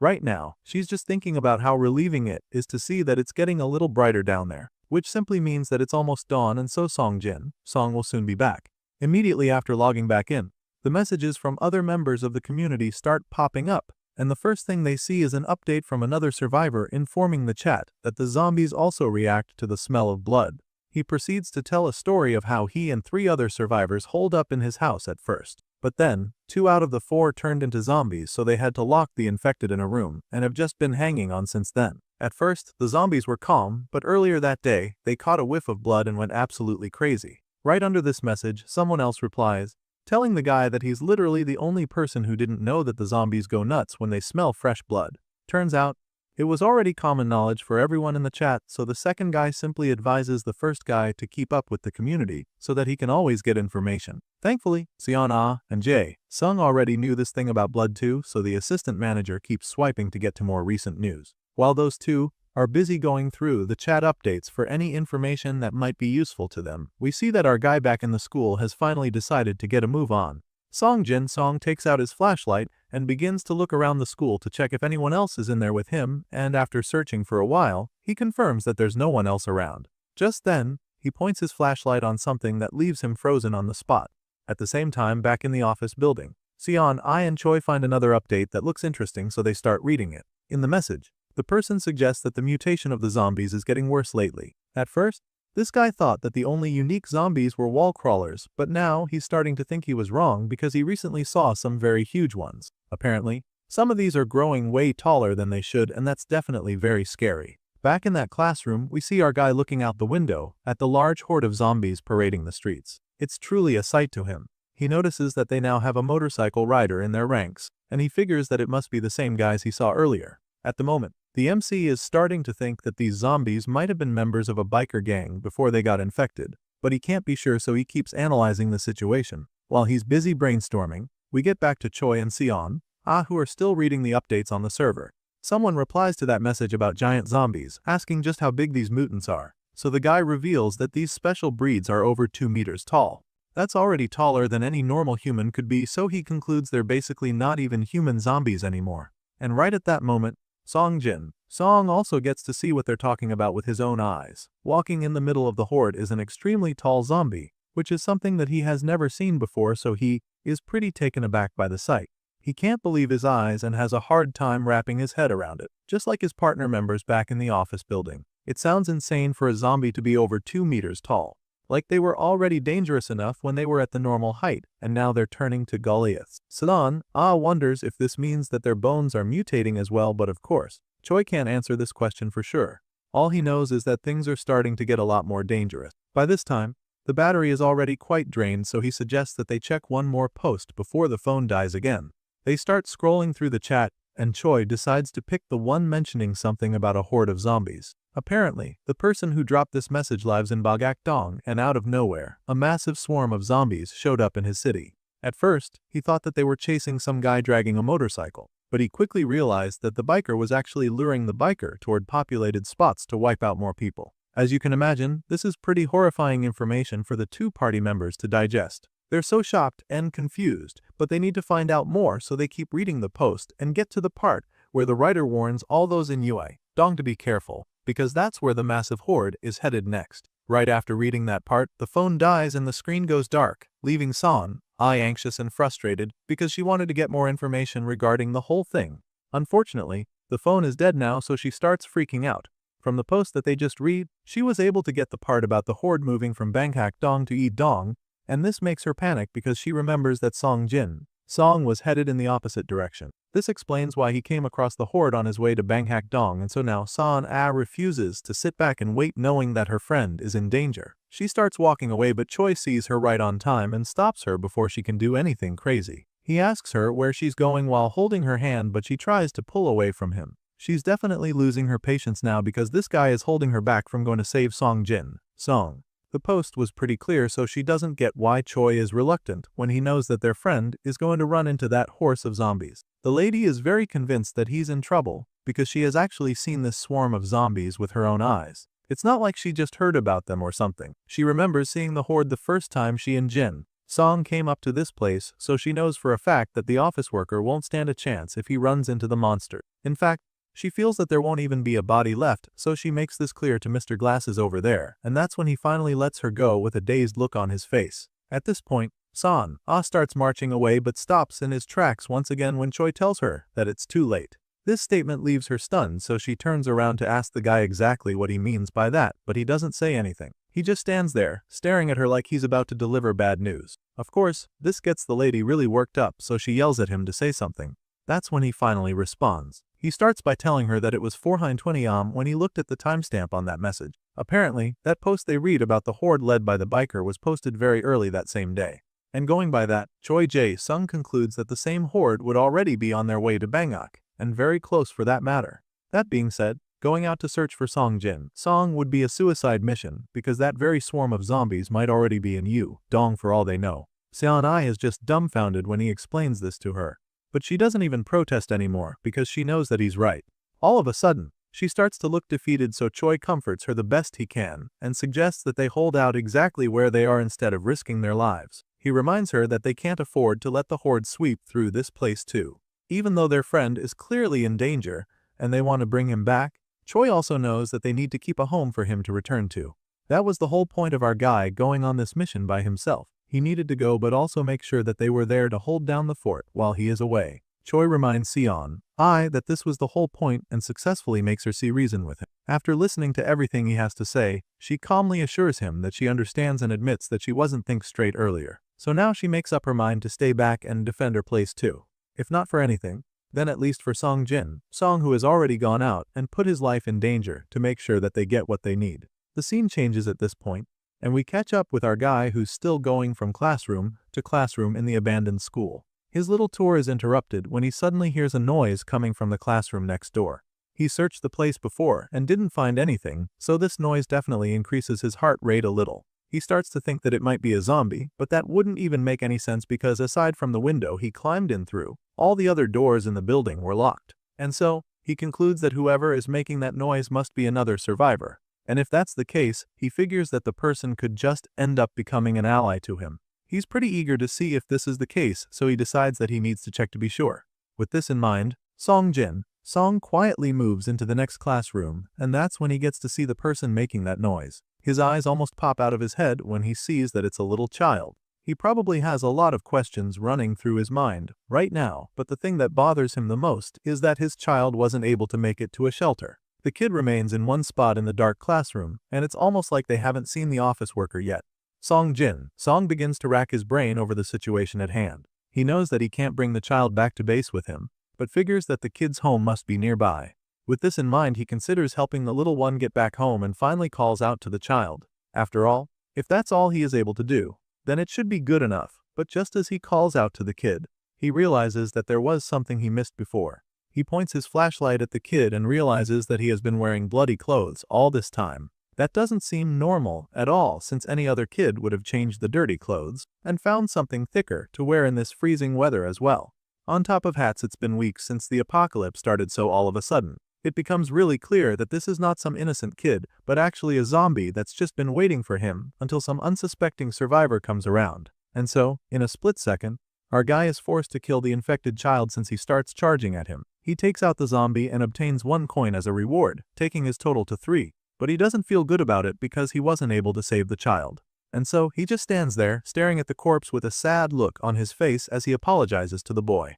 After taking out that zombie, Song now has a total of 3 coins in his possession that he can use on the store, but of course, that won't be enough to get him all the stuff he really needs to survive in this Ice Age apocalypse, so after dealing with the zombie, he resumes his search around the school. He was lucky that he didn't get ambushed by the last zombie he just faced, and he knows that might not be that lucky again, so he starts looking all over the school building for other zombies. This way, he can eliminate threats and warn coins at the same time, so he goes from one classroom to the next looking for brain eaters to wipe out, but even after searching for a while, he doesn't find any. During his search, he also noticed that most of the useful items, there are things that he can easily get from the warehouse, so he doesn't bother taking them with him either. After circling the school a couple times, he decides to rest for a bit and catch his breath. As you can imagine, the office worker is a bit disappointed that there's really nothing to be gained in this place. He quietly makes his bed in one of the upstairs classrooms as he prepares to go to bed.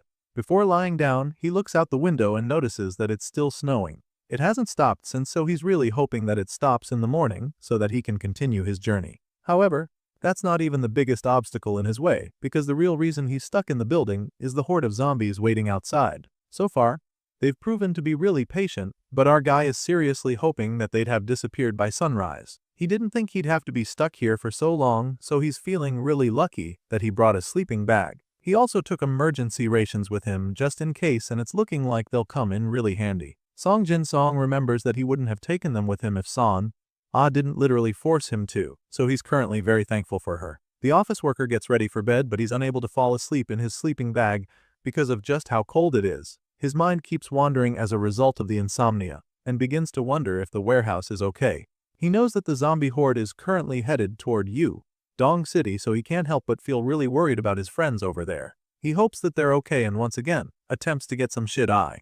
Not long after, he wakes up, and as soon as he opens his eyes, the first thing he does is check what time it is. He checks his watch, and before he can even process it, his tummy starts grumbling. He hasn't eaten anything in a long while, so it makes sense that he'd be hungry, so he quickly takes out a food bar before he starves to death. While munching on his food, he notices something that catches his eye outside the window. On the other side of the street, there's a building that looks intriguing, so he figures that he should probably check it out. With this in mind, he grabs his flashlight and gets a move on. Not long after, we see him back downstairs, attempting to get out of the school building without getting caught by the zombies. But at the same time, he sees the need to check if he can use anything in the gym. There, he finds all the sports balls scattered around and figures that the people there must have left in a hurry when the apocalypse first started. He picks up a wooden bat, thinking that it's a pretty good weapon. As much as he'd like to take it with him, he still has to carry his other gear, so he has to drop it. However, the small baseballs look like things that might come in handy, so he takes a few and stuffs them in his backpack. His little search is interrupted when he comes across a zombie wandering in the dark corner near him. Seeing it, he wonders if they got bitten by a zombie, then got trapped here after hiding. Either way, he can't let the brain eater get away, so when the zombie isn't looking in his direction, he sneaks up on it and lands a powerful strike with his spear. Song takes out the monster, and once again, the system rewards him with another coin, taking his total up to 4. By the time he gets into the place, he finds the stove and realizes that it's a gas burner and not an induction cooktop. He feels pretty disappointed, but then again, he should have known. Anyway, he checks the other stuff there. He feels that it would be nice to have a grudge and an oven, but it's impossible to carry them with him or take them apart. And so, he just ignores the thought because he clearly can't do anything about it. After checking out the place, he goes back outside and realizes that most of the zombie horde has disappeared. Seeing this, he gets back on his bicycle and considers going back into the city center. He'd like to go there right away, and just as he's about to start riding, he thinks about how lucky he is that the bicycle is still in one piece. After that crazy night with the swarm of zombies waiting outside the school for him, he probably didn't imagine that he'd come out to see the bike. Anyway, he continues his trip, and just as the sun finally starts to come up, he arrives at the city center. Unfortunately, there are a lot of zombies in this area, so he has to be very careful here to avoid getting caught. As soon as he gets there, he gets off the bike and hides behind a car. His destination is the apartment complex in the city center, and since he knows that it is the tallest building in the place, it's easier for him to navigate. After only a few steps, he notices that there are a lot of blood stains on the road, and so, he concludes that there might have been a pretty fierce battle there before he arrived. He walks past the area carrying his bicycle while trying not to step on the broken glass scattered all over the place. Once he gets past that point, he can finally heave a sigh of relief, feeling that this should be safe enough. Now, he's finally right in front of the apartment complex, so he braces himself for anything that he might find in there, and then starts climbing up the stairs. Song Jin. Song climbs the entire length of the staircase, and after a while, he finally makes it to the top floor of the building.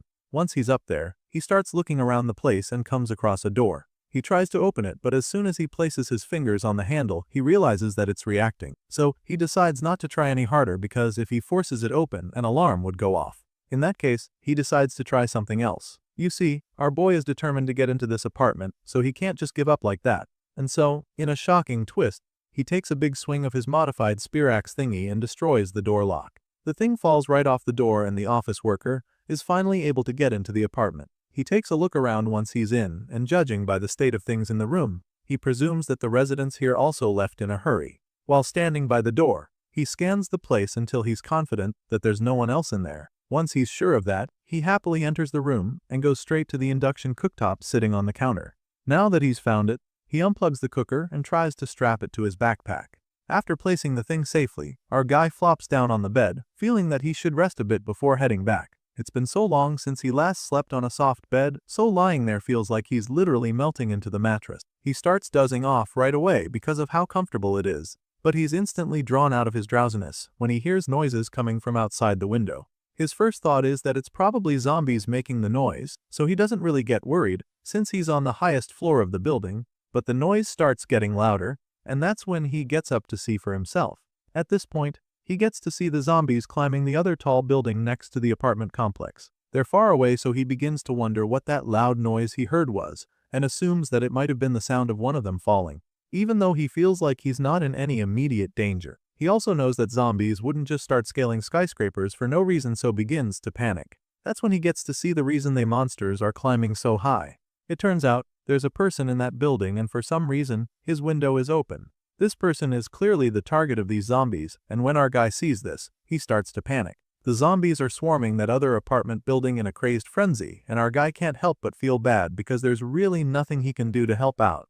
It's time for him to bounce. So, with the many zombies now swarming the other building, he finally has an opportunity to make a run for it. They've been drawn away, so this is his chance to escape. With this in mind, he grabs his things and begins to make his way out of the apartment. Our guy puts on his backpack and clutches the induction cooktop to his chest while trying to rush out, but he's instantly stopped in his tracks when a loud and bright flash of light rocks the place. As soon as this happens, he drops the precious cooker and rushes to the window to check what the hell that was. He looks out the window onto the snowy streets, thinking that the noise was most likely a gunshot. That's when our guy gets to see the person responsible. It turns out that someone in the other building is firing bullets down at the zombies. This blonde-haired lady with the rifle continues to unload rounds on the brain eaters, trying to climb the walls as well as these down on the road. Seeing this, the office worker doesn't even know how to feel. On one hand, this shooter is helping him wipe out all the threats around the city center, but at the same time, he's worried because if she keeps firing the gun like that, all the zombies within a 300-meter radius will swarm the apartment buildings in a matter of seconds. Of course, it's never a good thing to be surrounded by that many zombies, and there's a good chance this shooter doesn't have enough bullets to take out such a large horde of relentless brain eaters. With all of this in mind, Song begins to really freak out, and his fears are suddenly confirmed when he looks further down the road and sees the sea of zombies coming their way. A wave of horror washes over him at this point, and he simply concludes that his chance to escape is gone. Right now, it's looking like it's all over because this sudden turn of events means that he's now trapped here. This blonde-haired shooter continues to unleash a barrage of bullets on the zombies, and even though this is supposed to be a good thing right now, it's actually driving him crazy. It turns out that this lady has been firing non-stop for over an hour now, which is surprising because you'd think that she would have run out of bullets by now. Well, that's not the case, because she's still very loaded and doesn't look like she's stopping anytime soon. Anyway, Song takes a closer look at the shooter and notices that she's picking off these zombies one by one with very precise shots. She's barely missing her shots, which suggests that she must be a pro at this. The office worker keeps watching her every move and also notices how she goes back in to reload whenever she's out. Even the way she adjusts instantly whenever the rifle has an issue shows pure professionalism, and he finds this pretty intriguing. The blondie takes a pause to go in and fix her gun, and seconds later, she comes out again to resume her rain of bullets on the brain eaters. At this point, our guy begins to think that this lady might actually be a soldier. She's way too good with the rifle to be a civilian as far as he's concerned, but he can't be sure, so he just keeps watching her do her thing, hoping that he can get the hell out of here soon. He looks down at the street from the top floor where he was, and there's a sea of zombie corpses lying around. He knows for a fact that hundreds of these monsters must have been dead by now, and he's not too happy about this. You see, this lady just wiped out all the potential kills he would have made. It's kinda disappointing for our guy, because he knows that all of these kills would have turned into coins if he met her earlier and formed a party with her. If they were in the same party, he'd be so rich with coins right now and would be able to afford almost anything on that shopping platform, and so an idea pops into his head all of a sudden. What if she really became his ally? If that were to happen, then maybe he'd even get his hands on a gun to enable him to hunt down the zombies and earn coins himself. That would be such a breakthrough for him with the current state of things, and the idea isn't looking half bad right now, because this shooter appears to have plenty of bullets and weapons to spare. Seong is really considering adding this shooter to his team right now, but first he needs an opportunity to actually talk to her, and he can't exactly pitch his idea to her at the moment. As far as he's concerned, it will take at least a full day before those zombies finally scatter. So, he figures that he'll just have to wait a little longer until all of that is over. He sits on the floor by the window so he can rest a bit, while the gunshots start to become less frequent. At this point, you'd think that the shooter finally wiped out the horde, but you'd be dead wrong, because in the blink of an eye, another large ground of brain eaters swarm the place. The office worker hears the loud screeches and jolts up from the floor to check what's going on, and that's when he sees another multitude of undead creatures. This gets him really frustrated because it means that he'll have to wait there a lot longer than he thought he'd have to. Now, he's convinced that these monsters never actually stop, and by the time he looks over at the other apartment, he doesn't see the shooter anymore. Apparently, the gunfire from the other side finally stopped, and that's not the best thing right now. He begins to panic because the zombies are still coming in numbers. Our guy immediately starts searching his bag to see what he's got in there. He can see that he's only got enough food left for a single day, so now he's starting to think that maybe he should have made a run for it earlier back when the shooter was mowing down zombies like crazy. Unfortunately, he can't make any moves now that the monsters are back with full force, so he concludes that all he can do is wait until the horde scatters. Later that night, we see our boy tucked in bed and trying to fall asleep, but from the way he's looking, you can tell that he's pretty restless. He starts rolling on the bed and eventually wakes up again. Clearly, he can't fall asleep because he's worried about his friends back at the logistics warehouse earlier. He remembers that horde of zombies led by the biker and fears that they're going to invade the warehouse. This is all he can think about despite trying his best to get his mind off it. He tries so hard to calm down and assure himself that everything is going to be fine, but even after telling himself that there's nothing to worry about, he still can't shake the feeling. Determined to really get his mind off it, he opens up that shopping system so that he can think of something else. Seong believes that he should be able to scavenge most of what he needs when he gets back into the logistics warehouse. He feels that there might even be something special in there waiting for him, so he opens the system in search of something he saw earlier. It's a random box which obviously contains a mystery surprise, and right now, he's very curious to find out exactly what's inside. He needs to know what comes out of it because that's the only way he can decide whether or not it's worth buying more of it later. The mystery box costs 10 coins, which is a lot more than he has right now, so he can't find out what's in there at the moment. Still, he feels that he has to keep it in mind so that he can actually work towards earning enough coins to get it. He's brainstorming about the situation when he suddenly hears a loud bang that draws him out of his thoughts. From the sound, he can tell that it was definitely a huge explosion, so he rushes to the window to check out what it is. Looking out, he can't see anything that explains what just happened, so he starts to think that those guys who blew up the subway to block the tracks are the ones responsible for this one too. He has no idea where exactly the explosion went off because of how far away it is, and just as he's busy racking his brain, he notices that the zombies start to move away. They're all heading south, which means that they're following the sound, so now he knows for sure that the explosion came from the southern part of the city. As soon as he sees the brain eaters leaving the city center, he grabs his stuff and prepares to get a move on. This is his chance to finally get the hell out of here, and he's determined to use it. Our guy puts on his backpack and grabs the induction cooktop that he came for before quickly making his way down the long flight of stairs. He walks down as fast as his legs can carry him while trying his best not to lose his footing, and after an arduous race against time, he finally makes it back to his bicycle. He ties the cooker to his bicycle and then takes a moment to catch his breath. After resting for a brief moment, he carefully moves the bike down the remaining stairs and quietly attempts to sneak away. Eventually, he makes it to the door that's slightly open, and as soon as he sticks his head out, he's thrown off by just how many of the zombies are loitering all over the place. There are so many in front of him, and he's surprised they're still hanging around since most of them ran toward the noise of the explosion. For some reason, these ones aren't even moving at all. They're just standing in the way, which leaves the office worker pretty confused because now he's not sure what he's supposed to do. He takes a brief moment to study their behavior, and that's when he notices how unsuspecting they are. In this state, they look pretty vulnerable, and since this isn't exactly a horde, he starts to get some pretty risky ideas. Our guy starts to consider taking these smokes on by himself with nothing but his spear, but just as the thought crosses his mind, he looks to the side and is surprised to see that shooter from earlier quietly walking out of her apartment building too. He takes a moment to watch her and figures that she's also trying to get out of the area as well. He keeps looking at her to sneak out of the place, and then all of a sudden, she starts approaching him with her rifle in hand. At this point, it's quite obvious that they've seen each other and she gives him a hand signal from where she is. Seeing this, he's probably already concluded that the blondie must be a soldier or some ex-military. Anyway, the shooter picks up the pace just then and starts jogging through the snow to get close to the zombies. They're not too many, so it appears that she's getting the same idea that Song just had. With only a few strides, she gets close enough to the monsters and prepares to start spraying them with bullets. At the moment, our boy is just way too impressed by her that he doesn't even realize she's about to take coins away from him once again. The office worker is blown away by her movements, which literally have no wasted motion, and he's starting to think that she might even be from some special forces unit. It's really puzzling for him, but despite how curious he is, he can't make any stupid moves yet. She's got a gun and looks like she is about to start shooting, so he patiently watches to see what she's going to do. Surprisingly, she doesn't start shooting at the zombies. She stealthily comes straight to him to talk, which makes him pretty nervous. The lady walks up to him and starts by telling him that she has no intention of fighting him. He would like to believe that she's not a threat to him since she hasn't attacked him, but he also knows that he can't be that gullible at a time like this. He notices that she's not putting her gun down, so he doesn't let go of his weapon either. Our guy keeps it right in front of him, making sure that it's in a position where he can defend himself. I mean, she's got a rifle which she could use to hurt him from any distance, but I guess it's worth a try. If something goes wrong, he's afraid that she could become hostile, and that would be very bad for him if that gun is still with her.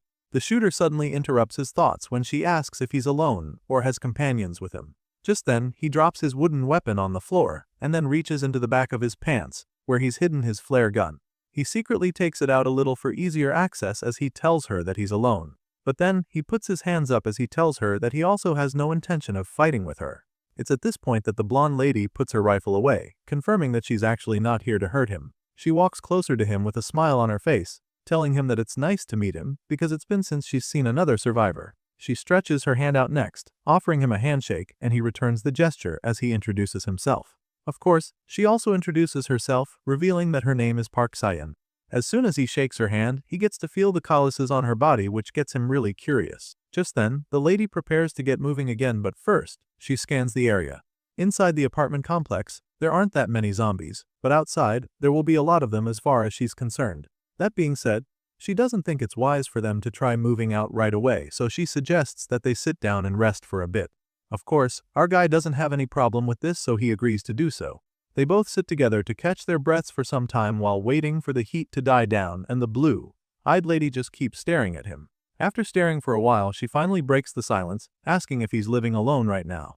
Our guy doesn't know yet if this lady can be trusted. He's seen her very impressive combat skills and expertise with guns, so he knows for a fact that she would be a dangerous adversary. With this in mind, he decides that it's better for him to lie to her, at least for the meantime. So, he tells her that he's living alone and then asks her if she's on her own too. Hearing this, Park Sayan tells him that she originally had a few comrades who came out of the military with her. Unfortunately, they all died, and she shares this story from her past with Song. She tells him how they had a base on the outskirts of Dong. But then that wave of zombies that came through just now claimed the lives of her teammates. And that's how she ended up alone, and while trying to escape, she got trapped in the place at the end of the day. The office worker listens attentively to the story and notes how she refers to a horde of zombies as a wave.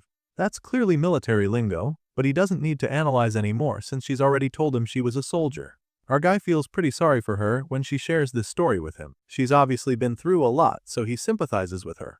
Apparently, what she's feeling at the moment is more of rage than sadness because the death of her comrades was because of one bastard. She doesn't go into details on this one and just asks the office worker if he has a planned destination in mind yet. Hearing this, our guy is taken aback at first but then admits that was planning to head to the gun shop. Park Sa-yeon is surprised to hear this since she's basically a walking ammunition store. Well, our boy really was planning to go to the gun shop, so it's not like he's trying to play her.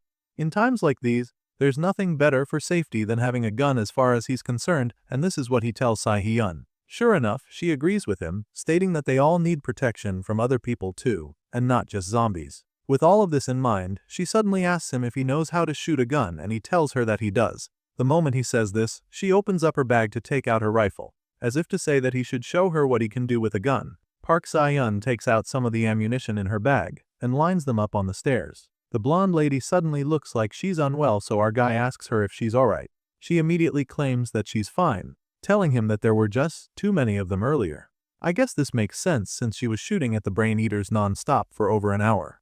Anyway, she tells the office worker that she's fine really. Anyway, she just gave him some ammunition, so he thanks her for it, but she doesn't even think it's enough. She wishes she could have given him more, but that's all she has to spare at the moment. Regardless, our boy still thanks her a lot, feeling that it's more than enough. He puts them all in his bag and zips it up while the blondie watches him. She suddenly asks him where he's headed now that they can get away from the city center. She clearly has no one else to talk to and is probably hoping that she can keep moving together, but our guy isn't looking too keen on this happening. He nervously replies her with a really suspicious look on his face. He claims that he's planning to look for a new base first, since he wants to find a place where he can at least lay low safely. You see, he's only lying to her right now because he's still not sure if Sa-yeon is someone he and the others can trust enough to reveal their actual base. He wouldn't want a situation where he endangers the lives of the others, so he keeps that information to himself. On the other hand, Park Sa-yeon is eager to set up a new team, so she doesn't mind starting with the office worker. Hearing about his desire to get a new base, she asks him if he'd like to come with her. As far as she knows, he does have anyone else he has to go meet up with. This offer throws him off immediately because that isn't on his agenda at the moment. I mean, she's helped him out with the ammunition, but he doesn't think it should be enough to throw everything else and follow her. Right now, the lady actually wants them to keep moving together because it seems that having a companion would make both of them feel more secure. It's a pretty shocking request that she just made, and our guy can't understand why she'd want them to be comrades. She's got the weapons and the training to handle herself, and it really won't benefit her if they become companions, so he doesn't understand. At first, it doesn't make sense, but then he realizes that she probably just doesn't want to be alone in all this. It's definitely coming from an emotional point of view, so he finally starts to get it. And since it's gotten to this point, he decides that he should actually find out if she's someone that they can trust. With this in mind, he agrees to follow her, but he doesn't tell her anything about the warehouse yet. He just intends to study her for the meantime. After all, with her skills and weapons, their base will be a lot safer. He picks up his bag and starts marching out of the alley, which surprises Sa-yeon a little, but it's what she wanted, so she quietly gets moving too. Not long after that, we see the both of them trying to get out of the area. The ex-military woman leads the way, trying to make sure they don't run into any trouble, while our boy drags his bicycle close behind her. Along the way, they walk past a lot of corpses, but Park Sa-yeon continues to clear the path for them. At the back, our guy just watches her do her thing, and he continues to be impressed each time. Even now, she's still so sharp and composed, so he is convinced that she would be absolutely terrifying if she ever became an enemy. He definitely wouldn't want to get on her bad side, so he's just praying that he doesn't ever have to go up against her. These two continue their journey on the snowy roads, and after a while, our boy realizes that they've already made it to the next city. He knows that he wouldn't have been able to get to this point this quickly if he was by himself, so he's really impressed with Park's navigation skills. Right now, they're in a city called Sangmun-dong, and just as the office worker is praising her for her skills, she suggests that they take a break. The blondie walks up to an abandoned diner and urges Song to rest inside there with her for a while. They make their way into the place and she immediately flops down on one of the chairs. Our guy sits across from her and they both relax for a while. They have a few snacks and her mood lights up immediately. It's been a while since she had something that sweet, so it really woke her entire body up. The MC just laughs in response, admitting that nothing beats sugar when one is worn out.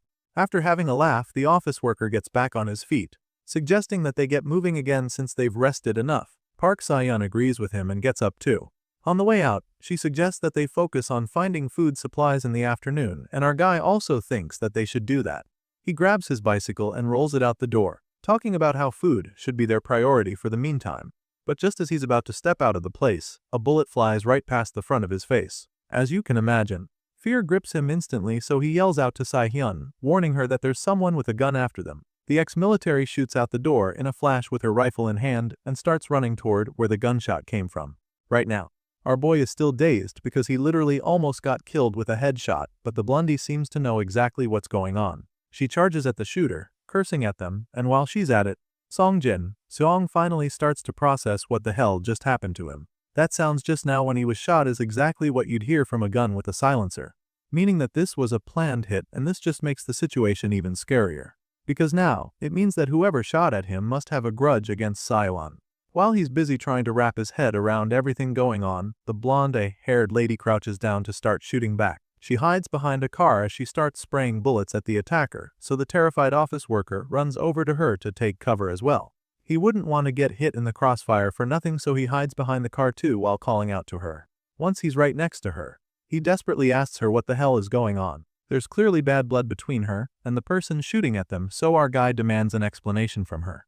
At first, she doesn't say anything, but he can see the look of fear on her face, making him realize just how much danger they're in. Even though she doesn't respond, our guy insists on getting an answer, so he bluntly asks her if these attackers are people that she knows. All of a sudden, one of the shooters call out to her, referring to her as Kelly, which is definitely not the name she told our guy.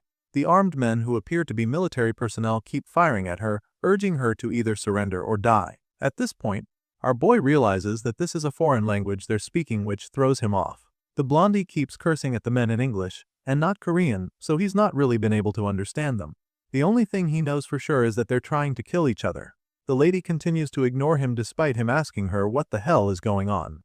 As the gunfire intensifies, he finally has enough, so he gets up and starts scolding her. He tries to warn her not to engage in a shootout right here, because that would just attract the zombies, but before he can even finish talking, a bullet shuts him up.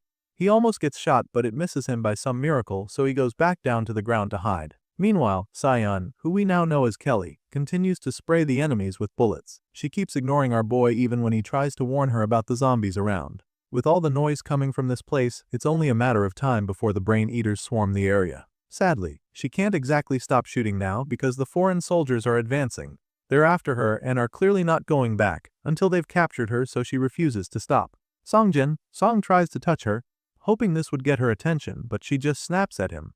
There's fear in her eyes, and he can see it as she tells him that she'll never surrender. She tells him that she'll never go back to where they took her, but of course, our guy doesn't really understand what any of this means, so he just backs off, looking really confused. It's at this point that she finally answers him. She tells him that these men coming after her actually raped her. She tells Song that this is the real reason she ran away from her team. Of course, our boy had no idea about any of this, so he's really dumbfounded when she drops this bombshell. It's a little difficult for him to digest right now, since he has seen how strong he is, but when she notices he's reluctant to believe her, she gets pissed. She can't believe that he'd think she's lying at a time like this, and even though he doesn't want to doubt her, he also doesn't know if he can actually trust her yet. To be fair, she did lie to him about everything else, like her name and why she was all by herself, so what guarantee does he have that she's telling the truth right now?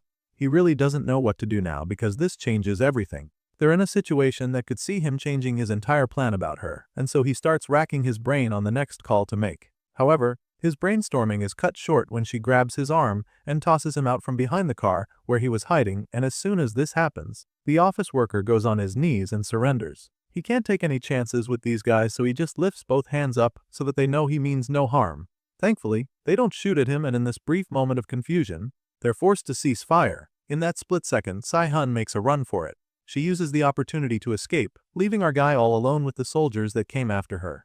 Just as she's about to disappear into a dark alley nearby, they spot her and start shooting at her. This time around, she's not so lucky, because one of the bullets grazes her left arm just when she thinks she's gotten away. Her gun falls out of her hand when she gets hit, and this slows her down enough for the soldiers to go after her.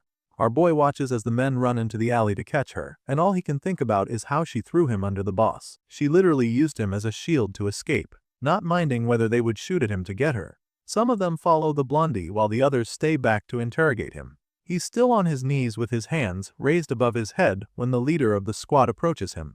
The man starts by asking him if he can speak English, and he admits that he can only speak a little.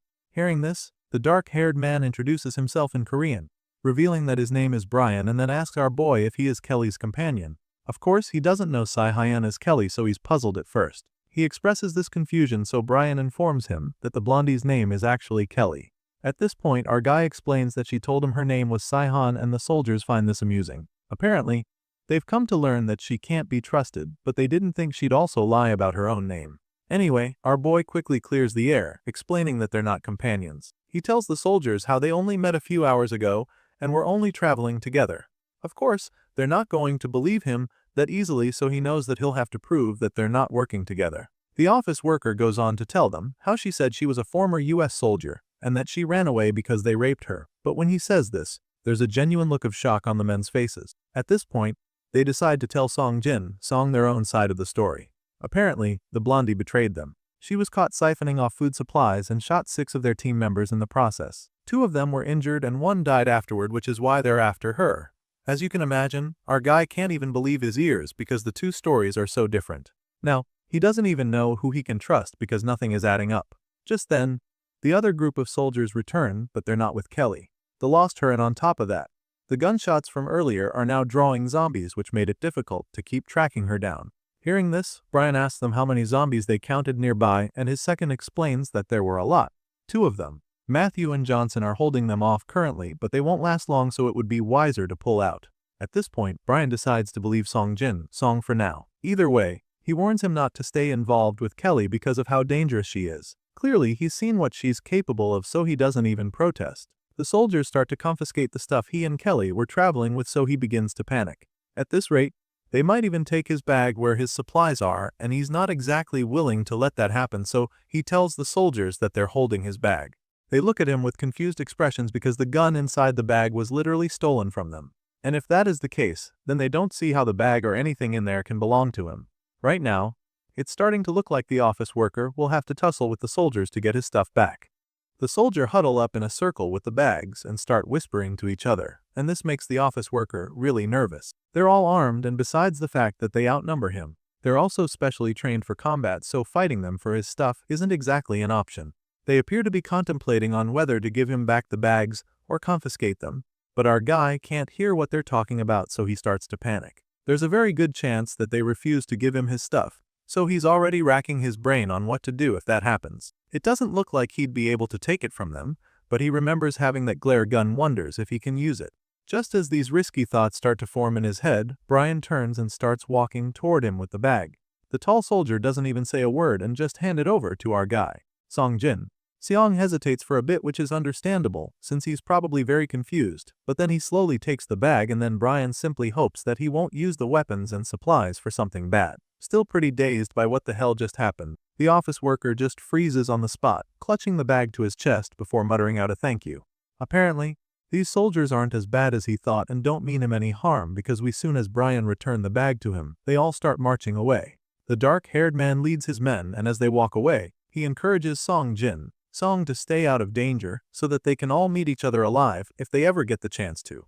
Once they're out of sight, our guy quickly grabs his bicycle and gets the hell out of there. As far as he's concerned, it's time to leave this whole city and return to his friends. After riding for some time, the office worker is forced to get off the bicycle because he realizes that one of the tires is finished. Apparently, it got ruptured during the shootout between Kelly and the other foreign soldiers. So, he gets off the damaged bike while groaning frustrated and wondering what he's supposed to do now.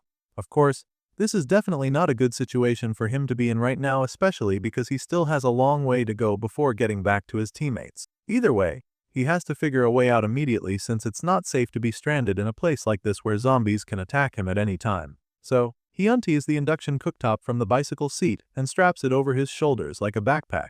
Clearly, it's not convenient but he has a journey to finish, so he gets moving again, determined to make it back to the logistics warehouse in time and in one piece. From what he was on the map earlier, he knows that it should be about 1.5 kilometers left from the warehouse. Knowing that he has to travel that far on foot, he starts to think of ways to avoid getting caught along the way.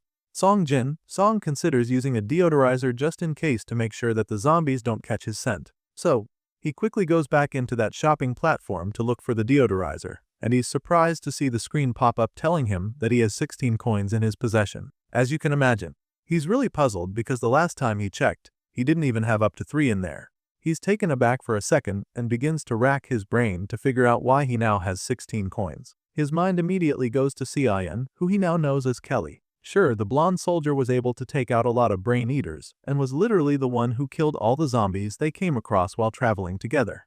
I mean, for a while they were sort of companions, so it's possible that those kills she made reflected in his inventory. But then again, she killed a lot more than 16 zombies, and he doesn't remember them officially becoming members of the same party. Besides, he never saw a notification with any information like that, so he goes over to another part of the system. He loads up a new page where he can find information about his party, and there, he clearly sees that he's not still in a party of 3, with Choi Jae, Sung and Han San, being the only other members. So now he knows for sure that Kelly had nothing to do with this sudden increase in the number of coins he has. At first, this just leaves him a little dazed because it doesn't sound right, there's no new member in the party. And in that split second, it dawns on him that the coins must have come from the warehouse kills. He definitely hasn't been in the warehouse, so the horrifying reality becomes clear to him.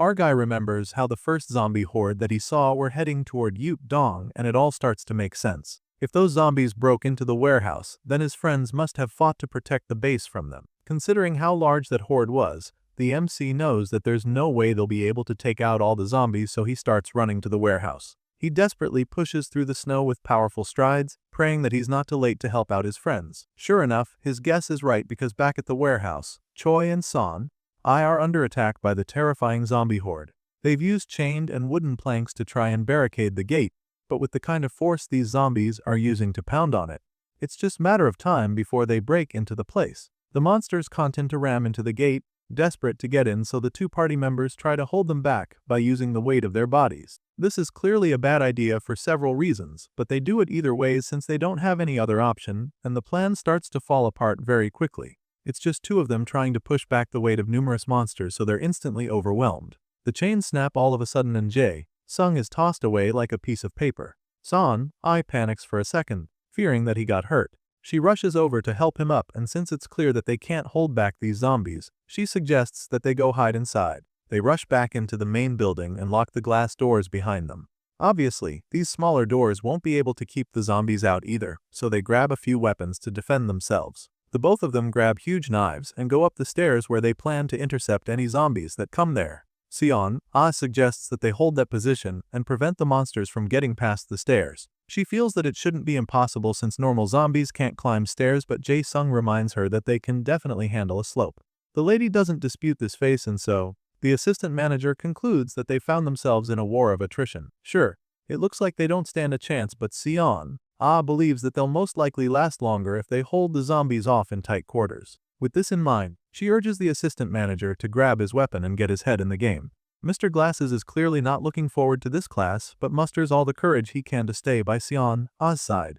If he was alone, he'd probably not bother fighting off these zombies, but the lady is determined to defend this place, so he can't exactly cower. Still, just as they're slowly walking down the stairs to intercept the zombies, he nervously asks her to consider just running away, but San is simply taken aback when she hears it.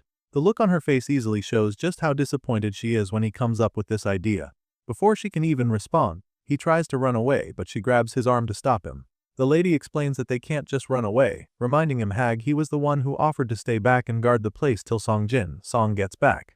At this point, the assistant manager explains that he's not trying to say that they should abandon their colleague, but that he should survive first, and then think of what to do next. He tries so hard to convince her to make a run for it with him, but she refuses. She keeps a firm grip on his arm and makes it clear to him that he'll hold out here no matter what happens. She tells Choi that he should do the same, but the man just yanks his arm out of her grasp. He pulls away from her, which infuriates her, so she yells at him to pick up his weapon and not even think about running away, but he's still very reluctant. She reminds him that it's easier to protect something than to take it back, and picks up his knife for him, urging him to take it back. The assistant manager stares at the blade for a moment, mentally debating on whether or not to take it back. After struggling to decide for a while, he finally agrees to stay back and hold out for a while. Just as this happens, Sion catches a glimpse of something strange outside the window, so she informs her partner and leads him to check it out. She slowly goes over to the side, and that's when the lady sees the biker from earlier. As soon as she sees that helmet, her heart starts racing, because she knows for a fact that it's the same person who has been leading the zombie horde around the city. She watches the biker as he stops all of a sudden and starts to take off his helmet. And just as the face under that helmet is about to be revealed, a loud bang from the other side of the warehouse distracts her. This loud noise turns out to be the front gate finally being burst open by the ferocious swarm of zombies. All the chains that were keeping the monsters out finally snap like rubber bands as the swarm of brain eaters charge into the warehouse house. Choi Jade, Sung is the one who sees this horrifying scene take place, so he instantly calls out to his partner, so she rushes back down to answer him. Before she can even see the thing with her own eyes, he informs her that the front gate has been broken through. Hearing this, she asks him what the zombies are doing exactly, and he simply tells her that they will all be inside in a second. Truly, the brain eaters mindlessly charge into the building as if they're being drawn by something. Thankfully, these two party members still have some time to make up their minds about what they're going to do, because the first floor doors are acting as a second line of defense. The doors down here are made of reinforced glass, so it's not that easy for the crazy zombies to get in. They cluster in front of the door, desperately trying to break through, but it doesn't seem to be working. However, Seon knows that this door can't hold the horde forever, so she decides that they'll just have to stand their ground and kill any zombies that break through the doors. With this in mind, she grabs her sword and encourages the assistant manager to be just as brave as she is. The both of them stand in front of the door, waiting as the insane monsters relentlessly push against the glass. While all of this is happening, the scene shifts, and we get to see what's happening outside the building.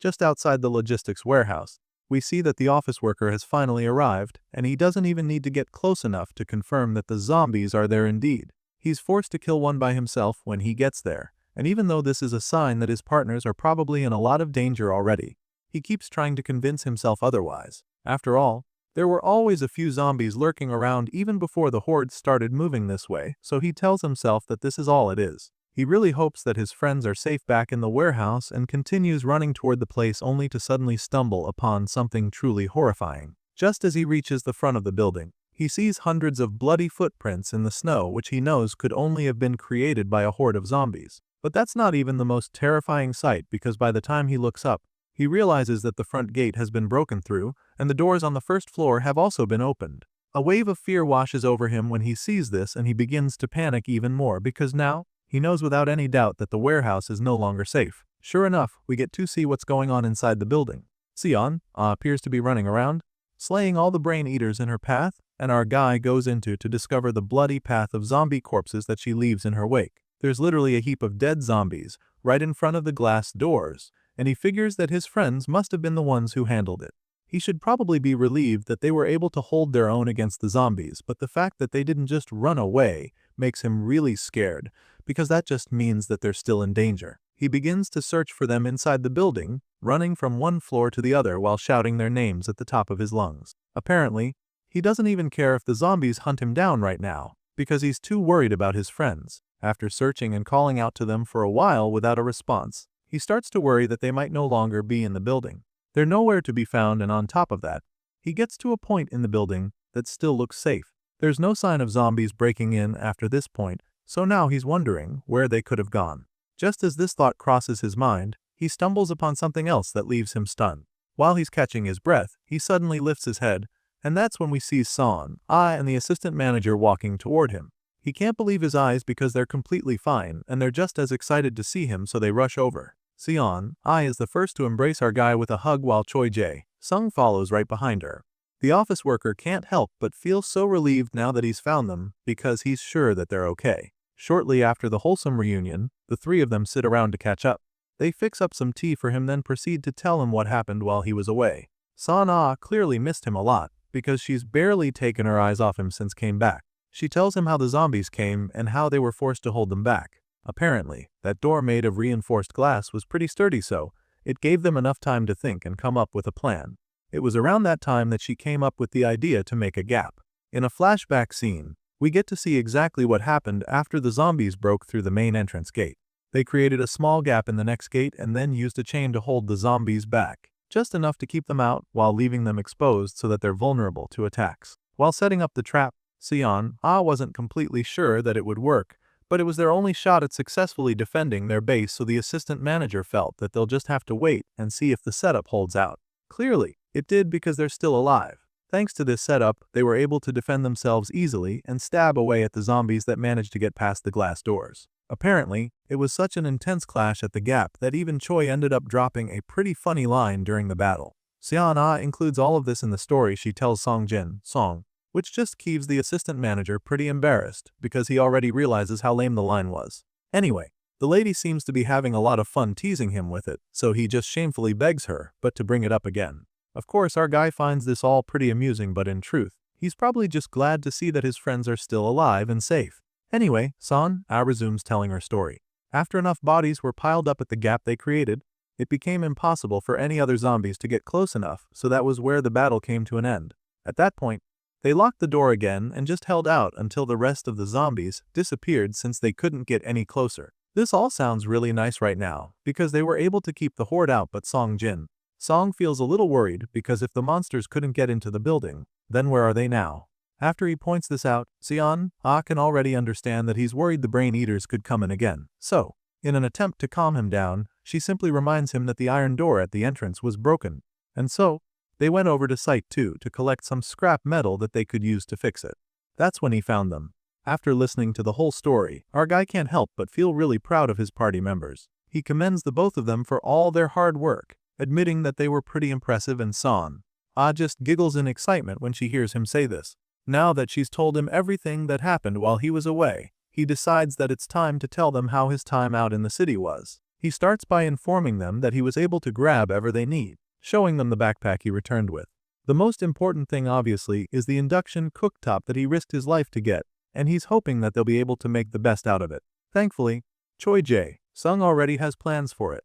The assistant manager is very delighted to see that our guy was able to get his hands on it, because they can finally build a generator using its components. Hearing this, Song is pretty relieved because it was definitely not easy to carry that heavy thing on his back all the way back to the warehouse. He's feeling really proud of himself for being able to help with this, and that's when Son comes over to commend him for working so hard. His head is already swelling at this point, but he hasn't even shown them the other stuff. So, he takes out the backpack and tells them to get ready for the grand reveal. Hearing this, they stretch their necks to take a peek to see exactly what he's talking about. That's when he shows them all the ammunition and the guns that Kelly gave to him. She spreads them out on the table for his teammates to see, and they're absolutely blown away at this point. They gasp in amazement as they stare at the weapons that are practically shimmering and before their eyes. As impressive as it is, they're also pretty surprised that he actually went to the gun store all by himself. It's at this point that he lets them know that he didn't actually go there. So they curiously asks him to spill the beans on how he got all this ammunition. Seeing just how eager they are makes him feel like being even more dramatic about the whole thing. They're definitely very curious now, and so he gets them all pumped up for the details, claiming that they'll be shocked when they hear the story. To be fair, it is a really crazy story, since he could easily have gotten shot dead by foreign soldiers. Anyway, he tells his party members exactly how everything went down, and of course, it's like a bombshell. It takes them a while to take it all in, and Sion is particularly feeling bad that he had to go through all that. She knows that he must have been very terrified when things got super dangerous, and he admits it, claiming that he was very lucky that things played out the way they did. Now that he's shared his experience with his buddies, he immediately changes the topic to some equally important, which is what they're having for dinner. He's definitely starving after that near-death experience, and the assistant manager can see it too. The guy in glasses teases him a bit and chooses to make him even more curious about what they're eating. He makes it sound like they're going to eat something insane, but then finally reveals that they're going to have chicken. Under normal circumstances, this would be pretty basic food to have for dinner, but ever since the zombie apocalypse started, even chicken has become luxury food, which explains why our guy is extremely excited when Choi Jae-sung shows him the pack of frozen chicken. But that's not all they have in store for him. They've got even more good news for him, because it turns out that they also picked up a good amount of good while collecting scrap at Site 2 earlier in the day. So after such a successful day of defending their base, they feel that a party is much deserved. It's a really exciting mood in the warehouse that night, and like the first time in a long while that they've been able to feel this relaxed and carefree. Well, they've been through a lot of hard times this last couple of weeks, so they're not holding back in the enjoyment. They start a fire with the wood they gathered not too long ago, and then proceed to roast the chicken over it becomes unbelievably juicy. And of course, the look isn't the only thing making the drool right now, because it also smells absolutely amazing. The aroma is so good that they can't even wait anymore. Sion feels that the chicken should be done by now since they've been roasting it for almost 2 hours now. Of course, our boy is just as eager as she is, so after staring at the meat for a few seconds, he starts salivating again and decides that it's time to dig in. Without wasting another second, all three of them dive into the meat at the same. They tear through the tasty hot chicken without thinking twice and gasp in awe when they realize just how good it is. It's so good that it doesn't take them long to devour the food. Once they're done eating, the assistant manager does the honors and feeds the fire with a stick before flopping back down on the chair like the others. He sinks into the chair to relax after that gobbling session he just had. They're all pretty stuffed, so they just sit by the fire to warm themselves on this very cold night. The two men sit next to each other with Song Jin, Song folding his arms to get warm while the assistant manager just places his hands on his belly. The assistant manager takes another look at the scene in front of him and suggests that this is pretty romantic in its own way. As far as he is concerned, this is such a nice experience that he's starting to feel like he could get used to it. In this current situation, they don't have to go to work, and there's no miserable office building where their bosses are breathing down their necks, so it's almost like a vacation for them. If someone asked them whether they'd rather go back to reality or stay here, Choi Jae-sung would probably have a hard time choosing. But I guess that's not the same case for our guy. The MC stops him before he can even finish making this statement, suggesting that it's insane to even say such a thing. As you can imagine, Song would choose to go back home to his real life in a heartbeat, and he makes this very clear to the rest of them. I agrees with him, claiming that it's even ridiculous to consider anything otherwise, and so the assistant manager just laughs nervously, knowing that no one else is thinking in the same line as he is. And so, he playfully corrects himself, suggesting that it wouldn't make sense to choose staying in the apocalypse. After this awkward moment, the assistant manager decides to change the topic. He looks up at the moonlit sky and then slouches back on the chair, claiming that it would have been a perfect night for him if he had some beer. In response, the office worker states that perfection is boring anyway, but the lady in the room also wouldn't mind having some booze. She surely is having a good time as well, but feels that it would be better with alcohol, so she suggests that they hit a supermarket or a beer factory instead the next time they want to do something like this again. Hearing this, Choi Jae-sung simply chimes in with excitement, reminding the others just how good the beer they had the last time was. Of course, our guy remembers how fun it was when they all shared their cans of beer when they first arrived in the warehouse, so he starts to see the appeal in the assistant manager's idea. Just as the thought crosses his mind, Choi Jae-sung changes the topic to something more crucial for their survival. It's regarding the guy on the motorcycle who has been leading the horde of zombies from town to town. Remember how they had an encounter with him while our guy was out? Well, it turns out that in that brief moment I somehow managed to catch a glimpse of the rider's face when he took off his helmet. The assistant manager breaks the news to our guy, and as you'd expect, it's a real shocker. The office worker just stares at the man with a look of bemusement on his face like it's too hard to believe, but he quickly shakes off the feeling of shock, but it's still a lot to take in, so he turns to Sion. Immediately, curiously asking her if what he just heard is actually true. Of course, the assistant manager isn't trying to pull Huss legs because the lady immediately confirms that she did actually see the face of the motorcycle rider. But that's not all they have to tell him, because it turns out that this mysterious man on the motorcycle has been someone that they actually knew all along. Reveals this to the MC, and it's like she just dropped another heavy bombshell. Our guy is taken aback when she says it because he never would have imagined it to be the case. Anyway, he expresses his shock along with the look of curiosity plastered on his face, so proceeds to tell him who it is. She starts by reminding him of an intern who worked in their building when there was talk about a connections hire. Basically, during the internship, there were only supposed to be 15 of them who would work in the building, but 16 people showed up. One of them was rumored to be a parachute hire, and so they quit halfway, and apparently, that person is the one she's talking about. Admits that she can't remember the guy's name, and while attempting to recall, our guy chimes in, reminding that the Nepo baby intern was actually Park Min-tae. Turns out he's right about this because she instantly recognizes the name. She also remembers that this young man is the son of the company's CEO, and while she's still trying to make her point, the assistant manager cuts her off. Choi Jae-sung is pretty taken aback by everything they're saying because it would mean that the biker leading the zombie swarms around is someone from their company. Well, it's looking likely that this is the case, but Song suddenly suggests that it might not be the guy they're thinking of.